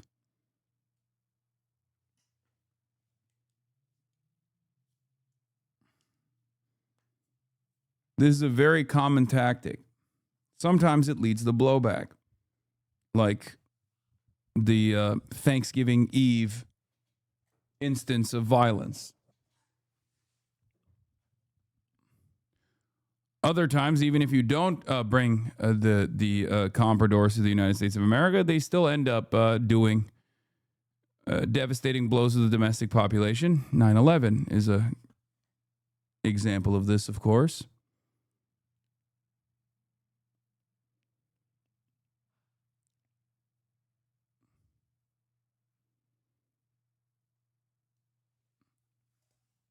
And then we have the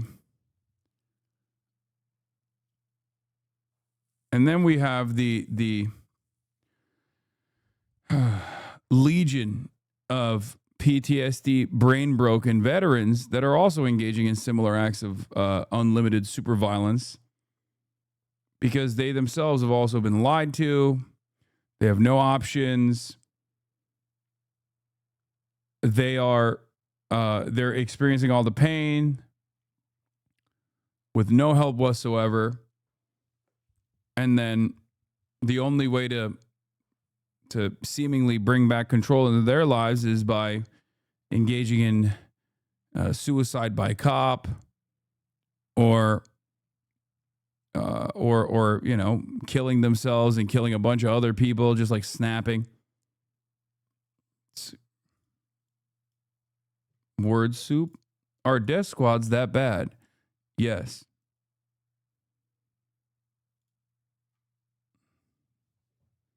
Yes, chatter. They are that bad.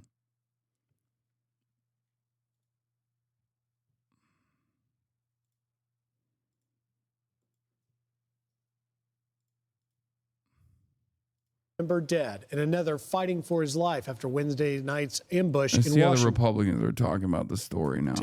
The Washington, D.C. Fire and EMS Department sharing this video of them honoring the victim, Sarah Beckstrom, as her body was transferred. Sarah Beckstrom of West Virginia, one of the guardsmen that we're talking about, highly respected, young, magnificent person. Started service in June of 2023. Outstanding in every way. She's just passed away. She's no longer with us. She's looking down at us right now. That was the president breaking the tragic news yesterday. The president also saying 24-year-old Andrew Wolf still fighting for his life right now. His family asking for prayers. The suspect had worked with the CIA and evacuated to the U.S. from Afghanistan in 2021. The death of Beckstrom means he will likely face upgraded charges to include murder in the first degree. The DOJ also pushing for the death penalty. We will do everything in our power to seek the death penalty against that monster who should not have been in our country. We're praying for a recovery for them, but worst case scenario, minimum life in prison with terrorism charges. And with that, let's bring in U.S. Attorney for the District of Columbia, Janine Pirro. I know it's a tough time for you, Janine, but can we talk right off the top about, are we going to see an escalation in charges? Oh, there's no question. First of all, our hearts go out and our thoughts and prayers go out to the family of a beautiful 20-year-old Sarah Beckstrom, who answered the call to serve her nation. And she volunteered, and she ended up being shot ambush style on the cold streets of Washington, D.C. By an individual who will now be charged with murder in the first degree. There are certainly many more charges to come, but we are upgrading the initial charges of assault to murder in the first degree. And we are hoping that the more information we can get and the more investigation that is going on 24/7 now, around the clock in Washington, the more we will find out about what actually happened in terms of this individual even being in this country and being in a position to ambush and shoot down an innocent young woman who was doing her duty to the people of this country. Let's talk more about that, because obviously, in order to make a case in a court of law, you are going to need evidence. What can you tell us about the evidence being collected right now at the alleged killer's home in Washington state? Well, I'm not going to get into the execution of the search warrants. Yeah, I think this is a pretty open and shut, pretty simple case. It's actually very common. I guess the only thing that's unique about it is that the dude is brown, you know, and an Afghan national as opposed to someone from Idaho, because shit like this happens all the time, you know. It's just, it happens incredibly frequently, as a matter of fact. It's just that the very fact that he is a CIA death squad guy who is an Afghan national is the unique component. He has the same exact type of PTSD due to the same exact type of heinous crimes committed by many of our homegrown veterans that went and got shipped off to Afghanistan. That's it. It's not the same? What? Not National Guard, really? It's not the same? What are you talking about? I'm talking about like spec ops guys that fucking come back and snap and kill their families. That's what I'm talking about.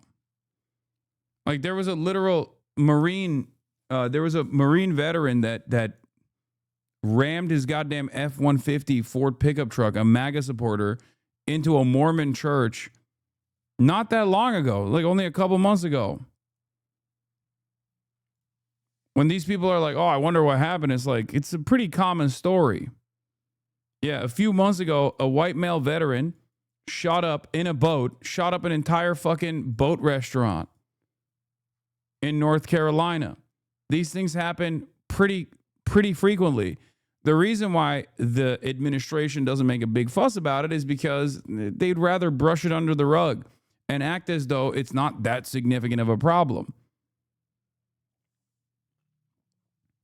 I mean, the very first day of the administration, you had the I feel like Batman or Halo guy, another Green Beret, who got a Cybertruck off a Turo, drove it to the fucking Trump Towers in Las Vegas, and blew himself up. What are we talking about? It's been like that since the first day of the fucking admin. At a certain point, you got to be like, hey, what's happening here? What's going on? Is this a real issue? Why is this happening? But that's not an easy narrative for many Americans to start thinking about, because that would require them to start thinking about why we're in Afghanistan, why we're in Iraq, why we're doing unlimited warfare all around the world. Is this productive? Is this useful? Should we be killing a bunch of fucking civilians overseas? You start questioning things like that, all of a sudden you're going to be awoke. And we can't have that.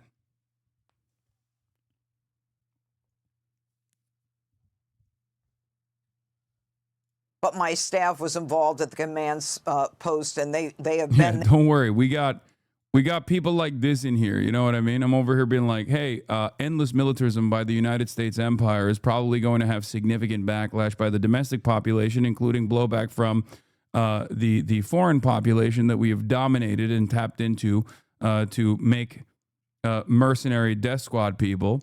And this guy's like, dog zap, taser dog. That's just a way to be like, man, shut up. Please shut up. I don't want to think about that. I don't want to think about that at all.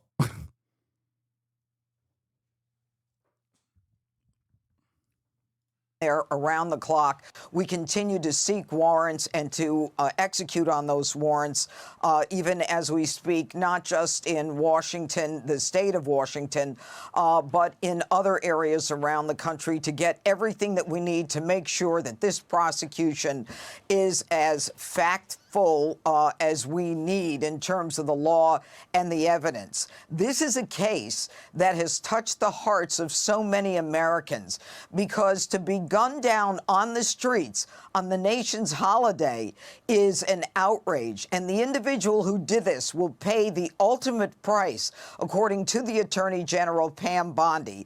As well he should, once and if a jury returns a verdict that we will be seeking in this case. Madam Attorney, what is your message to elected officials like Senator Dick Durbin and Senator Alyssa Slotkin that said that our National Guard was terrorizing American cities, that predicted that it would be the National Guard that would shoot innocent Americans, and many more horrific comments such as that? You know, it outrages me. And, you know, there's a part of me that thinks that the left is disappointed that the National Guard didn't shoot someone. But the truth is that this left-wing progressive nonsense is nothing more than fueling the flame of division in this country.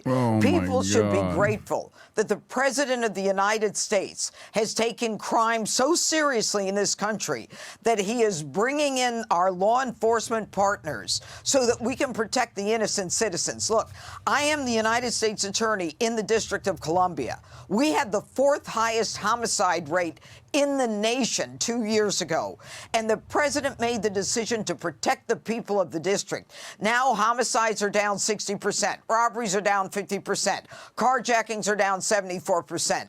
And the left wants to complain about it. They should thank God that President Trump is the president, that he cares enough about the people of this country to fight the criminals and protect the innocent people. And let me say one more thing, and it's not about this case. It's about vetting in general. The nonsense that the left gave us with this Operation Welcome Allies. Look. Yeah, it was the left that was like, we have to invade Afghanistan. It was the left that like said, hey, CIA, please find some 15-year-old Afghan boys and turn them into fucking monstrous mercenaries. That's it.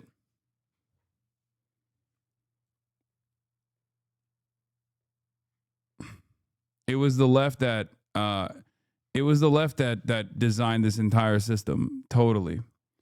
Hasan, I hope you perish. I mean, one day we all will perish. Hasan equals Nazi. Bad bitch PR. That's so funny. Wait, don't ban that guy. Hasan, are you still shocking your dog? Hasan, I hope you perish. Hasan equals Nazi. I'm gonna unban that person. That person has wonderful opinions. We gotta let that person in here. Hasan equals Nazi. Please explain what you mean by that. Thank you. You're welcome. Now please explain what you mean by Hasan equals Nazi. Yeah, one day we'll all perish. I want to know what kind of brain damage caused that person to believe this.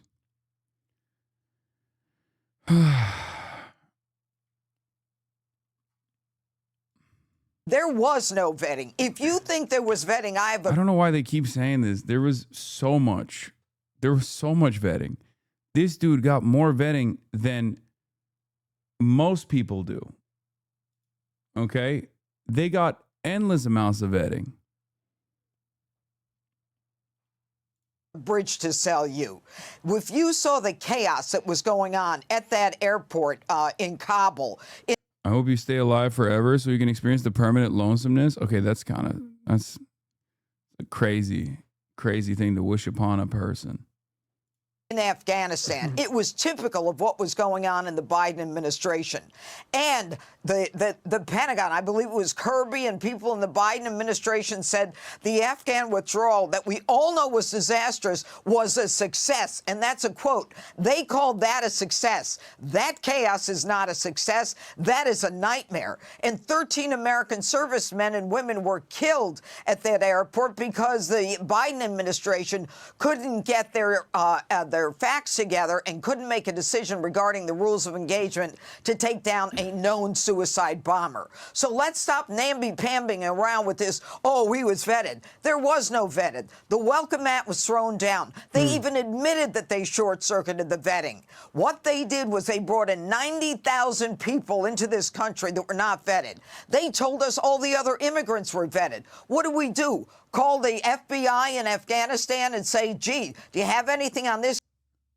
Yeah, all of this goes away when you realize that the dude was working with the CIA. The dude was working for the CIA. What are you talking about? Like, no, you don't call the FBI in Afghanistan. You just call the CIA, the same CIA that's operating in Afghanistan, which the government did. The reason why they're talking about vetting is because they want to make this an immigrant issue, okay? That's it. That's the reason. They want to chalk this up as yet another version of like immigrant crime.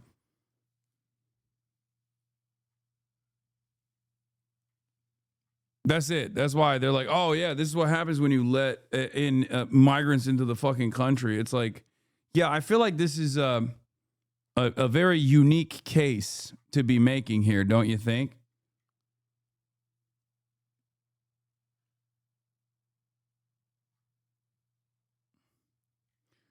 As much as I oppose your opinions, I respect the way you and your chat interact a lot more than others who say awful things to a chatter who politely disagrees and then bans them. I mean, I do that too sometimes. Trust me. But also, oftentimes the funniest thing is when someone says Hasan equals Nazi, and I go, what do you mean by that? And I unban them, and then they shut the fuck up because they realize that that was just a stupid thing to say. What happened? The bad bitch PR. You are a terrorism.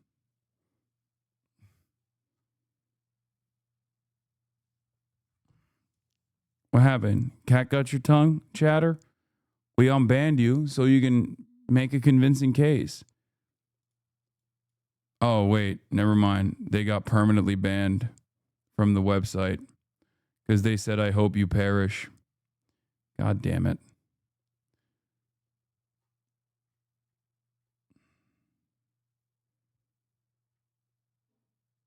I was memeing, don't hurt me. I know you were memeing, silly chatter.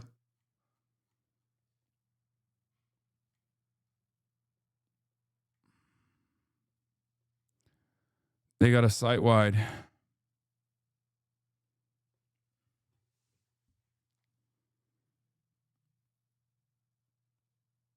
I also used to dislike Hasan, but he's really not that bad. Why so much hate? Yeah, there's an entire economy built around consistently refusing to address my arguments and instead just saying I'm a bad person. It's much easier to just tarnish someone's reputation over and over again by lying about them, especially if there are a shit ton of other people who are willing to entertain that. Instead of saying like Hasan's arguments are wrong. Yeah, poison the well, and then you don't actually have to get your audience to ever hear his arguments at all. Guy, did we call Venezuela and say, gee, how about your criminal justice system? What can you tell me about this guy? It's like the 10, 20 million illegals who've been let into this country. We don't know who they are until we suffer the consequences that we have seen in Washington. And I was on that scene, and it is a very sad place. And Sarah Beckstrom and her family did not deserve this. They should have been protected, which is the first order of government. And the left ought to stop their nonsense and recognize that they are not speaking for the American people. They are speaking about ideology and politics. Donald Trump, the president, the attorney general, and myself were interested in the facts, in the prosecution, making people accountable, and rest assured, we will. You know, Madam Attorney, you bring up the vetting process, and we're learning more about this alleged suspect that apparently got this vetting before he partnered with the U.S. in these CIA elite counterterrorism things. It's unclear that there was any vetting after he came here. And I know you can't get into specifics of the investigation, but have we learned any more about what appears to be a likely motive?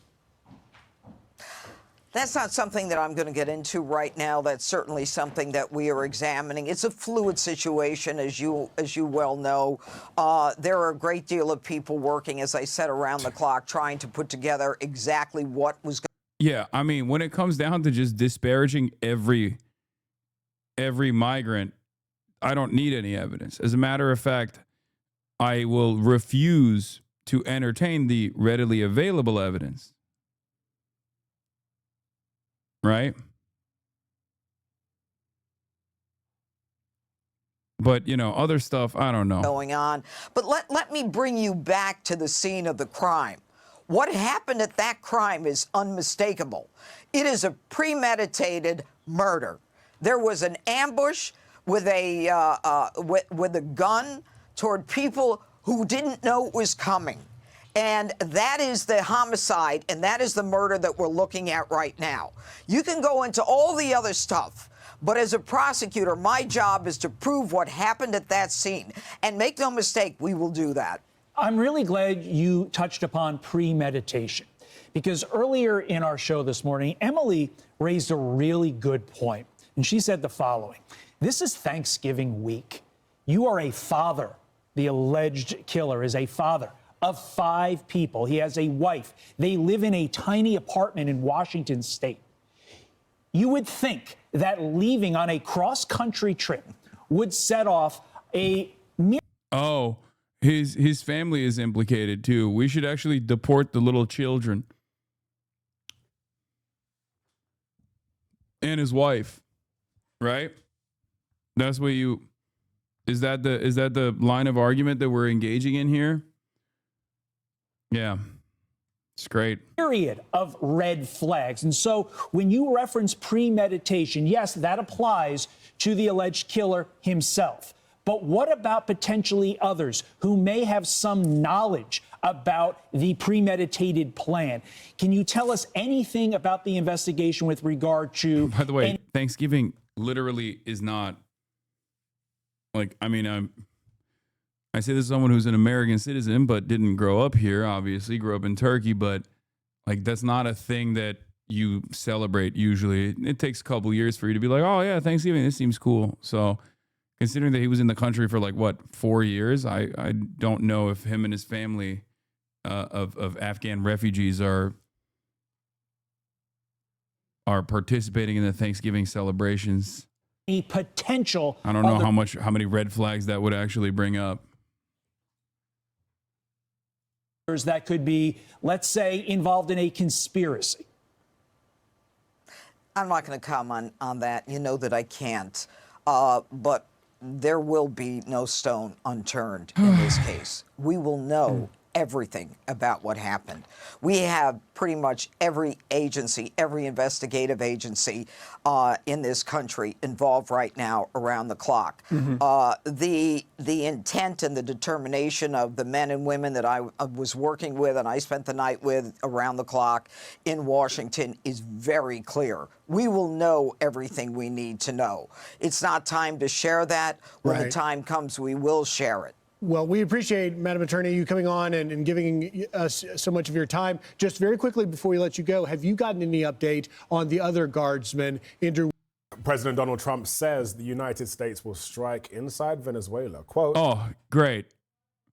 Right after blowback, in Afghanistan, let's go immediately. Let's dive headfirst into another one of these endless quagmires, okay? Seems good to me. Just one more, guys. Come on. This time it'll be so different. This time it will be so different. There will be no blowback whatsoever off of this one. Millions dead, tens of millions displaced. It'll be fine. It'll be good. Just let me at it. Let me get one more. Very soon. He made the statement while speaking to members of the U.S. military on a Thanksgiving phone call. Have a listen. And in recent weeks, you've been working to deter Venezuelan drug traffickers, of which there are many. Of course, there aren't too many coming in by sea anymore. Have you probably noticed that? We'll be starting to... Yeah, it's because Venezuela is very far. I don't know if you know this, but Venezuela is pretty fucking far to be coming in by sea and is not a narco trafficking hub anyway. Not because you started lasering random fucking boats off of the coastline. Stop them by land also. The land is easier, but that's going to start very soon. We warn them. Stop sending poison to our country. The U.S. has killed more than 80 people in strikes on alleged drug trafficking boats in the Caribbean. The administration has offered no proof that the vessels were actually carrying drugs. Alejandro Velasco is a historian and associate professor at NYU. He's joining us from Amherst, Massachusetts. Thank you so much for being here. How are you doing? Good. Thanks so much for having me. Thank you for being here. Let's get into this. President Trump says the U.S. is preparing to stop Venezuelan drug traffickers by land very soon. How seriously should we be taking this language? And what does it signal about a possible shift in strategy? That's a great question. The reality is that over the past 2 weeks, what we've seen is very contradictory discourse coming out of the White House and, in fact, other members of the administration. We have some hawkish elements every day seeming to either leak or directly state that they seek greater intervention in Venezuela directly. And of course, we just had the recent naming designation of the so-called Cartel de los Soles as another escalation into that end. On the other hand, Trump has also said that he's not really interested in necessarily in intervention. He wants to talk with Maduro. Maybe there's room for negotiation. So, right now, this all seems like a part of a larger psychological operations game, warfare, to see if Maduro breaks. The US now has more than a dozen warships and 15,000 troops in the region. How unusual is this level of force around Venezuela, and what message is Washington trying to send? It's unprecedented, is what it is. Certainly, it's the largest deployment outside of. I'm having leftovers, bodek, that my grandma made, pastrma. This bomb.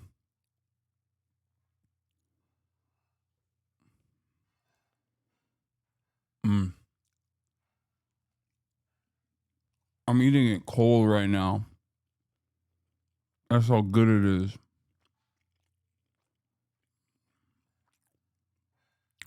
And military exercises in the 21st century. And even in the 20th century, it was an unusual deployment for this part of the region. I think what it says, obviously, is that the United States is prepared to intervene. The real question is whether the person who has ultimate say in whether that happens, which is President Trump, has in fact agreed to do so. But he's positioned to be there, and to some extent, the fact that there is this massive deployment commits some kind of intervention, because without something changing in Venezuela, this might actually be seen as a victory. Do you ever go to Carousel in Hollywood or Glendale? Yes, I love Carousel. This is literally from Carousel. This is their garlic sauce. And this is their, I forget what this is, but it's also from Carousel. Goated Armenian food. For the Maduro government. Well, while we're talking about things changing in Venezuela, the administration here has just designated Maduro and his allies as members of a foreign terrorist organization. What does that actually mean? Yeah, I fuck with Zanku too. It basically gives the administration more legal leeway to take actions that might not otherwise be permissible in a context of war or pre-war, if you want to call it that. It means that it has a greater arsenal and repertoire of action and engagement for people that it considers or designates to be part of this cartel. It also means that it doesn't have to provide nearly as much information, either certainly to Congress, which it already hasn't provided enough information, but to the judicial system. And so it allows for a greater range of action than has been the case. Can you tell me, how are Venezuelans viewing this build-up? Talking with your mouth full is making my skin crawl. I have food sensory issues. Please don't yell. Take a day off. What impact could Trump's comments have on Maduro's domestic standing? People that do that just want to be heard and seen. Is like a very annoying tendency.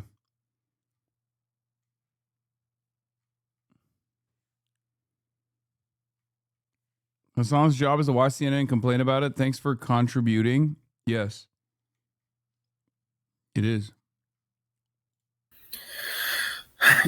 Venezuelans have been through a lot, not just over the last 5, 10, 15 years, but really over the last 25, 30 years. The state of heightened crisis has almost been a kind of status quo. And so Venezuelans are going about. DSA mentioned you in a fundraising email? Wait, what the fuck? Really?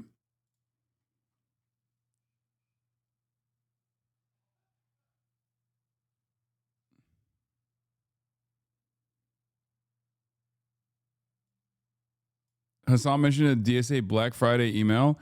I love to hear why people join DSA. Some of you were inspired by Zohran Mamdani's victory in New York City.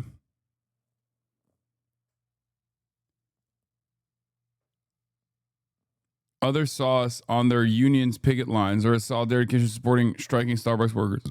Others saw us in the media everywhere from Hasan Piker's Twitch stream to maligned on the cover of right-wing newspapers. Many were recruited through our fall drive-by friends, family, or coworkers who are already members. Damn. I told him you told me about it. Nice.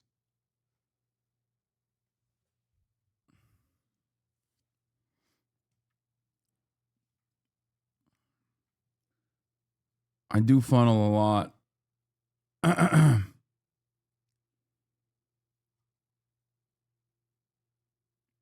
The DSA started to like you? What do you mean? There's never been a moment where the DSA has not liked me. What the fuck? It's like one of the... It's like started is so funny.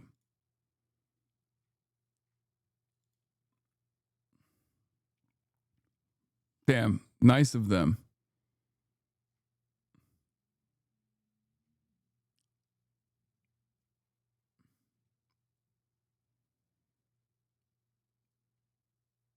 We were watching at our chapter watch party. Hell yeah.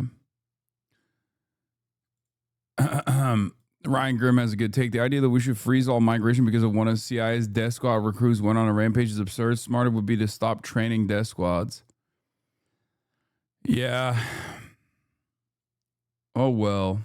Their lives. Obviously, my friends and family who are there are anxious or concerned about potential actions. Some of them are moving if they feel like they're close to military targets. They're finding elsewhere to stay. But for most people, it's getting into the holiday season, and so they're trying to live their lives. But it has also had significant impact because the U.S. has also said that airlines should not fly into or in Venezuelan air territory, and so many airlines have not canceled flights, and so that's affected the plans of many Venezuelans that they had, especially for holidays, to travel, and so it's definitely an impact. Okay, we'll leave it there for now, but let's see what... Training death squads in foreign countries creates jobs. True. Tremendous opportunity for prosperity, too. Happens next. Thank you for breaking it down, Alejandro Velasco. Appreciate it. New this morning, President Trump says the U.S. military will start targeting alleged drug trafficking networks inside Venezuela very soon. We've almost stopped. It's about 85% stopped by sea. You probably noticed that. People aren't wanting to be delivering by sea. Yeah, it was 0% before, and it's still 0% now. We just killed a bunch of people in the process. Fucking can't argue with that, you know? And we'll be starting to stop them by land also. The land is easier, but that's going to start very soon. We warned them, stop sending poison to our country. I hate this fucking... Thousands of U.S. troops and more than a dozen warships are in the Caribbean in the waters off Venezuela. You were seeing the strikes, some of those strikes that have happened in the waters off of Venezuela. They've been carrying out those deadly strikes for weeks now. Joining me now, CNN senior military analyst and former NATO Supreme Allied Commander Admiral James Stavridis. Thank you so much for being here this morning. All right, President Trump is saying that he will soon stop the Venezuelan drug trafficking by land. Do you read that to mean he's talking about troops on the ground? I mean, what else could it mean? You eat a lot. I'm a big boy. I think it sounds like boots on the ground. I was just reading an email I got from a Vietnam War veteran who said the four most frightening words he can imagine a president saying are, "The land is easier," meaning once you start putting boots on the ground, it gets a lot harder than dropping bombs from the air or launching missiles from the sea. And I know that, having launched a lot of missiles from the sea, the danger is when you put troops ashore. So what's the president talking about? I don't know. I hope it would be very limited kind of incursions, perhaps against drug labs, maybe going after some leadership targets. I could sketch those out in greater depth, Sarah. But frankly, we need to be very cautious about anything that involves putting U.S. boots on the ground in Venezuela. I hope that Congress gets involved with this. Final thought, sometimes people look back to the 1980s. What an insane... Like, it's a non-starter. Someone has to die, right? I love that the guy who's, like, against Donald Trump here is still on board in principle with like the executions of at least some Venezuelans. He's like, yeah, just lob missiles from afar, you fucking idiot. Kill a bunch of people. Don't worry. We should do that. I've done it. You know, I love doing it. It's just, don't send the brave boys and girls to engage in a land invasion of Venezuela. I like that that's the anti-war position here. That's the centrist. The centrist position is like, hey, please. Like, someone has to die. You know, some Venezuelans are going to die. Right? That's a given. It's just, you know, let's make sure that it's just like Venezuelans in leadership. Awesome. Yeah, what are we supposed to do with these missiles? They're just sitting around in stockpiles, man. They have to be used. Otherwise, they're just, they're rusting. They're getting rusty in the stockpiles. And those stockpiles have to be replenished. But in order for them to be replenished, in order for us to turn profit here, we gotta use them. If you don't use it, you lose it. Increasing holding costs of inventory, unacceptable. Yeah.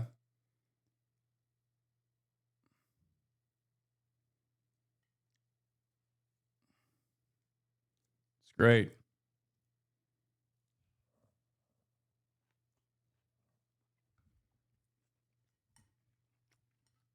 '80s and '90s when we invaded Panama and kind of took that country and took the leader Noriega.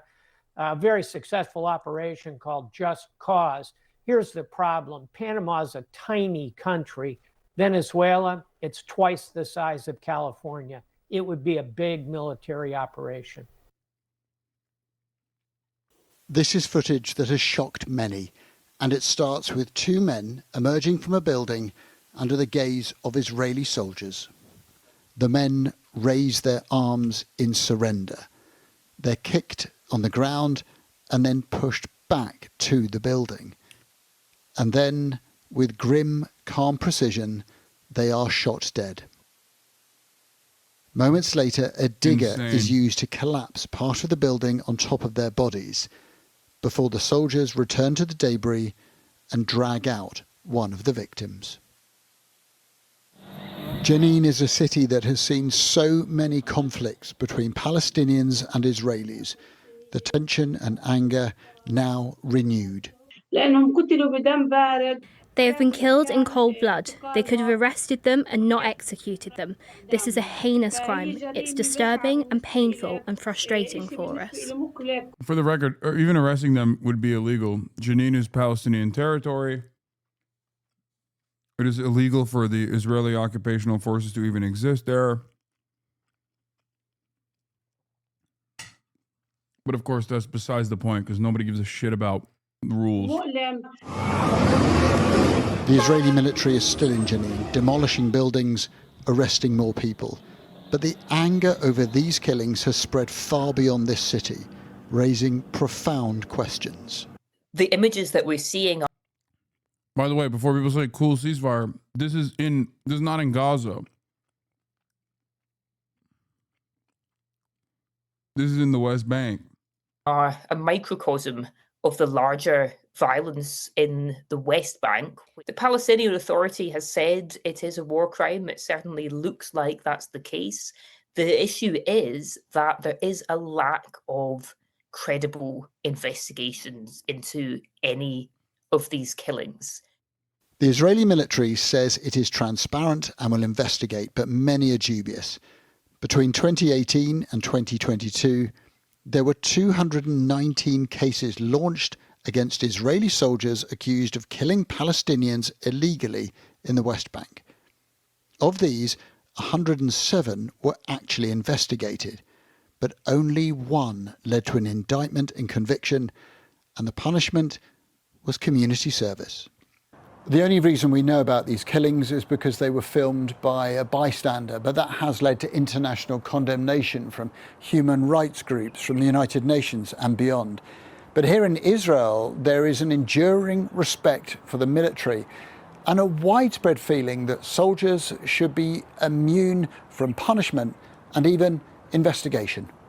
Take this man, Israel's national security minister. We need to put an end to this distorted procedure. When one of our fighters shoots a terrorist, they immediately take him for questioning. We need to stop this distorted procedure. We need to stop this perception. We are fighting enemies and murderers who want to rape women and burn babies. But the impact of these images will run deep. Can Israel really convince the world that this was justified? Adam Parsons. They don't need to. Volodymyr Zelensky, They get whatever the fuck they want. his right-hand man, lead Ukrainian negotiator. Also, Itamar Ben-Gvir talking about they want to rape our women and kill our babies, burn our babies is so crazy. Because he directly has celebrated the raping of Palestinians and the burning of babies. Like, I'm not even kidding. Like a one-to-one straight up. Fucking real animal. As always, of course, yes, Israel will investigate itself and the results will be the same. The criminal will be never held accountable. The only reason we're even talking about it is because it was caught on video and they only allowed it to be filmed because they know they can get away with it. Yep. Always.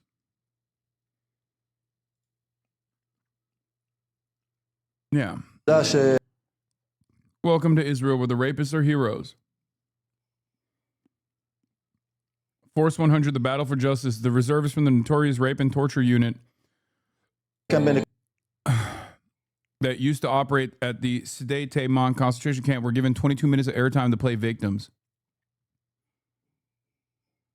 On the international stage, and the second most powerful person in Ukraine. No more. Andriy Yermak quit hours after anti-corruption officials raided his home. First, the President's Office of Ukraine will undergo a full reboot. Its head, Andriy Yermak, has tendered his resignation. I am grateful to Andriy for consistently presenting Ukraine's position at the negotiating table exactly as it ought to be presented. His stance has always been staunchly patriotic. However, I want to avoid any rumours or needless speculation. It's the most significant departure from the president's inner circle since the start of Russia's full-scale war, and comes amid a major corruption scandal shaking the country. But speculation was doubtless fueled by the raid on Yermak's home by anti-corruption officials. It's not yet clear what investigators were looking for, but the probe comes after Ukraine's two main anti-corruption agencies revealed a plot related to contracts at the State Nuclear Energy Agency worth around $100 million in alleged kickbacks and laundered money. Given his position of influence, Yermak has long been viewed with suspicion by anti-corruption campaigners, even though he's not been named as a suspect or charged with any crime. I don't want him to be any part in Ukrainian government and in any part in international relationships and especially negotiations. What do you say to people who worry that this anti-corruption scandal it's a big distraction for Zelensky and it means he can't focus on the war? I would say that Ukraine is democracy. We are fighting the war with Russia not to build here a little Russia or Belarus. With Yermak gone, the next question is whether Zelensky himself can survive this storm. The corruption scandal has caused outrage amongst ordinary Ukrainians, especially because it involves the energy sector. People here are suffering from power outages as Russia targets energy infrastructure. I volunteer and support the armed forces of Ukraine, and I see how difficult fundraising has become. People donate from tiny salaries, from meagre pensions. And it makes me furious that officials are stealing millions. As well as a volunteer, Olga is also a poet. I ask her to read a piece she wrote. It's about justice. Though justice slumbers, silent, out of... One must ask the question, why this coverage is happening right now.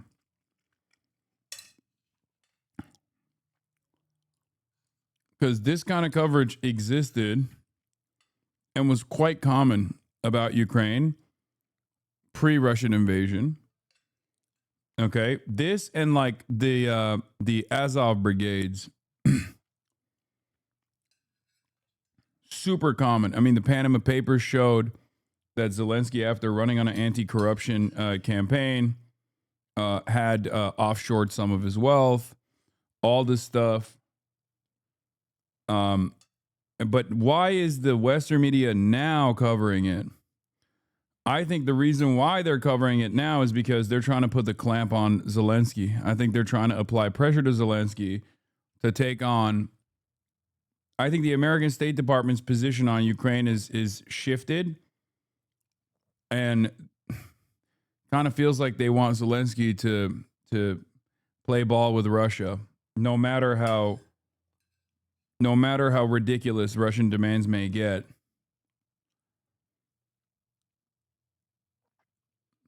I think Donald Trump has shifted the State Department priorities.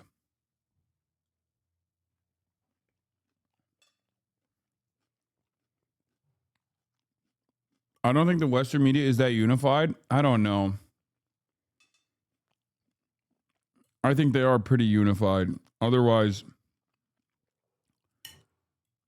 I mean, how did they all collectively stop covering corruption and things of that nature, or Nazi, the problem of like fascism in the Ukrainian National Guard, the Ukrainian military movements, or the Ukrainian military in general, and only now are they talking about it again?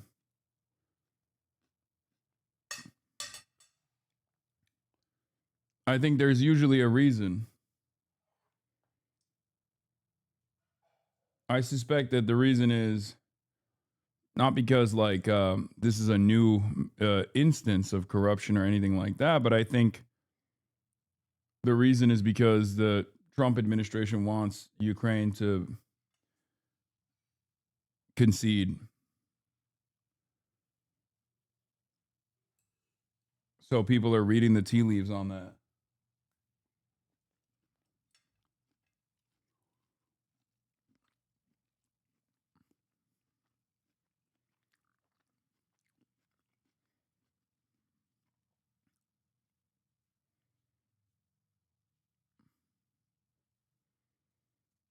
Even though I don't agree with your opinion on Ukraine, I do think the elites of Ukraine have never been all in on defending the country with all the corruption in the country in the wartime. Oh, no, for sure.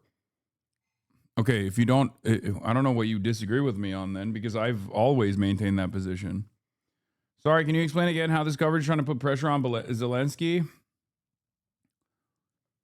When they wanted Ukraine to push back, when they wanted to manufacture consent, and they wanted to present it as though Ukraine was like consistently defeating the Russian orcs, they would talk about it in such terms. They were like, Zelensky is the GOAT, he's a hero. And it's somewhat understandable that they would do that. I mean, Ukraine obviously was getting pummeled by Russia with an unjustifiable invasion. But now that there is now it seems like there's a change in the attitude. The stalwart pushers of the war are forever our oligarchs in Ukraine. Well, some.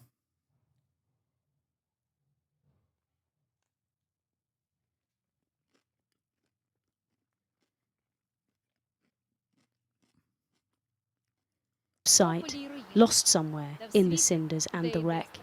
In times of war, when terror stalks the night, it is the one thing Ukraine must protect. Deborah Haynes, Sky News, Kyiv.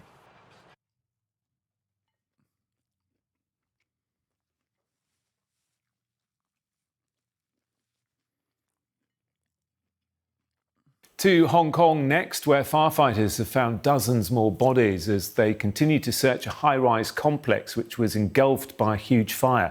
At least 128 people are known to have died, with many more still unaccounted for. Anti-corruption officers have arrested 8 people in connection with renovation work taking place at the complex. From Hong Kong, our Asia correspondent Helen Ann Smith reports. What do you do? How do you spend your time when you've just lost everything you have? It is the unhappy dilemma for thousands today in Hong Kong. The silence was heavy as the families were let out from identifying their dead. A grim procession of grief.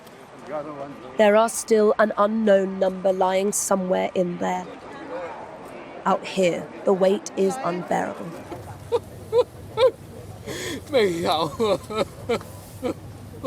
We meet Mr. Law, whose elderly parents live. Some people say bamboos weren't the issue. Yeah, I've heard that as well.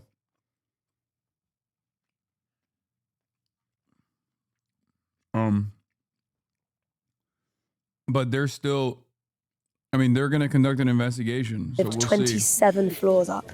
He knows they are probably dead. They're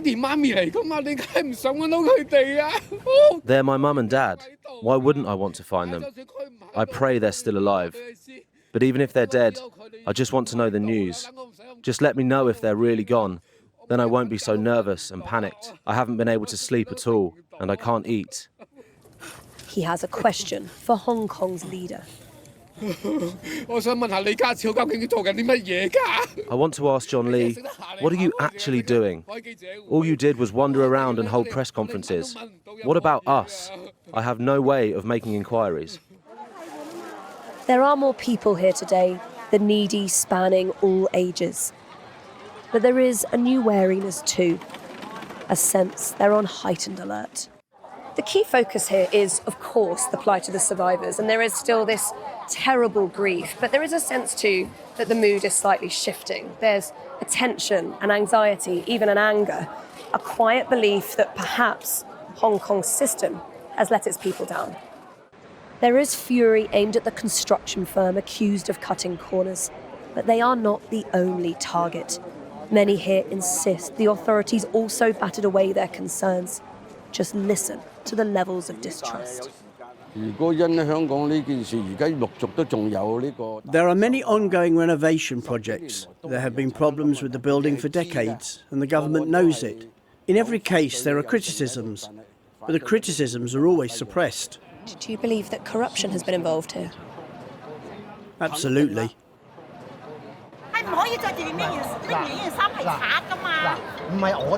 Tensions boiled over amongst volunteers too. Some groups linked to the Beijing-backed government, accused of seizing control and the credit.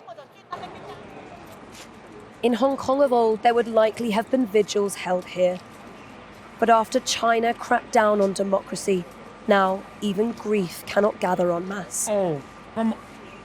What's happening here? Bullshit, bro. Oh my God. That is fucking crazy. They had to fire one off at the end, you know what I mean? You have to. That is fucking nutty, dude. Never let a fucking significant crisis go to waste. You know what I mean? It's an opportunity, right?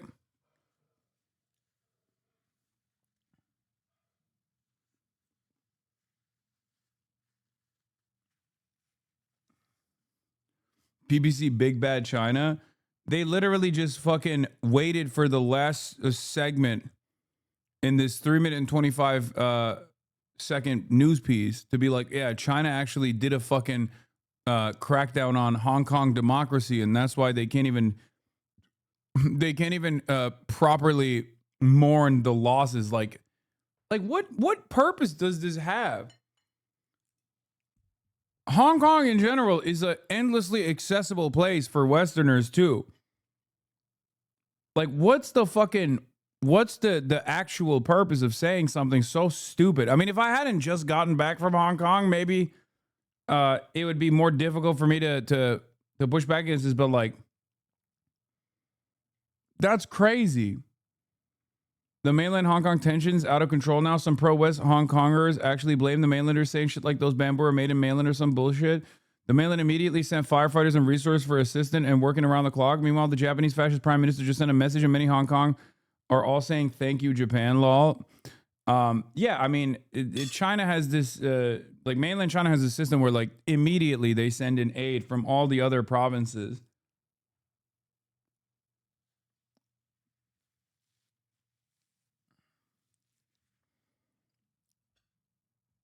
The notion that like people there are not going to be able to mourn their losses because the Chinese administrators are going to fucking put a crackdown on it and you know, end it is so stupid.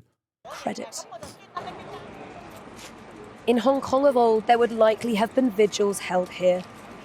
But after China cracked down on democracy, now even grief cannot gather en masse. What's happening here is a human disaster, but the fallout could well be political. Helen Ann Smith, Sky News in Hong Kong.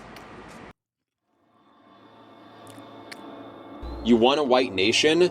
Build a white town. And then organize. Become organized with like-minded people. We're part of a living tradition that we can't lose. We were up early this morning to go to a whites-only town in rural Arkansas. Eric, who runs the town, is all over social media.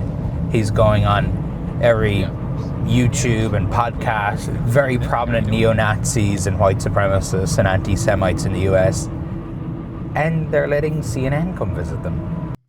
I think this is one of those things where it's like, yeah, let them have that, bro. It's Arkansas, you know what I mean? Like, I don't think anybody gives a fuck about this.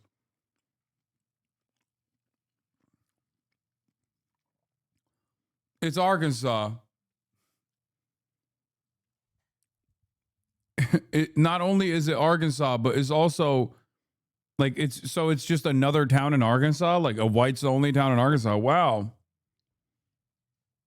So you mean just another town in Arkansas? Got it. Like if they didn't build themselves as like a white only town in Arkansas, I think most people would just assume it's yet another one, you know? There he is. Stoney O'Sullivan, nice to meet you. And how many acres have you got here? Or 160. Okay. Ish. It's pretty sizable. Yeah. That is a pavilion, or will be a pavilion. Just a place to meet up. What does somebody have to do, or what does somebody have to be to come live here? You have to be someone who identifies with your European heritage and ancestry. So European, white. Those are synonyms to me. Right now there's about 40 or so people living here, give or take. But you tell me there's hundreds of people want to move here. Hundreds of people have applied. Oh yeah, yeah, totally. There are quite a few people waiting to be interviewed. Yeah, any day now, bro. Any day.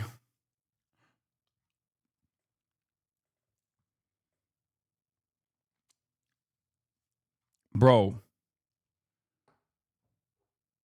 This is hilarious. I think let him do this shit, you know? Maybe controversial opinion, but I think we should just like, if self-selecting racist white people want to fuck off to a whites only enclave that is in Arkansas, hello? Yeah, go right ahead, King. I love that shit, bro. Get the fuck out of the big cities. Get the fuck out of diverse neighborhoods. You know, if you want to self-banish, I'm taking it. I'm not going to look a gift horse in the mouth. And I'm saying, go ahead. You can fulfill all of your cousin fucking desires in your little enclave, man. Hell yeah.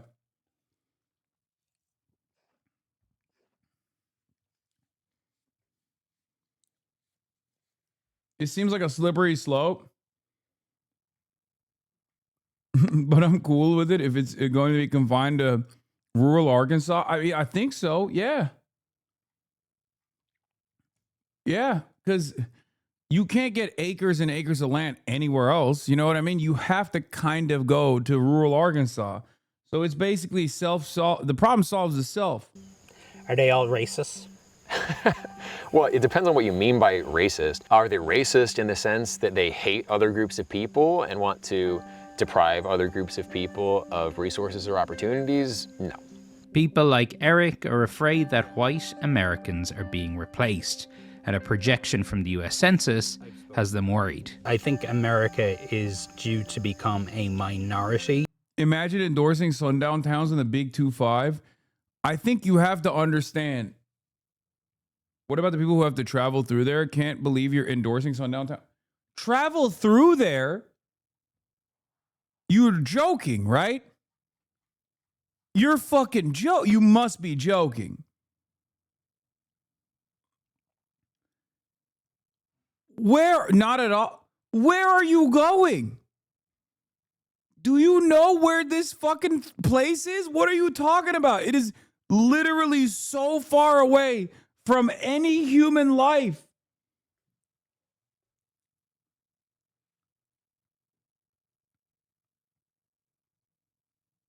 If you live 10 miles away, you're under their jurisdiction. They can pull you over for bullshit. Brother, you are trying to imagine a world where these dumb fucks have any kind of fucking motion whatsoever.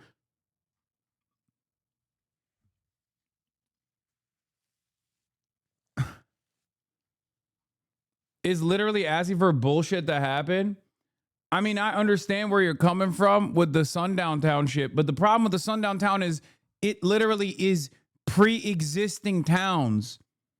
Okay? It's pre-existing towns that are designed not after the fact in bumfuck nowhere. They are towns that are literally the only towns that are the points of fucking humanity and points of civilization in between points of travel. This is like a little white supremacist enclave that has to be far removed from the rest of existence. Like, this is not even a town, by the way. There is no jurisdiction. There is nothing here. Yeah, it's Waco, exactly. It's basically self-exile. Until there is. Yeah, I don't think... Look, if it happens, then yes, you're right. If it's a municipality, sure. I don't think it's happening anytime soon, okay? I just don't believe that these fucking dipshits have any motion whatsoever.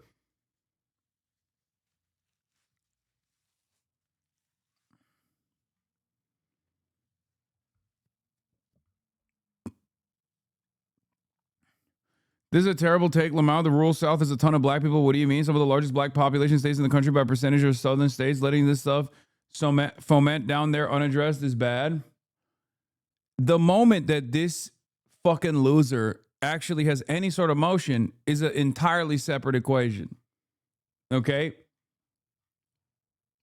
I think you guys are trying to figure out a way in which this is wrong, which it is. It's wrong fundamentally. It's a white supremacist town that they're trying to build. Okay? Obviously, like, I take issue with it. But god damn, you guys don't have to be so fucking serious about this shit. This is the future the American Communist Party wants? Yes, exactly.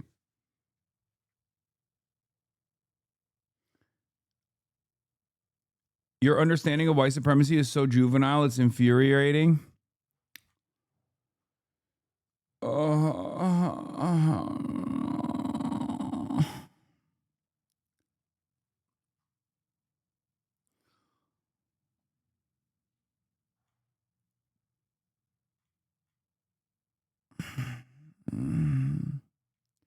It's because I am a white supremacist. I'm moving to the white supremacist town, okay? That's why.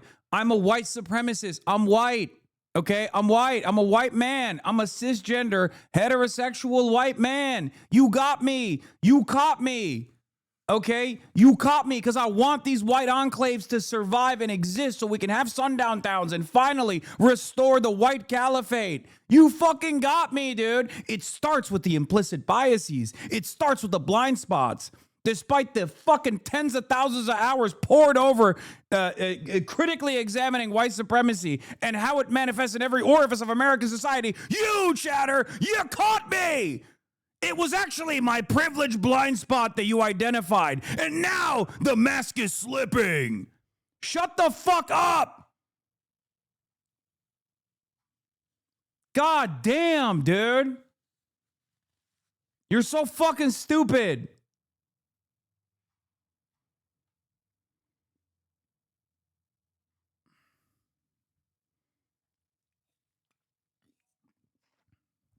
What is this like? Are you okay? No, I'm not okay. No, I'm not okay. No, of course I'm not fucking okay, dude. I can't even crack jokes at the expense of a bunch of inbred white douchebags that decided to fucking try and build a failed white supremacist enclave in the middle of fucking nowhere where they're in self-exile without a bunch of chatters saying that I'm actually blinded by white supremacist values. How can I be okay? I hate all of you. I hate the woke. I hate woke. I hate the left. I hate the woke. Fuck.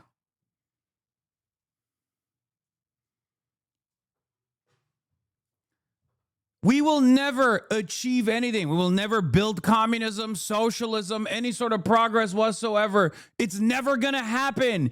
It's never going to happen. It's not happening anytime soon, regardless. But we're not even building even a modest expansion of social safety nets, okay? Because this kind of mentality is just cancer at the heart of any kind of fucking coalition building, any kind of movement building. You can't even fucking make a couple jokes without people being like, whoa!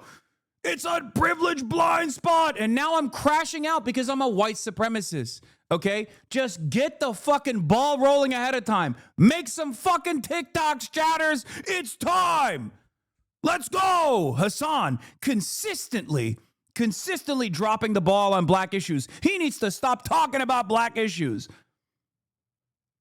It's just like you're centering your entire worldview around being a fucking smarmy douchebag.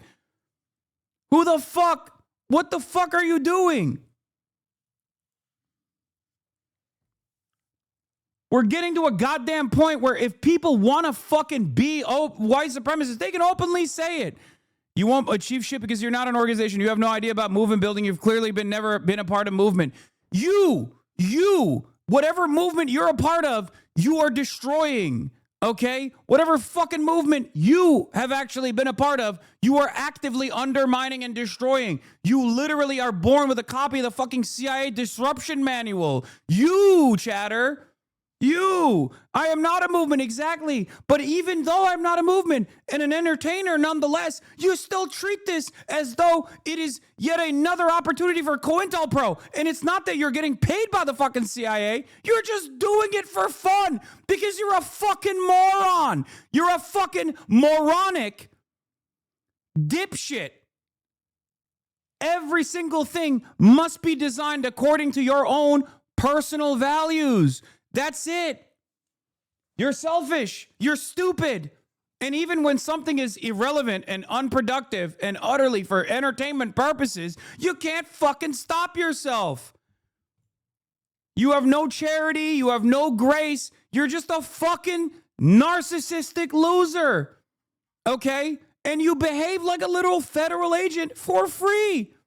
You're catastrophizing. You really have no clue you were crashing out for a place of sensitivity? I'm not. I'm crashing out because I can't fucking stand losers like you. Okay? I can't stand it. And guess what? No one can. No one can stand you. No one. You need to really stop behaving like this. Fuck, man.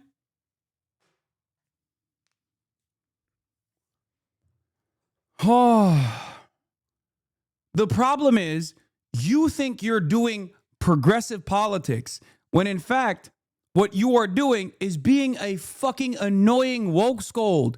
Your own personal inability to understand context, nuance, whether someone is actually joking or not, is not actually doing praxis. You're not doing praxis. You're posting in a fucking Twitch chat. You goddamn loser. Shut the fuck up. You are so unimaginably insufferable. You are not actually doing praxis right now. Please understand this. Remember, this all started because you had to argue that sundown towns are cool. You are a mentally deficient, absolute moron if you think I said sundown towns are cool. That is not a thing that I said. I actually never said that. You have to make up what I said in order to justify your worldview, in order to justify your smarmy, annoying, narcissistic tendencies. This is what I mean. Stop masquerading as though there is a real point of contention that you're advocating for here. There is none. You just want to be heard because you're a fucking loser and no one cares about your opinion. Okay? That's why you're doing this. I hate the tendency of the left to make it seem as though as long as they use academic language and emancipatory language, they can just be a fucking woke scold, boring loser who just everyone has to pay attention to. And the other problem is there are plenty of people that are going to fucking hear this shit and go, you know what? Was that person a black person? Was that person a brown person? Maybe they do actually have a real serious issue with what Hasan is saying. No, you're just being fucking insufferable and also incredibly cynical. And not only are you being insufferable and incredibly cynical, you're also lying about my positions now. If you have to justify your worldview or what you did just now by lying about what I'm saying, after spending years in this fucking community, then maybe you should really reconsider how you approach the subject matter. Why? Why do you feel the need to do this?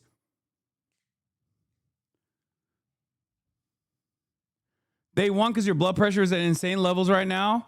Just stop being fucking weird. Stop being annoying. The reason why I pop off like this is because it literally, it's the most annoying tendency. It's the most annoying tendency that people have. It's so frustrating. Holy fuck.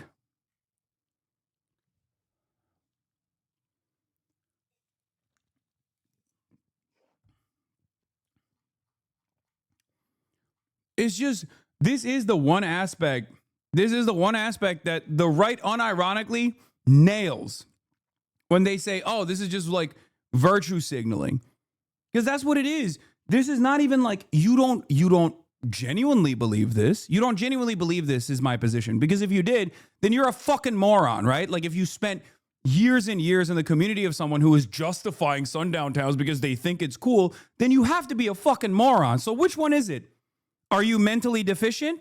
Or are you being cynical here for the purpose of winning an argument?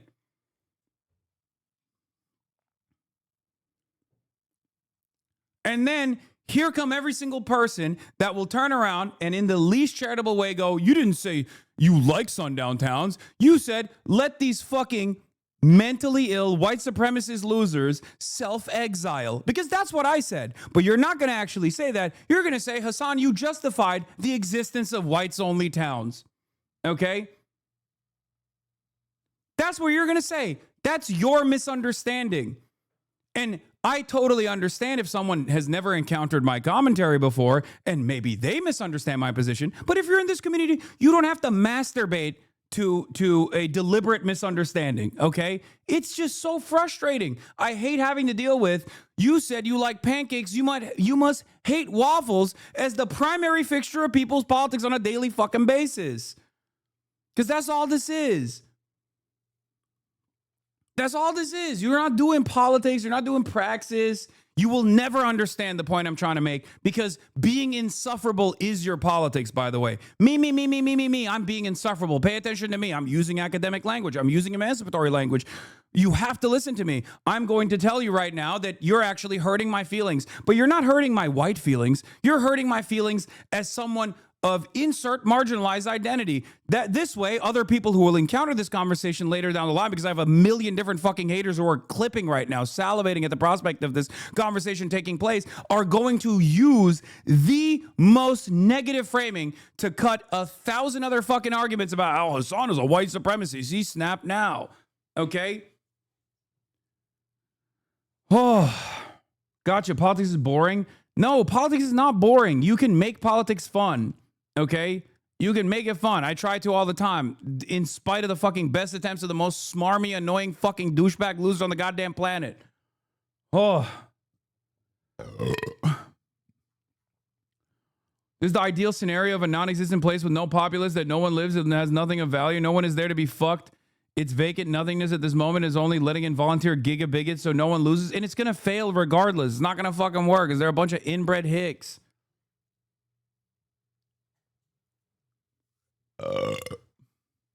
Anyway. Don't refresh their logs. They have, yeah, I know. False dichotomies. I can see this is a sore point for you, bro. I just sound like that. Haha, I don't have to try. The victim complex is so wild. I'm not a victim, dumbass. I'm not. You are. And you're also self-victimizing. And you're also just fucking a nuisance. I'm not saying I'm a victim. I'm not a fucking victim at all. I'm a profoundly privileged person who at the very least tries to use their privilege to fucking reach a broader audience and try to change their minds in spite of your fucking shitty best attempts to try to gatekeep any kind of fucking progressive movement from happening because you're a fucking loser who is a hipster with their politics. Don't ever come in here and say this is life or death for me and you don't take this shit seriously, because if this was life or death for you, you would probably not behave like this. Okay? That's it.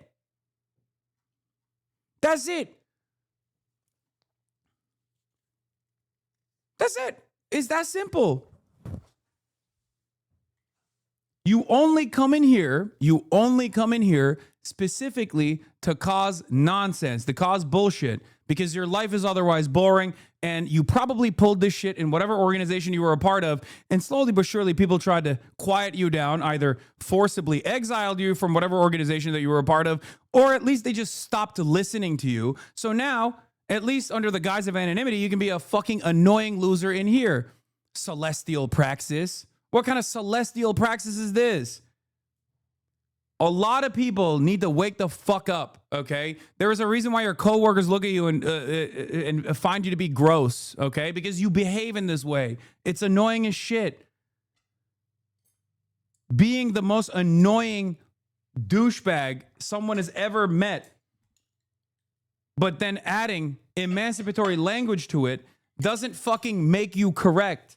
Some people wear this shit on their fucking sleeve. Oh, everyone hates me, so I must be doing something right. No, you're not. Everybody hates you because you're fucking annoying. Your politics might be good, but you're fucking annoying. Stop.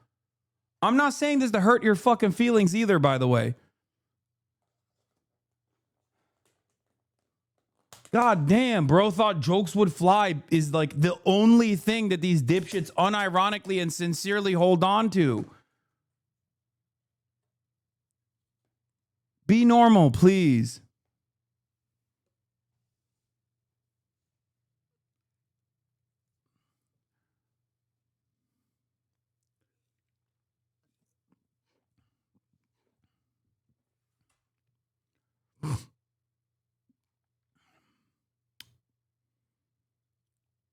Refresh chatter, he's saying more. That chatter is a woke scold ultra leftist. Then why are you crying so loud if you're not a victim? I'm loving the fan fiction. No, I'm crying so loud because your tendency is poisonous, okay? It's annoying. I could have just banned you a long time ago. But the reason why I'm actually trying to have a conversation with your terminally brain-rotted online dipshit politics is because it's poisonous. It's the same reason why normies look to us, okay? Normies look to us from afar and go, ew, gross. I don't want nothing to do with this community, because of people like yourself, because of the tendencies of engaging in like hyper scrutiny as a form of politics. Remember how we were joking about like this kind of stuff needs to go away in woke too? The notion that like people are, for example, not reacting to a movie correctly, or whatever content you're consuming actually determines what your political ideology is. Oh, this content creator is a fascist because they said something I didn't like. Like this kind of behavior is unimaginably off-putting to normal people who haven't done any reading whatsoever. Okay? And unfortunately, we can't do that. We don't have the opportunity to engage in these sorts of idiotic purity spirals. We don't have the time, and we do not have the manpower to even do so. Okay? You ain't turning this franchise around, dog. No, I know. I know it's not turning around. But every now and then I need to be somewhat off-putting to people who make this their only politics, because they are poisonous. They're poisonous for growth. They're poisonous for any sort of fucking movement. So I need to like push them away by yelling at them with the hopes that like maybe the 12 other individuals who agree with this person's worldview will then fucking turn around and say, yeah, maybe there's some truth to what he's saying. Maybe this is really off-putting, so I'm not going to fucking engage in this. I've been in mutual aid groups for over 6 years now. I've seen people like this chatter nearly tear apart groups that have been going on for 10 plus years and fed tens of thousands. Yes. And the worst part is these people literally do not understand what they're doing. Like, there's just no other way.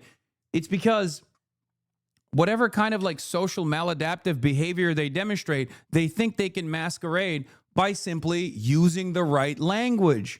Okay? You're not being fucking annoying or a nuisance. You're actually engaging in a justifiable endeavor to clean up this community that you're a part of. Like, no, you don't. You're not doing that. You're not trying to clean up the community with like any sort of moral purity or holding the streamer accountable. Okay? You're just being fucking annoying. And you want people to pay attention to you and you want to be the king of the woke. Okay? That's it. I've seen thousands of people like you come and go. Many of them become lifelong haters and then make fucking fools of themselves, like that Suki's mom person on Twitter. Okay? That's where you're going to become if you don't actually change the path that you're going down. Okay? That's it. It's because their politics are their whole personality. They think they're better than everyone else. It's pure narcissism. It is. It is pure narcissism. No wonder there's so many fucking left movements in this country that turn into cults.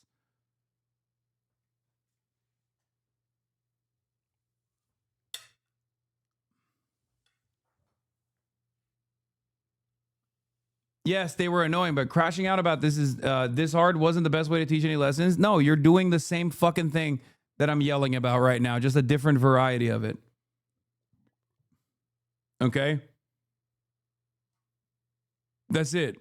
You're doing the same thing. You're just doing a different variety. I agree with you, but your methods are unacceptable. Okay, then fucking leave. I'm an eldest immigrant daughter. You think yelling me pushes me away? Do you know normal people? You hang out with streamers? I know a lot more normal people than you do. Trust me.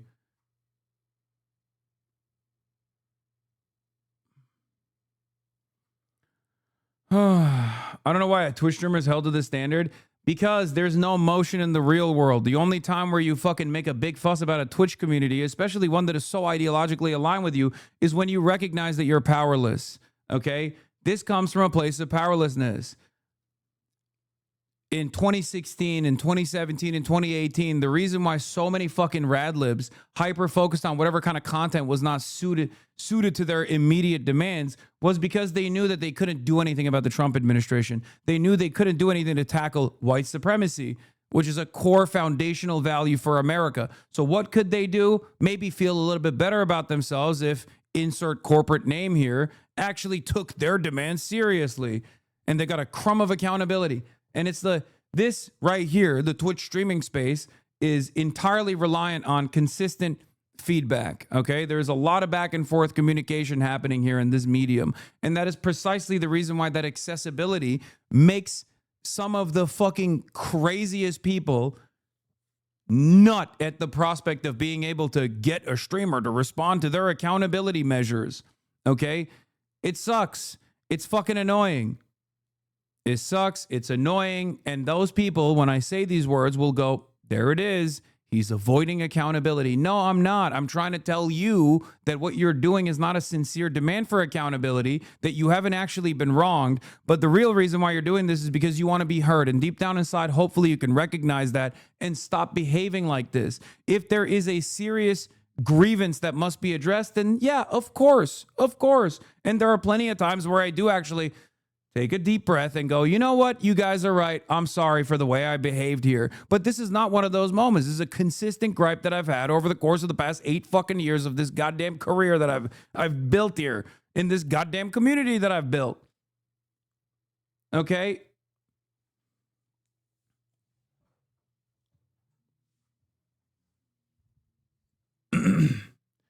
What leftists and anyone in progressive politics fails to realize that being a leftist does not make you an inherently good person. Leftism is understood primarily through advocacy for economic shifts and social programs, meaning that leftism does not address the antisocial and apathetic tendencies that a lot of people have in the and the ruin it brings to a space. Exactly. Exactly. It's great. If you're going to be a fucking loyal servant that fights against capital, then great. You know, if you're going to be a loyal servant to the proletariat, I'm right there with you. It's fucking awesome. But you can't come in here and shit around the place, okay?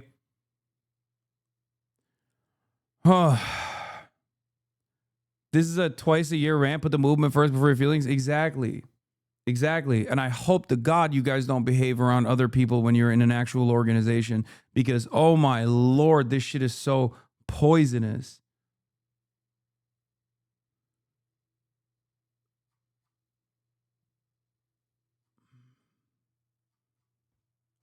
HR leftism is a great term for it.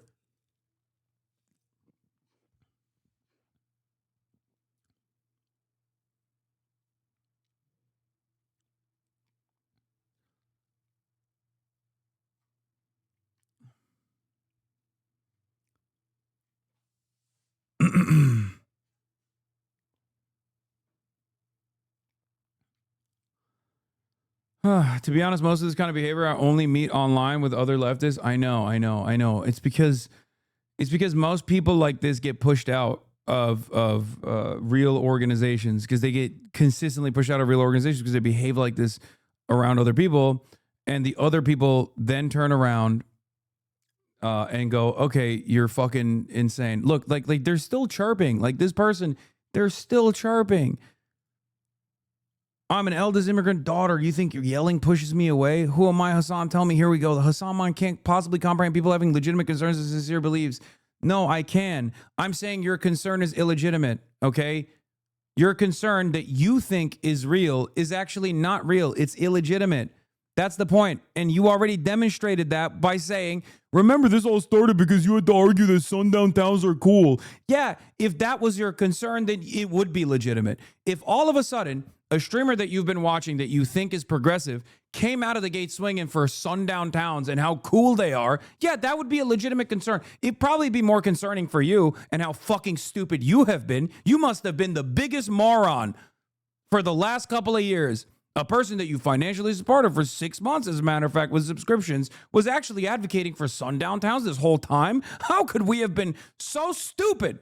How could we have been so stupid? If that was a legitimate concern, yes. The problem is that is an illegitimate concern, and deep down inside you recognize that. That's why you have to bastardize a position that I do not hold in order to justify the fucking self-aggrandizing positions that you have here, okay? That's it. It's not real analysis. I hope this is a sobering moment for you. I hope this is a moment of recognition for the way you behave, because if you behave like this in the real world, you're going to fucking push people away instantly. Or if you're going to behave like this in the real world, don't tell people that you're a leftist or a socialist. Tell them you're a fucking Republican. You know? Just go around telling people you're a Republican, and this is the fucking smarmy, annoying attitude you demonstrate as a Republican. Okay? That's it.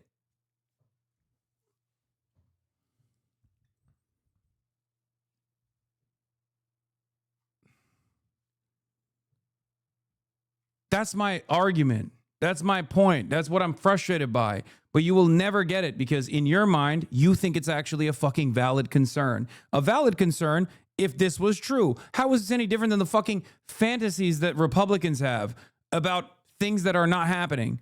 How is this any different than the reactionary ways of thinking that we make fun of with Republicans, where Republicans actually hallucinate a problem and then get really mad about it? Because you're doing that, but wokely. Oh.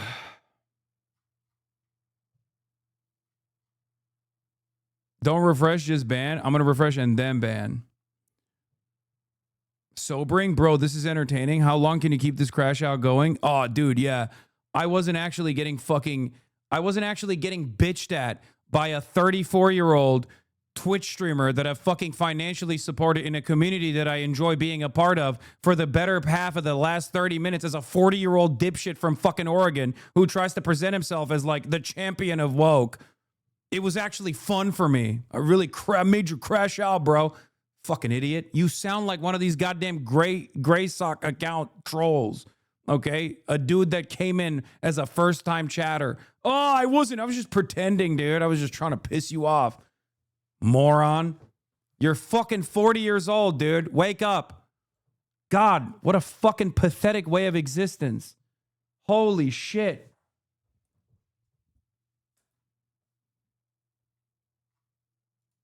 White country for the first time in the 2040s. Are you concerned about that? Of course I'm concerned about that. And look at what's happened in South Africa, right? White people used to run that country. When the tides turned and political control was given to non-white people there, people have to live behind bars and be very cautious. There's private security everywhere. But these fears aren't confined to rural Arkansas. The greatest invasion in history is taking place right here in our country. They're everywhere. In political terms, this policy is called the Great Replacement. And the name of one white minority country keeps coming up. Terrible things are happening in South Africa. The leadership is doing some terrible things, horrible things. So, indeed, Eric took inspiration from a whites-only town in South Africa for what he's building here in Arkansas. Many of us imagine, what is this going to look like when we are actually a minority? And so we see what's happening in South Africa and we say, is that going to be us? Trump has even claimed a so-called white genocide is happening in South Africa. But it's a genocide that's taking place that you people don't want to write about. Welcome to the United States of America. He's used this as a reason to open up the US refugee program to white South Africans. Something that in the US has become the butt of late-night jokes. President Trump has signed an executive order giving refugee status to white people from South Africa. You know, I could have sworn that white people had it good in South Africa. Must be the Mandela effect. Specifically, Trump is giving refugee status to Afrikaners. These are the descendants of the people who created the most diabolical system of white supremacy in human history, apartheid. I traveled to Alabama to meet one of the new Afrikaners. Yes, I know the chatter we banned is the same chatter from yesterday, woke scolding Hasan about his not knowing how to make a land acknowledgement. I know. I didn't deal with it yesterday because I thought they would be more normal if it was a other issue. But of course, slowly but surely, the very same people that start off like that. Yes. When I was trying to do a land acknowledgement and jokingly saying, like, isn't there a fucking blueprint for how you can just like do one of these things? That was the chatter who was losing their fucking mind. Yes, I know. I am very aware that that was the same fucking username.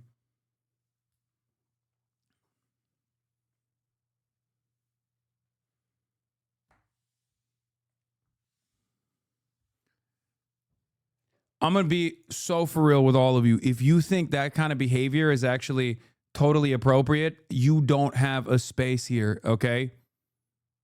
If you are the most woke person on the fucking planet, I'm always there by your side, okay? But if that's the way you present yourself, if that's the way you carry yourself, that means you are just not serious about anything and you just want your voice to be heard. You want to make a fucking fuss.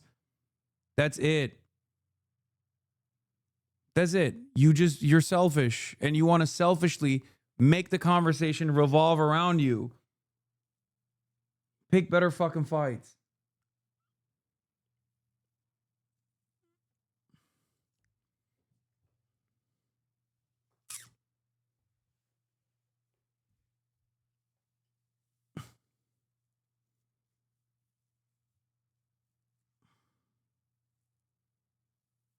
But the rest didn't act like that around the Thanksgiving table. If you think that chatter celebrates Thanksgiving, you're crazy.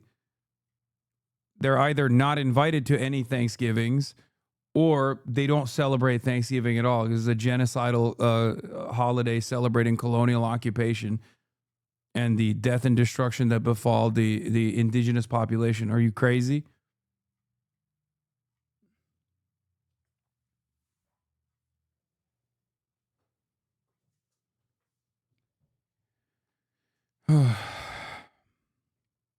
Refugees. Errol, how are you?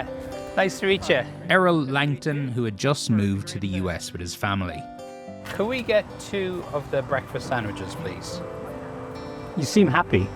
I'm very happy. Happier than I've been in a long time. Yeah. Less stressed as well.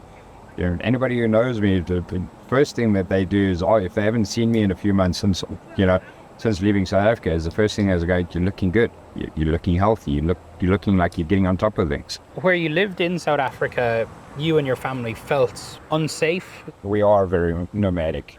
So we've lived in multiple locations as a family. And in multiple locations, I've had the same kind of sense of, I'm just waiting for something bad to happen. Yeah. And I've had bad things happen. In 2003, Errol says he was stabbed 15 times in his home. He says the intruder was black, but he doesn't know if the attack was racially motivated. Is there a white genocide in South Africa? I feel that's a little bit of a loaded question because genocide, the definition of genocide is such that you can interpret it any way you want. Do I believe there's a white genocide? Yes, I do. They want it to be a black country. And if that's not the definition of genocide, I don't know what is. Again, it's not always just about murdering. The term is eradication, by whatever means. So how has the idea of white persecution in South Africa taken such a strong hold in the US? I think one could say that a lot of the problems that we experience in South Africa today might be experienced by countries like America in the future. A lot of it is down to this man, Ernst Roots, an Afrikaner who's made multiple trips to Washington, D.C. and has appeared all across conservative media. Especially farmers in South Africa, white farmers in particular.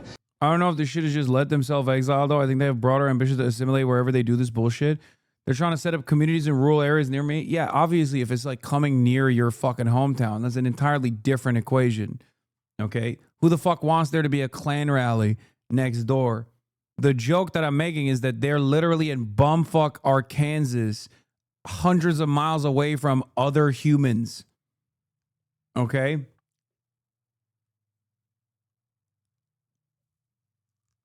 The entire point of sundown towns that are, and how damaging it is because it's the only fucking, it's the only town with its own municipality, its own municipal structure, with its own cops, running water in a large stretch of road. This is not even a town to begin with. And it most likely will never become a town.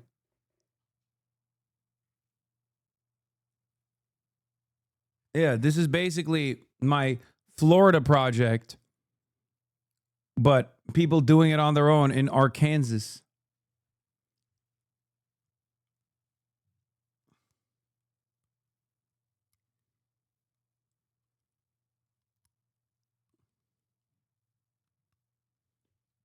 Any word on the genocide in Sudan, or is South Africa the only country in Africa that matters to you? Chatter, I have done a lot of coverage on it. If you're sincerely interested in hearing what my thoughts are on Sudan, then I highly recommend you watch any number of different YouTube videos that I've done on this. Is it true that Hasan is worth over 150 million, or was the person saying that lying? Why is someone spreading that he's worth 150 million? Has Hasan ever visited sub-Saharan Africa? Why are you against visiting sub-Saharan Africa? Huh. Yeah, I'm not worth 150 million. I'm worth 150 billion.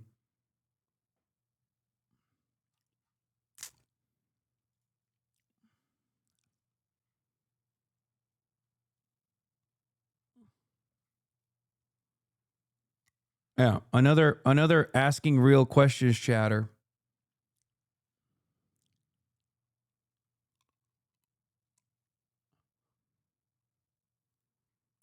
Yeah, it's with a B, not a M.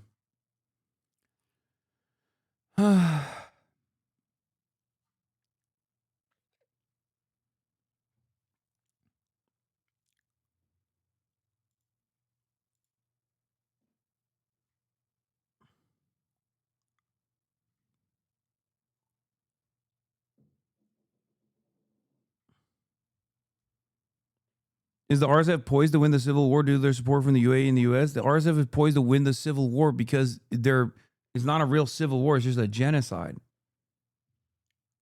But yes, due to their support from the UAE and the lack of interest from the rest of the world to actually address any of that or even offer any punishments to the United Arab Emirates.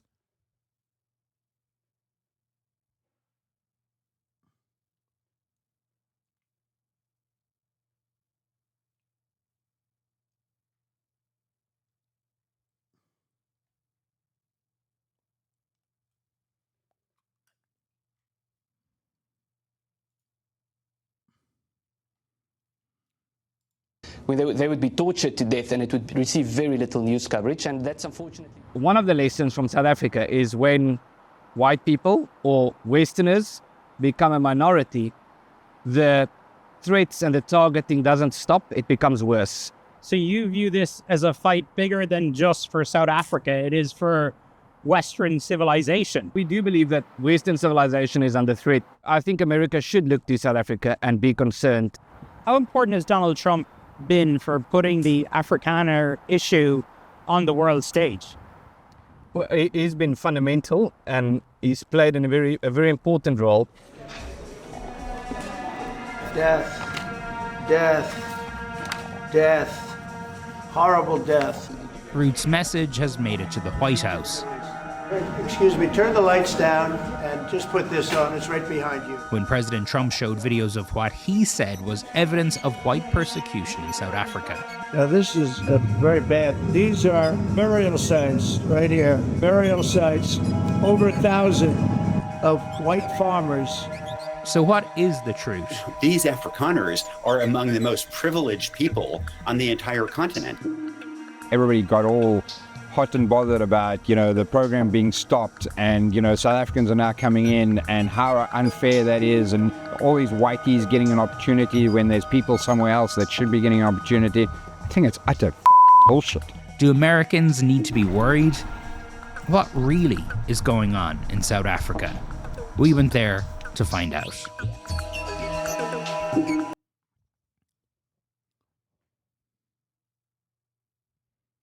Someone I used to be friends with when I was a kid believes this shit is so depressing. Oh my God.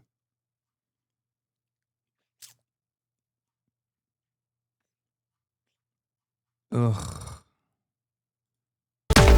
Website not found. Following an exclusive News Channel 5 investigation, 2 notorious websites used by neo-Nazis targeting children are now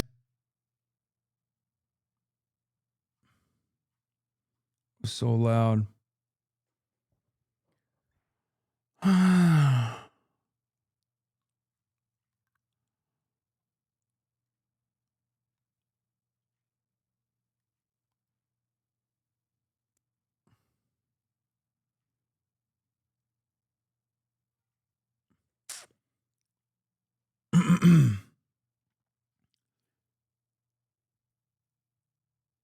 Sky News actually made a doc on the whites only community, 1.7 million views. All right, let's watch it.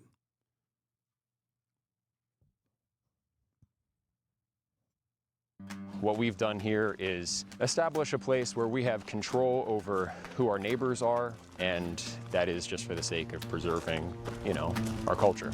And that culture, effectively, we're saying this is a white culture, a white... You sound depressed? I am depressed. How can you not be? Everything is shit. The world is fucking falling apart. Racists are winning, okay? Everywhere. And dumb fuck leftists are mad at a fucking Twitch streamer. And even and a much larger, I promise you, tomorrow and the day after tomorrow, you will see reverberations of this conversation that took place. Because anytime I pop off on a dumb fuck chatter, the most annoying douchebags that self-identify as fucking leftists or liberals will make endless amounts of videos off of this shit, okay? And slop tubers will farm it. Hasan is crashing out. Hasan is getting canceled by his own community. Tens of millions of views.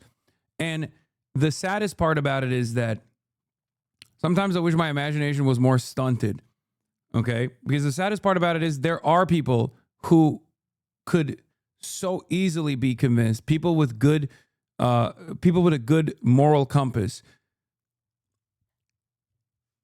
that would otherwise be like, oh, let me check in to see what this guy was saying. Those guys will watch those fucking brain-breaking, thought-terminating slop tubers and go, yeah, fuck this guy.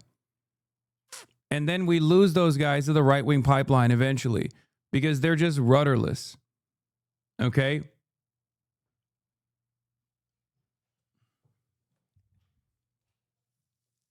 That's what I'm sad about. That's what I'm always sad about.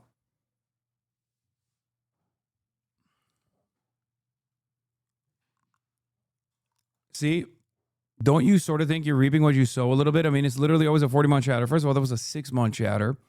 These are the people you created, homie. The chickens are coming home to roost. Like, it's all of these, for the record, all of these fucking losers that behave like this, all of the fucking hyper scrutinizing, endless puritanical spiral enjoying leftists actually give Asmongold's audience a fantastic opportunity to sit around and jerk off about how fucking dumb we are on the left.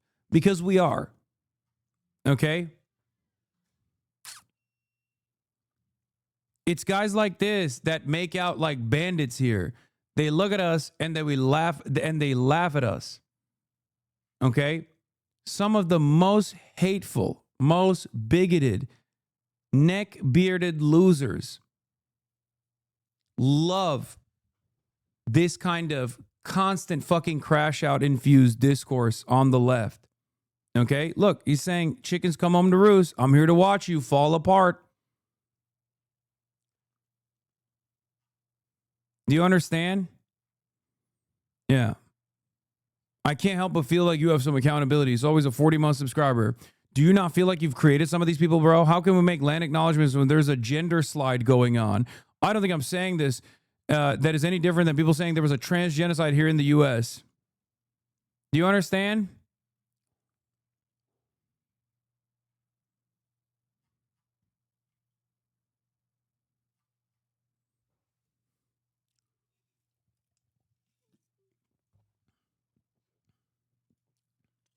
Do you get it?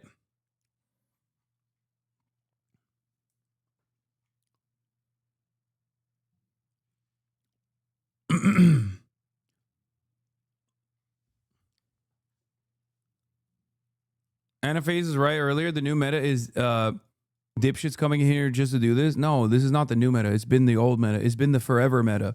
It's just that every other wave of like quote unquote fake cancellation leads to more and more people doing this for fun as a sport. You understand? I wish people in the extremely online left would be a little bit more critical in the way that they operate, in the way that they behave.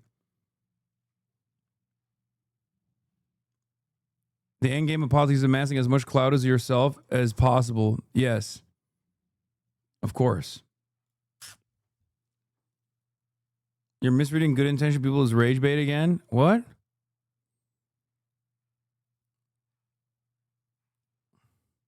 You think this is a good intention person?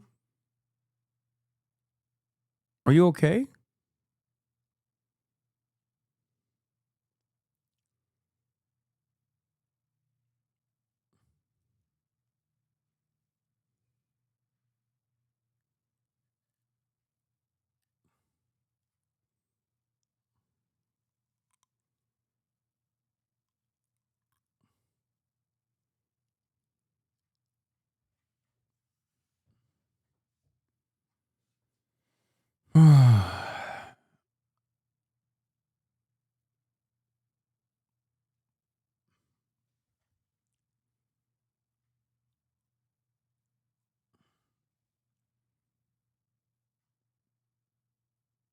With all respect, this was a weird hill. The left is not losing well. With all respect, this was a weird hill to die on.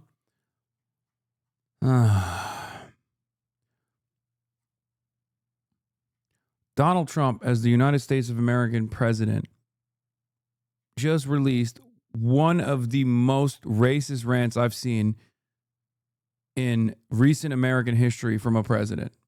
Okay? in the aftermath of 2 National Guardsmen being shot by a CIA death squad guy from Afghanistan. Turned around and shifted the blame over to Muslims, just openly, just saying Muslims, Somalis, they're invading this country. We're going to shut off shithole third world nations from coming into the country. I mean, just pure white supremacy. Okay? We're living in a state that is like bouldering in the direction of fascism, and you're over here being like, the left is not losing. What the fuck are you talking about? Like, sure, there's a lot to be hopeful for in terms of organizing, but let's be fucking real for a goddamn moment.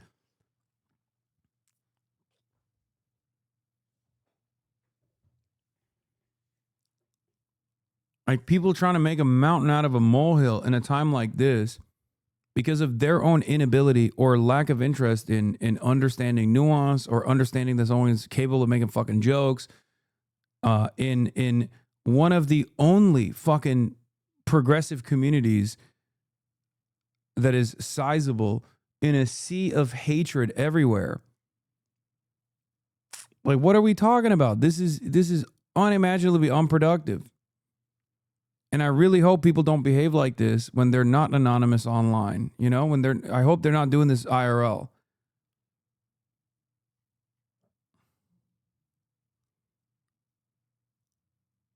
It's crazy. We're not going to build shit.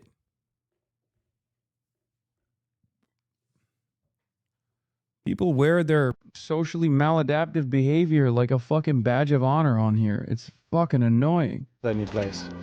White American culture.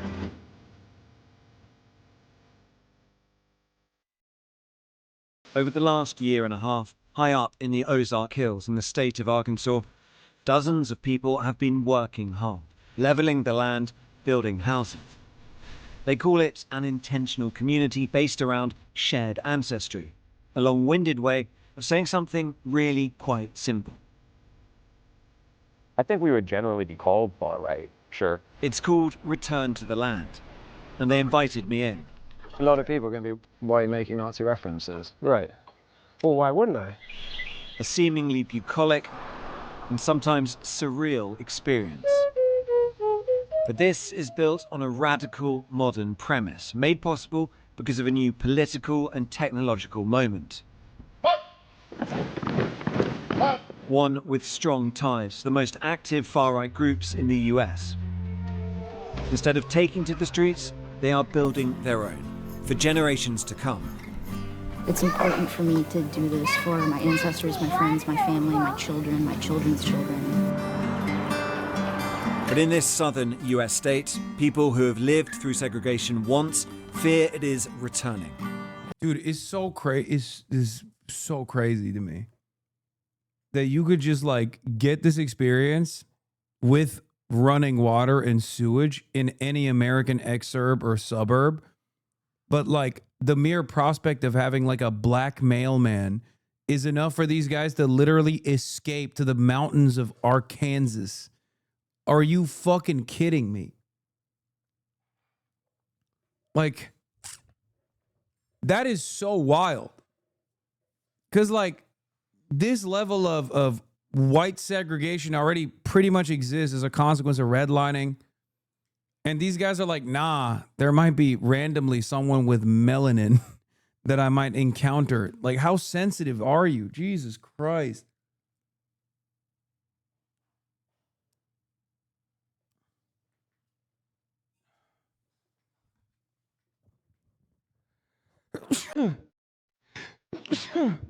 Oh, fuck. When you hear things like that, it causes you to be fearful. And you don't know who to trust.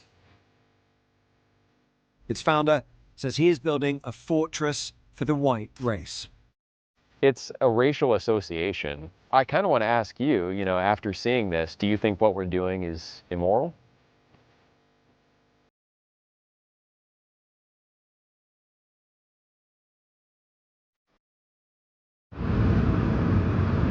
Arkansas, in the southern United States. Welcome to Little Rock, where the local time is 4:27. For the last few years, I've been exploring how an ethno-nationalist movement has been organising online. This guy... A network that aims to define... This is the perfect journalist to send there. They're going to be like, oh, you're one of our own. Welcome. Countries by ethnicity, but which links across borders. And this is the place that one group has chosen to put that into radical, real-world action. You want a white nation? Build a white town.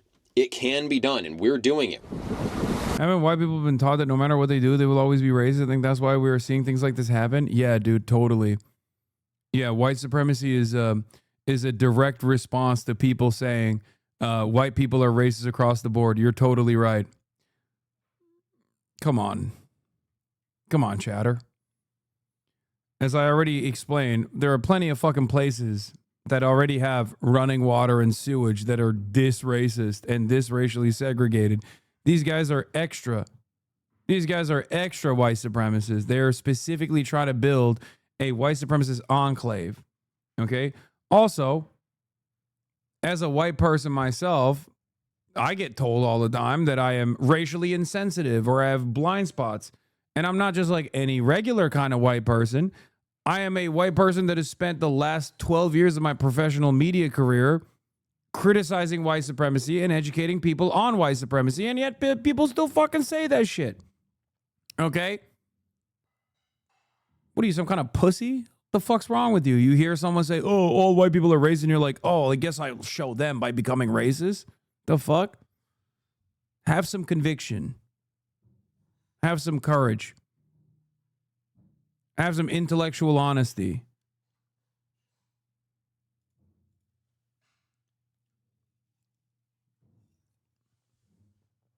I can't stand people that go, you've given me no choice but to become the racist you always suspected me of being.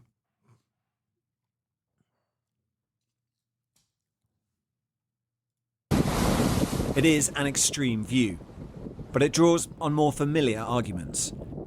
That mass immigration is out of control, that Western societies are in danger of losing their fundamental character as a result. So one of the arguments here is that this isn't about persecution of an ethnic identity, but protection of an ethnic identity, and that identity happens to be white. So we're going here now up into these pretty remote woods to really put that to the test. We are driving deep into the Ozark Mountains. The group's leaders are not from Arkansas, and they've chosen these remote parts for a reason. All the locals I spoke to knew only a little about the group, if anything. I don't necessarily agree with it, but that's not my choice. Yeah, but do you think they should have the freedom to do it? That's what they want to do. I think it's kind of a little fishy around here, but just be safe. The leader of the group is called Eric Orr, and he's invited me to spend a few days with them. Hey, Eric. He insists what he is doing here is entirely legal, and that's key, because if it is, it could be a blueprint for many other communities to come. Welcome to the Ozarks. Thank you very much. What we've done here is establish a place where we have control over who our neighbors are, and that is just for the sake of preserving, our culture. And that culture, effectively, we're saying this is a white culture, a whites-only place. White American culture. Yeah, not just white, but white American. But what this sounds like is bringing back segregation. Is that a fair assessment? Well, I mean, it's free association. So we're not... Wait, what do you mean it's free association? Okay, so a black person can freely associate with you? I mean...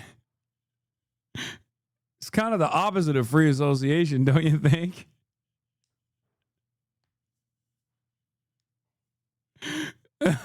It's so funny. See, he's still trying to be woke while being a Nazi. Is fucking hilarious.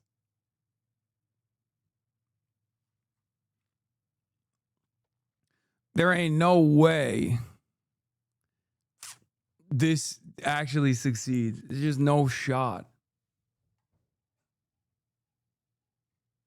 Not trying to keep other people down. This is a small settlement in the middle of the Ozarks. But they are being kept out. Well, I mean, you don't let everyone into your home. 160 acres taking shape, forest cleared, roads laid, cabins built. Around 40 people live here. Hundreds more from across the world have paid to be members. And I'm intrigued to find out what motivates people to give up their old lives for this. We met here. Oh, you met here? I guess he came here. I met her on like day 3. So. Oh my God, what a story. It beats Tinder, doesn't it? Like. Yeah, right? Yeah. David and Caitlin not only met here, they It got married. beats Tinder, doesn't it? Is a brother, you are in a white supremacist enclave. This is a cult. That's crazy. What do you mean it beats Tinder? Married last month. And they wouldn't be here without social media. Somebody had posted a video of Eric. Yeah. I saw videos of them actually building stuff on Oh my God, look at celery, carrot, the worst hamburger I've ever seen. Okay, it's over. Brother, you can't even make a good burger. Like, you can't even have a good grilling session. The fuck is the point, dude? The fuck is the point? You deserve to eat the shit burger for the rest of your goddamn life in your bumfuck white supremacist inbred enclave, dude. God damn. God damn, this shit is so ass, bro. Imagine being so fucking racist. You moved to the mountains of Arkansas, bro. Holy shit. Destined for a lifetime of eating the worst food of all time. Oh.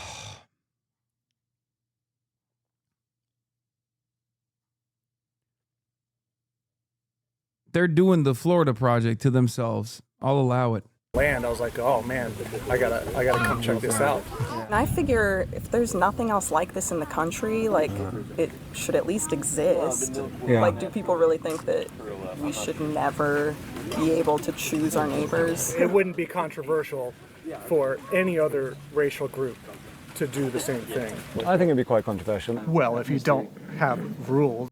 Yeah, like this guy's gonna be like, oh, well, what about Chinatown? It's like, first of all, any sort of enclave of that sort was created as a matter of protection because there was also real harm being done. No such comparison exists with white people in a country like the United States of America, a white nation, okay? A nation founded through genocide of the indigenous population by white Anglo-Saxon Protestants, okay?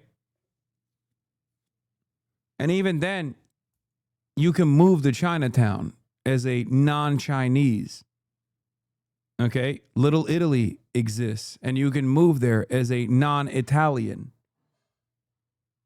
The difference, of course, is that not only are white people, or at least like, people of European white heritage are not being attacked or systematically eviscerated or harmed or bullied on the virtues of whiteness in a country like the United States of America.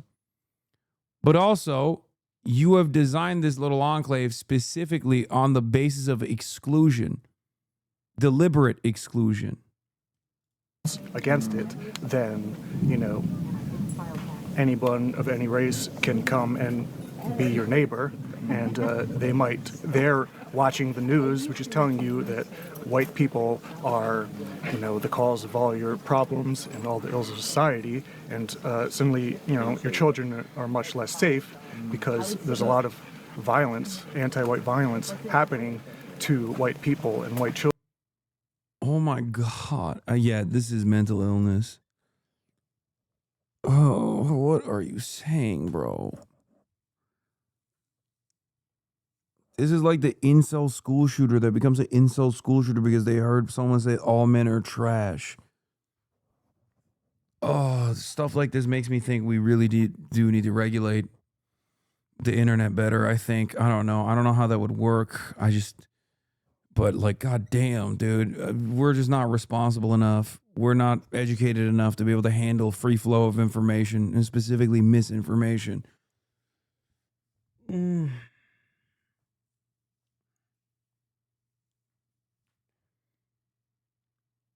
He said white people are actually under attack, dude.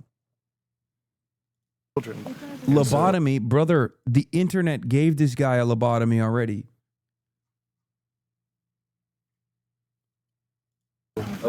Specifically sort of motivated by racism against white people. What sort of things? The heavens are about to... Yeah. I'd like to continue talking, but the rain starts and it comes down hard. The residents shelter in their cabins and night falls. The next morning. This is how the average weekend works at Return to the Land, or RTTL. What they call a work party, made up of residents, but also new recruits who have come to check out the project. It is hot, hard work. To join RTTL, you have to sign up to the Private Members Association, or PMA. And there are strict criteria for membership, as Scott Thomas, a board member and one of the founding fathers here, explains. You have to be a PMA member to live here. Yeah. So you have to be someone of... White man never see a piece of land that didn't need a fence, even in the middle of nowhere. Yeah, who's coming over, man? Who are you fencing out? European heritage. The group's logo, based on a Nordic rune, draws on that heritage. It is the PMA that the group believes makes this all legal. Once members have been vetted on ethnicity and other grounds, they can buy shares in the Limited Liability Company, or LLC. That's got it. Those This is a shares scam. Okay, this is 100p a scam. translate to acres of land that they can build on. Peter Seri is the brains behind the legal side of things. Civil Rights Act is there for a reason, and this is a way around it. Yeah. Do you think you'll survive contact with the legal system, the courts, if it came to that? Hopefully. Do you think it's racist or not? Do you reject that term? Do you embrace it? I don't know about that term. I mean, people use it in a lot of different ways. I'm sure there's a lot of people on the internet who would call me racist. I don't really know or care whether that term applies to me or not. Maybe. Scott, what do you think? Oh, wow. He's not automatically claiming he's not racist, you know? Yeah, we know, brother. We get it. Yeah, I almost don't know what racist means anymore. Like it's... You call it racist. There's a prejudice towards someone who's from a different ethnicity. Oh, well, actually, the modern definition of racism, according to critical race theory, all white people are racist automatically. Oh.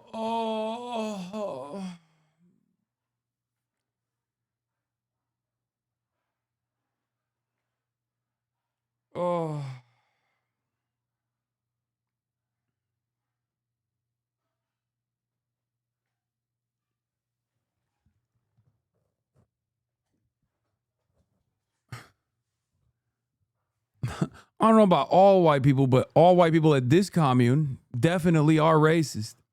Because it's a whites only, white supremacist enclave led by a guy who won't even say, I don't know about racism. I mean, maybe I'm a racist. Who knows?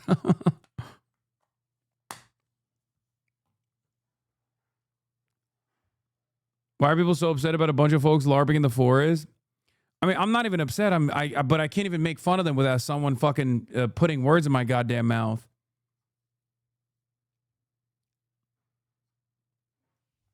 I mean, it's just a congregation of open neo-Nazis. You know what I mean? They're not just like Boy Scouts. They're also organizing around white supremacy. Let's be real.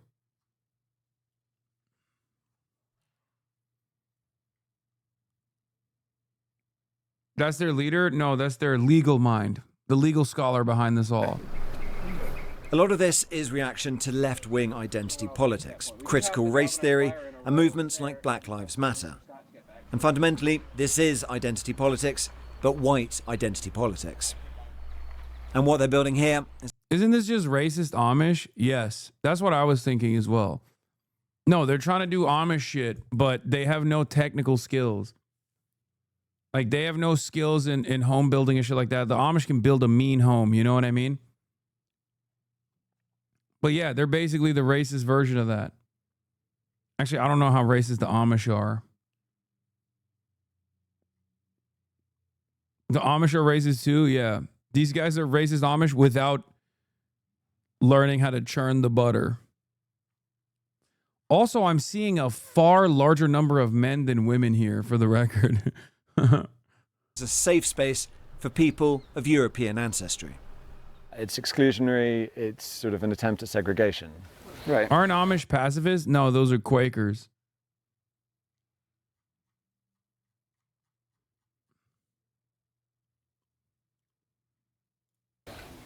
Is that fair?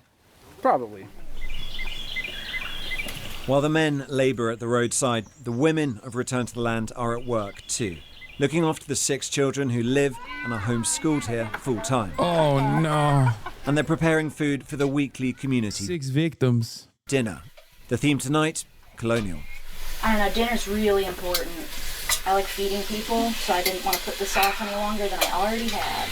Back in the day, Hey, no, wait, come on. No spices? For real? Are you actually? when we Come first on. got Spice the them land bad boys, here, there please. were only about 5 guys. Oh my God, it's real. It's not even a joke. She's just not putting no spices on that. I was living 40 minutes from here, and Jennifer was the first, family to be on the road full time. So we started community dinners back then, and it would be pretty relaxed because there weren't many people. But it is nice. It's slowly growing. So. They've come here to live for a variety of reasons, but their dedication to the mission is absolute. My name's Nikki, N-I-K-I, I'm 32. Cool. I'm a lady. My name's Allison, A-L-I-S-O-N, I'm 29. Right. And Caitlin, C-A-I-T-L-I-N, I'm 31. I think people just have a large misunderstanding of what's happening here. Yeah? Yeah. What's the biggest mistake? No, I think people totally understand what's going on. What do you mean? It's a white-only enclave, man. Designed by white supremacists. The fuck do you mean? What's the misunderstanding? Understanding. Well, that we hate everyone else. She's gonna be like, well, we do put spices in our food. I mean, I use salt and pepper, for example. Yeah, it's not about that. Yeah, by any means. It's a loving movement. I mean, on that aspect of it being loving, I suppose the counter argument would be it could be a very loving community. I don't understand. Like, why are they trying to wokeify white supremacy? Just wear it on your fucking sleeve. I mean, you are wearing it on your chest. You got a Nordic rune on every fucking... You got a Nordic rune that says whites only on every tree. What do you mean? No, it's a misunderstanding. We're actually woke. It's just funny because, like, I keep reiterating this, but it's Arkansas. It's Arkansas. There are already, it's like a sundown state for the most part. So the very fact that you were like, no, because there might be like some brown people around that you basically decided to self-exile to the mountainside is you're extra racist. Like, how is that possible? How is that possible? It doesn't make sense that you would just still be like, no, I'm actually not. We love everybody. Yeah, because they think leftist woke is making America fail. They're a white woke. Okay. If you're part of the community, but if you're black, or if you're Jewish, or if you're gay, you can't be part of that community. They can have their own communities, and they already do. And I think that's great for them. If other people are allowed to do it, I don't really see why whites aren't allowed to do it. It doesn't make any sense. But the goal is to have lots of these communities, and for it maybe not to be rural, for there to be cities on the same basis, right? Yeah, that would be neat. I look forward to seeing how this movement grows over time. There are other ways to increase numbers. Nikki, Caitlin and Allison all met their partners at the community. And RTTL is explicit about this. It has an online fundraiser to give cash rewards to parents of newborns as a means to incentivise population growth. Just before we arrived, they had donated $1,000 to a family for having their 6th child. Is that part of the mission as well, to sort of have big families, to make the community bigger? Is there a sort of pressure there? I don't think so. I don't feel... My best friend's a comms director for an Arkansas House rep. He said that place is in Crawford's district and we make fun of him for it. Dude, even the racist Arkansas reps are making fun of these guys. Making fun of the reps for having these dudes in their district. That's awesome. They're like, we're the regular kind of racist, not whatever the fuck these guys are on. Is it going to be a Netflix documentary after they have their first commune shooter scenario? Oh, you mean a school shooting, a homeschool shooting?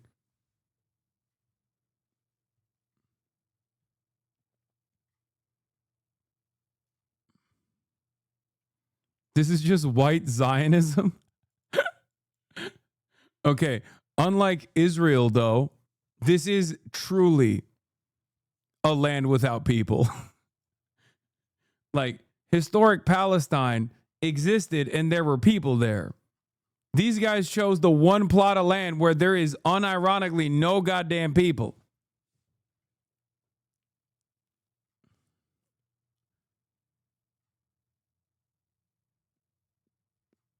This holler was promised to them 300 years ago. Particularly myself, I don't feel any pressure to like have a big family. I think there's a kind of expectation here that you do want to, as part of helping grow this thing, that you're going to have kids.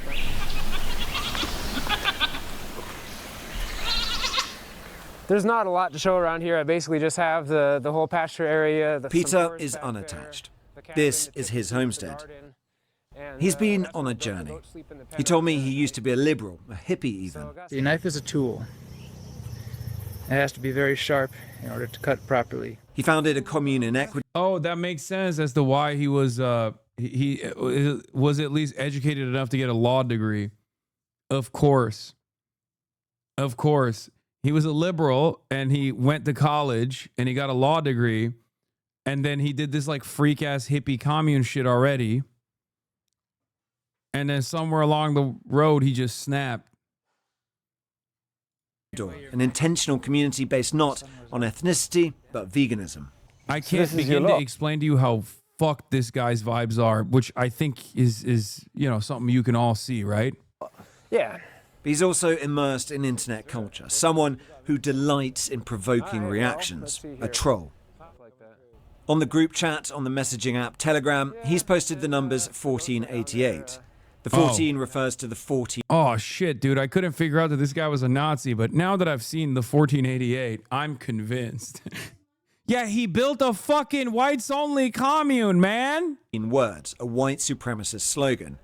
And H is the 8th letter of the alphabet. So 88 means HH, which means Heil Hitler.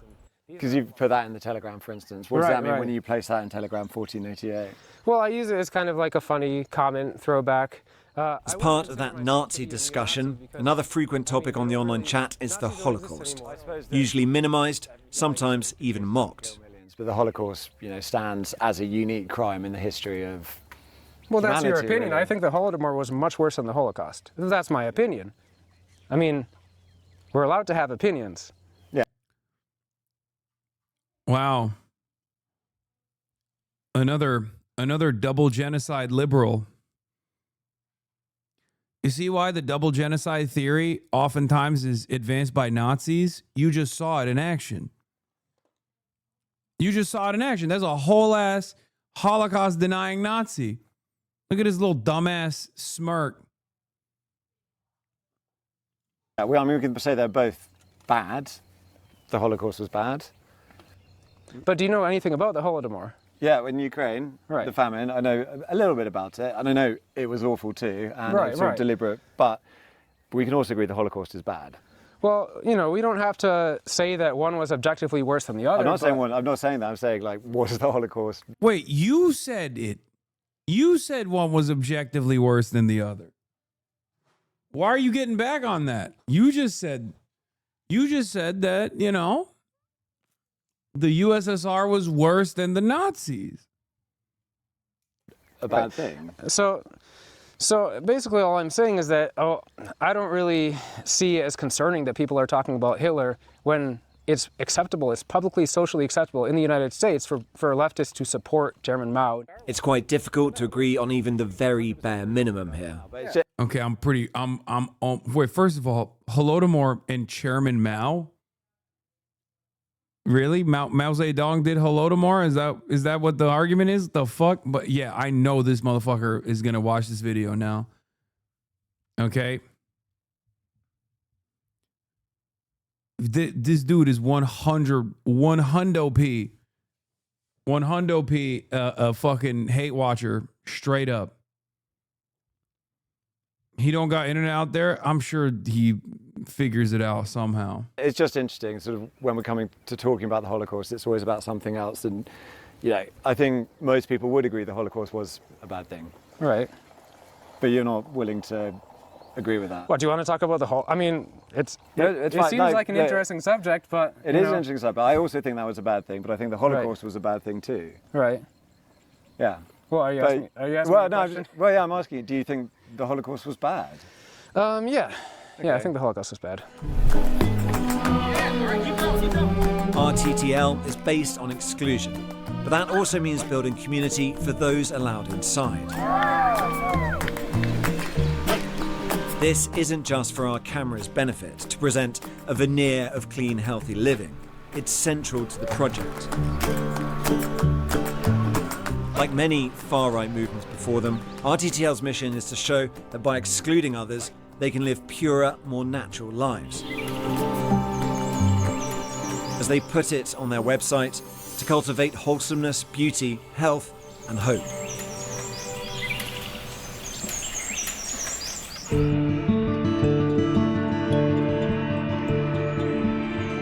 Let's talk about hope. As much as RTTL might like, they do not exist in a separate world. Pocahontas is the nearest town to the settlement. And hope means something different for Pat Johnson. I'm Tom. I'm Pat. Oh, you're Pat. Lovely to meet you, Pat. How are you? We met her before we went up into the hills. It was about 25 students that attended school here. And the on whole and time, off. yeah. Mhm. So it's really tiny. And there you are. Yes. Second from bottom. How old are you in that photo? I don't know. I think probably about 12 or 13. This is the school she attended in the 1950s, a school for black children only, because she was not allowed to be educated with white people. Unlike the members of Return to the Land, she is Arkansas born and bred. For the first 15 years of her life, she lived under segregation. We could not go to school together. We couldn't eat together. We couldn't do everyday things together. Each day that you leave your home, you are under rejection. And Pat had hoped those days had gone. When you hear things like that, it causes you to be fearful. And you don't know who to trust. When I explain what Return to the Land is doing, just half an hour's drive away, she's not so sure. And in her eyes, there's one main reason for that. And I feel like that's the change of, and I'm just going to say, I think it's the change of our presidency. That's what I'm going to say, because I feel like that's where the change is. It's allowing people to have the right to be open for hatred. That may be a feeling, but it is also backed by the data. These are all the white supremacist incidents, demonstrations, leafleting, recruitment drives, meetups over the last 4 years in the US, tracked by ACLED, an organisation that monitors violent conflict and protest. There has been a dramatic increase over that period. It has become a background thrum of nationalist activity. Patriot Front is the most active white nationalist organisation in the US right now, according to ACLED. Its leader is Thomas Rousseau. Foreign races have never successfully assimilated en masse into American culture. Bro, you're not even a human. You're a hobbit. The fuck do you mean foreign races? How about foreign species, brother? Oh my God. Go back to the Shire, bitch. Fuck you mean? Oh, I can't go on, Frodo looking ass. Bro, what the hell? Oh my God.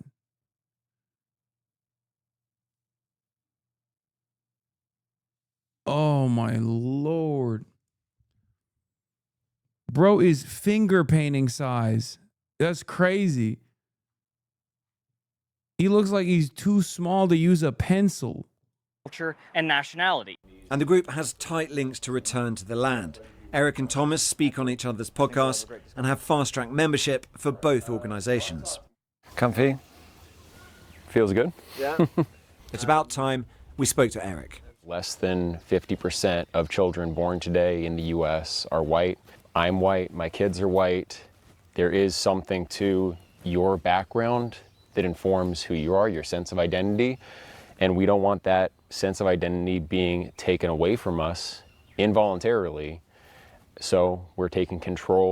How is that, like, how could that possibly be taken away from you involuntarily? Like what? The elusive Latina? Is that what's going to happen? Like they're just going to trick you? Like what do you... Whiteness is a socio-political construct designed around purity and its proximity to blackness. There can't be like a white genocide through miscegenation. It's not a real genocide. It's just people behaving as normal people do and just not being as racist as you.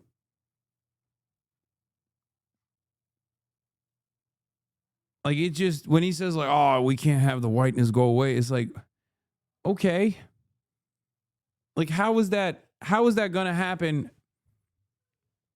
without enforcement? The only reason why there was some semblance of racial purity for a very long time is because of the exclusivity and the rules against miscegenation.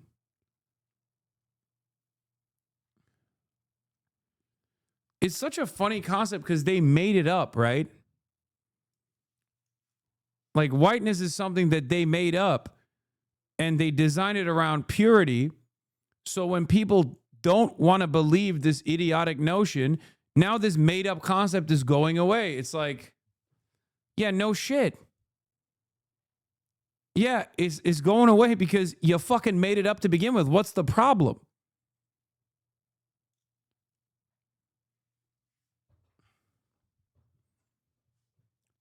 Everything in the world is made up. Okay, well, some made up concepts are good and helpful, like the passage of time and being able to contextualize it. And then some made up concepts are fucking idiotic, like whiteness, designed around genetic purity, okay? Or a made up concept such as phrenology, scientific racism.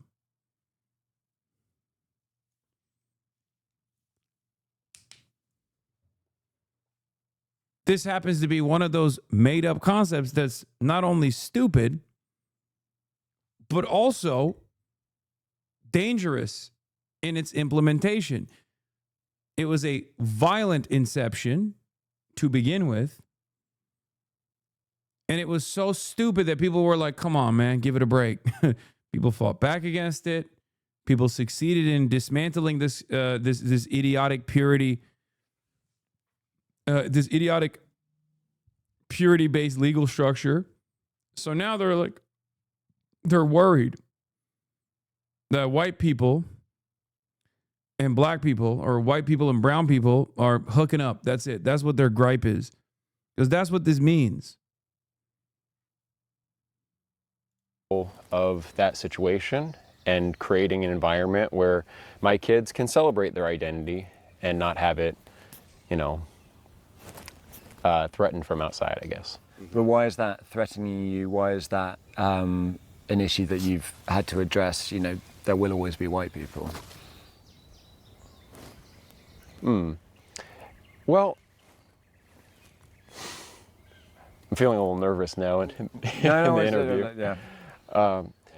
We are forced to accept people into our neighborhoods, into our businesses, and into our lives who won't share our background, who won't share many of our cultural priors, even moral priors. We don't have a rule stating, if you have X amount of non-European ancestry, you're definitely out.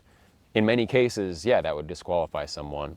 were I to apply to the PMA and my views were different, I'd probably be allowed in. Do you think that's likely? I know it's a case-by-case basis, but just off the top of your head. Yeah, possibly we would accept you in the PMA.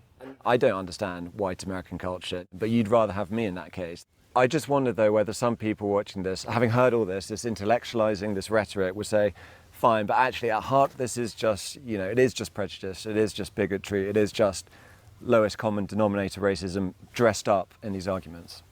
And I would just question the moral frame. Why is it wrong to identify with your own people, want an integrated culture where you can be yourself? Just to boil it down to what for you is the definition of racism? Dude, small b and white supremacy is so crazy.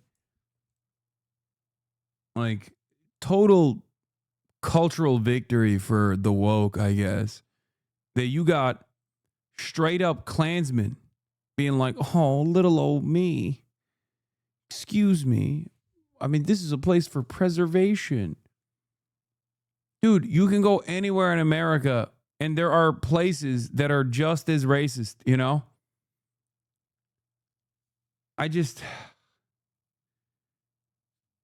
it's so crazy. It's like, oh, well, us white people, we need a safe space. Really? Really? Yeah, you got one. It's called the country club, Pretty much everywhere you go is a safe space for white people. I just don't, it's called Boston.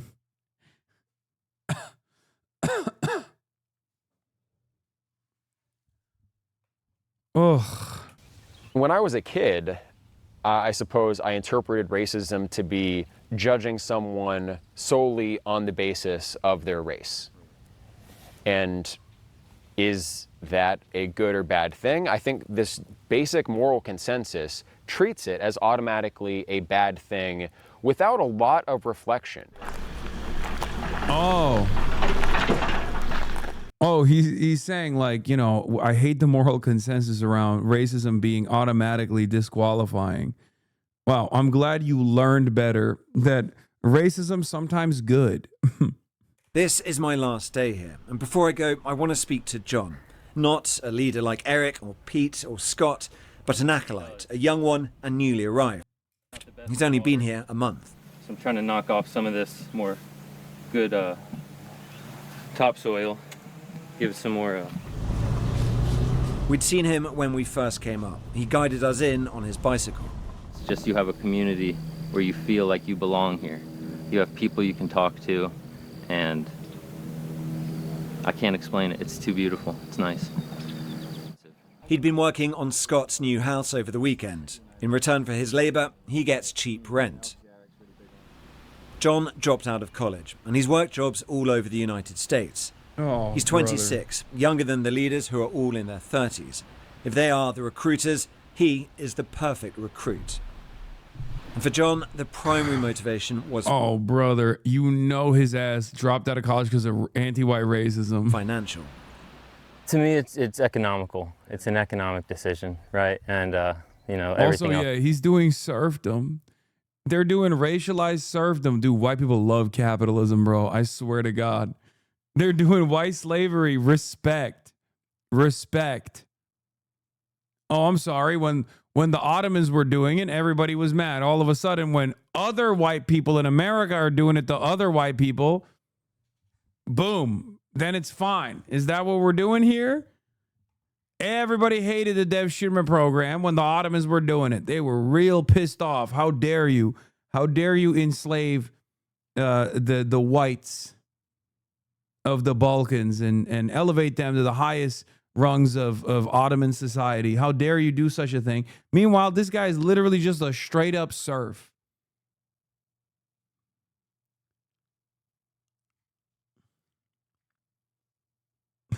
Yeah, he still pays rent too. It's even funnier. It just kind of falls in line.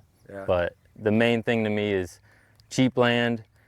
Everything else is a bonus. You've got 2 levels here. Yep, got a loft up top, and this is the main area. So living area down here. So it's quite comfy, right? It is quite comfy. As for excluding people, I don't see it that way. We're trying to We're trying to embrace our culture. Bro, we can't even escape landlords by moving to fucking racist ass bumfuck nowhere. Yeah, that's the craziest thing, dude. Like being relegated to permanent renter status and as a serf in 160 acres of untabbed land is wild. Like at no point did you realize like, hey, motherfucker, let me build my own house in one of these plots. Nope. You're supposed to be a serf in racist land. That's awesome. That is awesome. You are such a fucking loser, dude. You are so stupid. Like you could have done this in every other formation.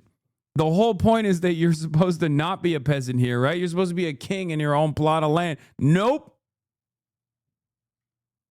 Yeah, sidekick in your own dream type shit. Exactly.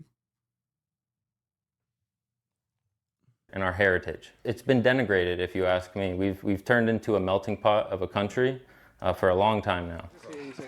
There is one last thing before I go. A concert put on in honor of our visit. This first piece that Peter and I are performing, it's called The Virginia Colonies by Fred Cooper. The English governor returned to take his place.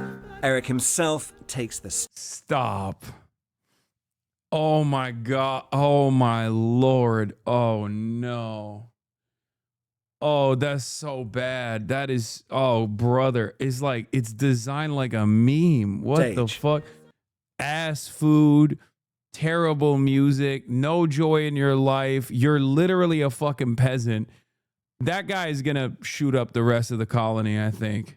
This is a Baroque flute, also known as the German flute or the penny whistle. It was a very popular instrument in colonial America. It's not easy to look tough with a flute, even if it's German. But the audience is rapt.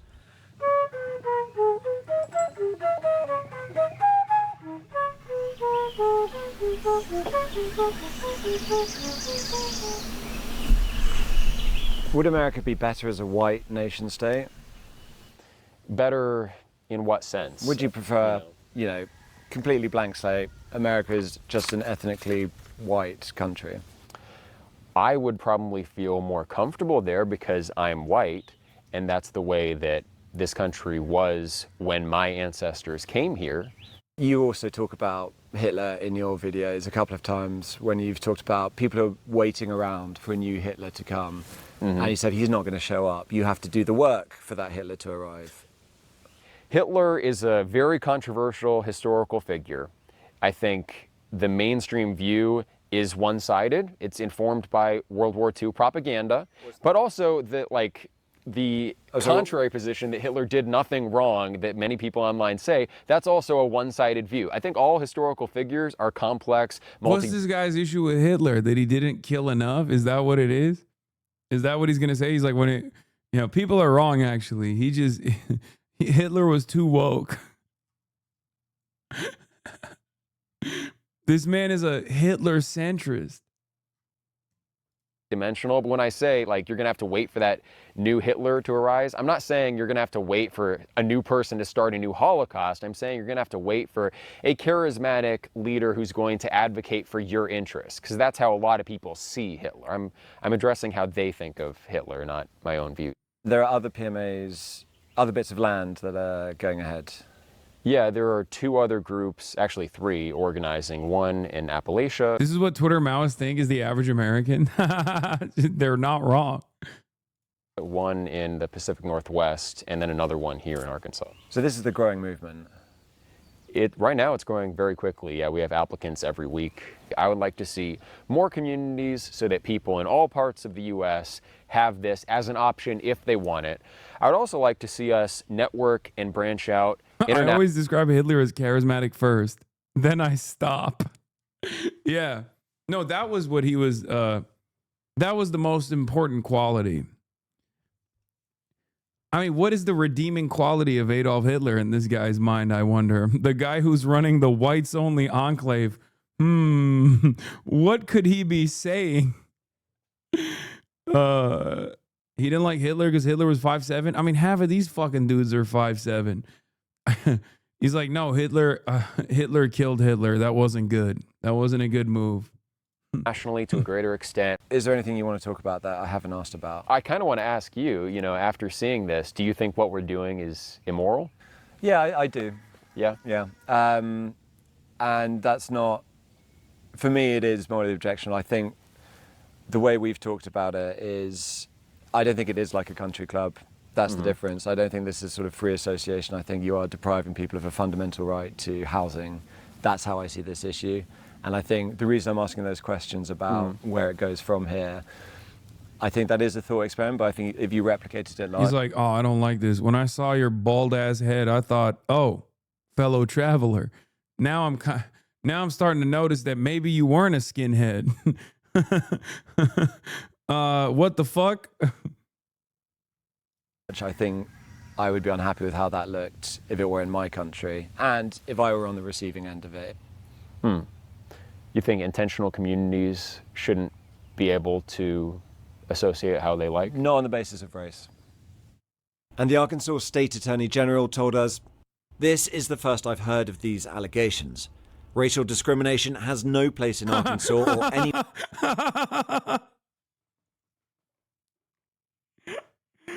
That's a funny thing for the Arkansas Attorney General to say, dog. Come on.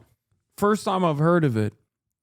Wait, what? You mean to tell me, wait a minute, they built another racialized whites only enclave in Arkansas? That's crazy.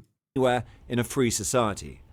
These allegations raise all sorts of legal issues, including constitutional concerns. My office is reviewing the matter.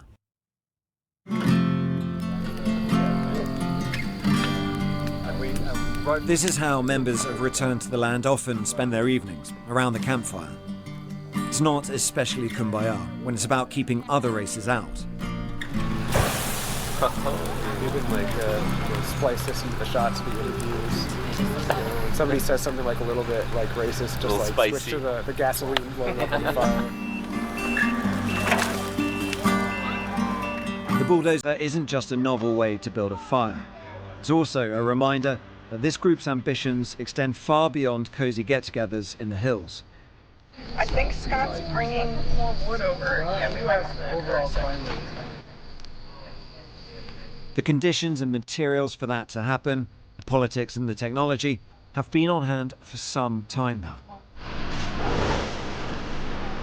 And once set alight, who knows how fiercely it will burn and who the flames will touch.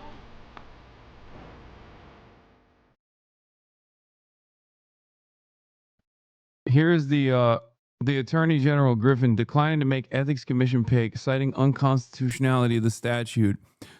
I took an oath to uphold both the Arkansas and United States constitutions, which promise equality under the law regardless of race. Why is he saying that? It's because he has to appoint a new member to the commission that he's refusing to do because the Arkansas Code annotated requires me to ensure that at least one member of a minority race serves on the commission. This requirement is racial discrimination, which is both wrong and unconstitutional.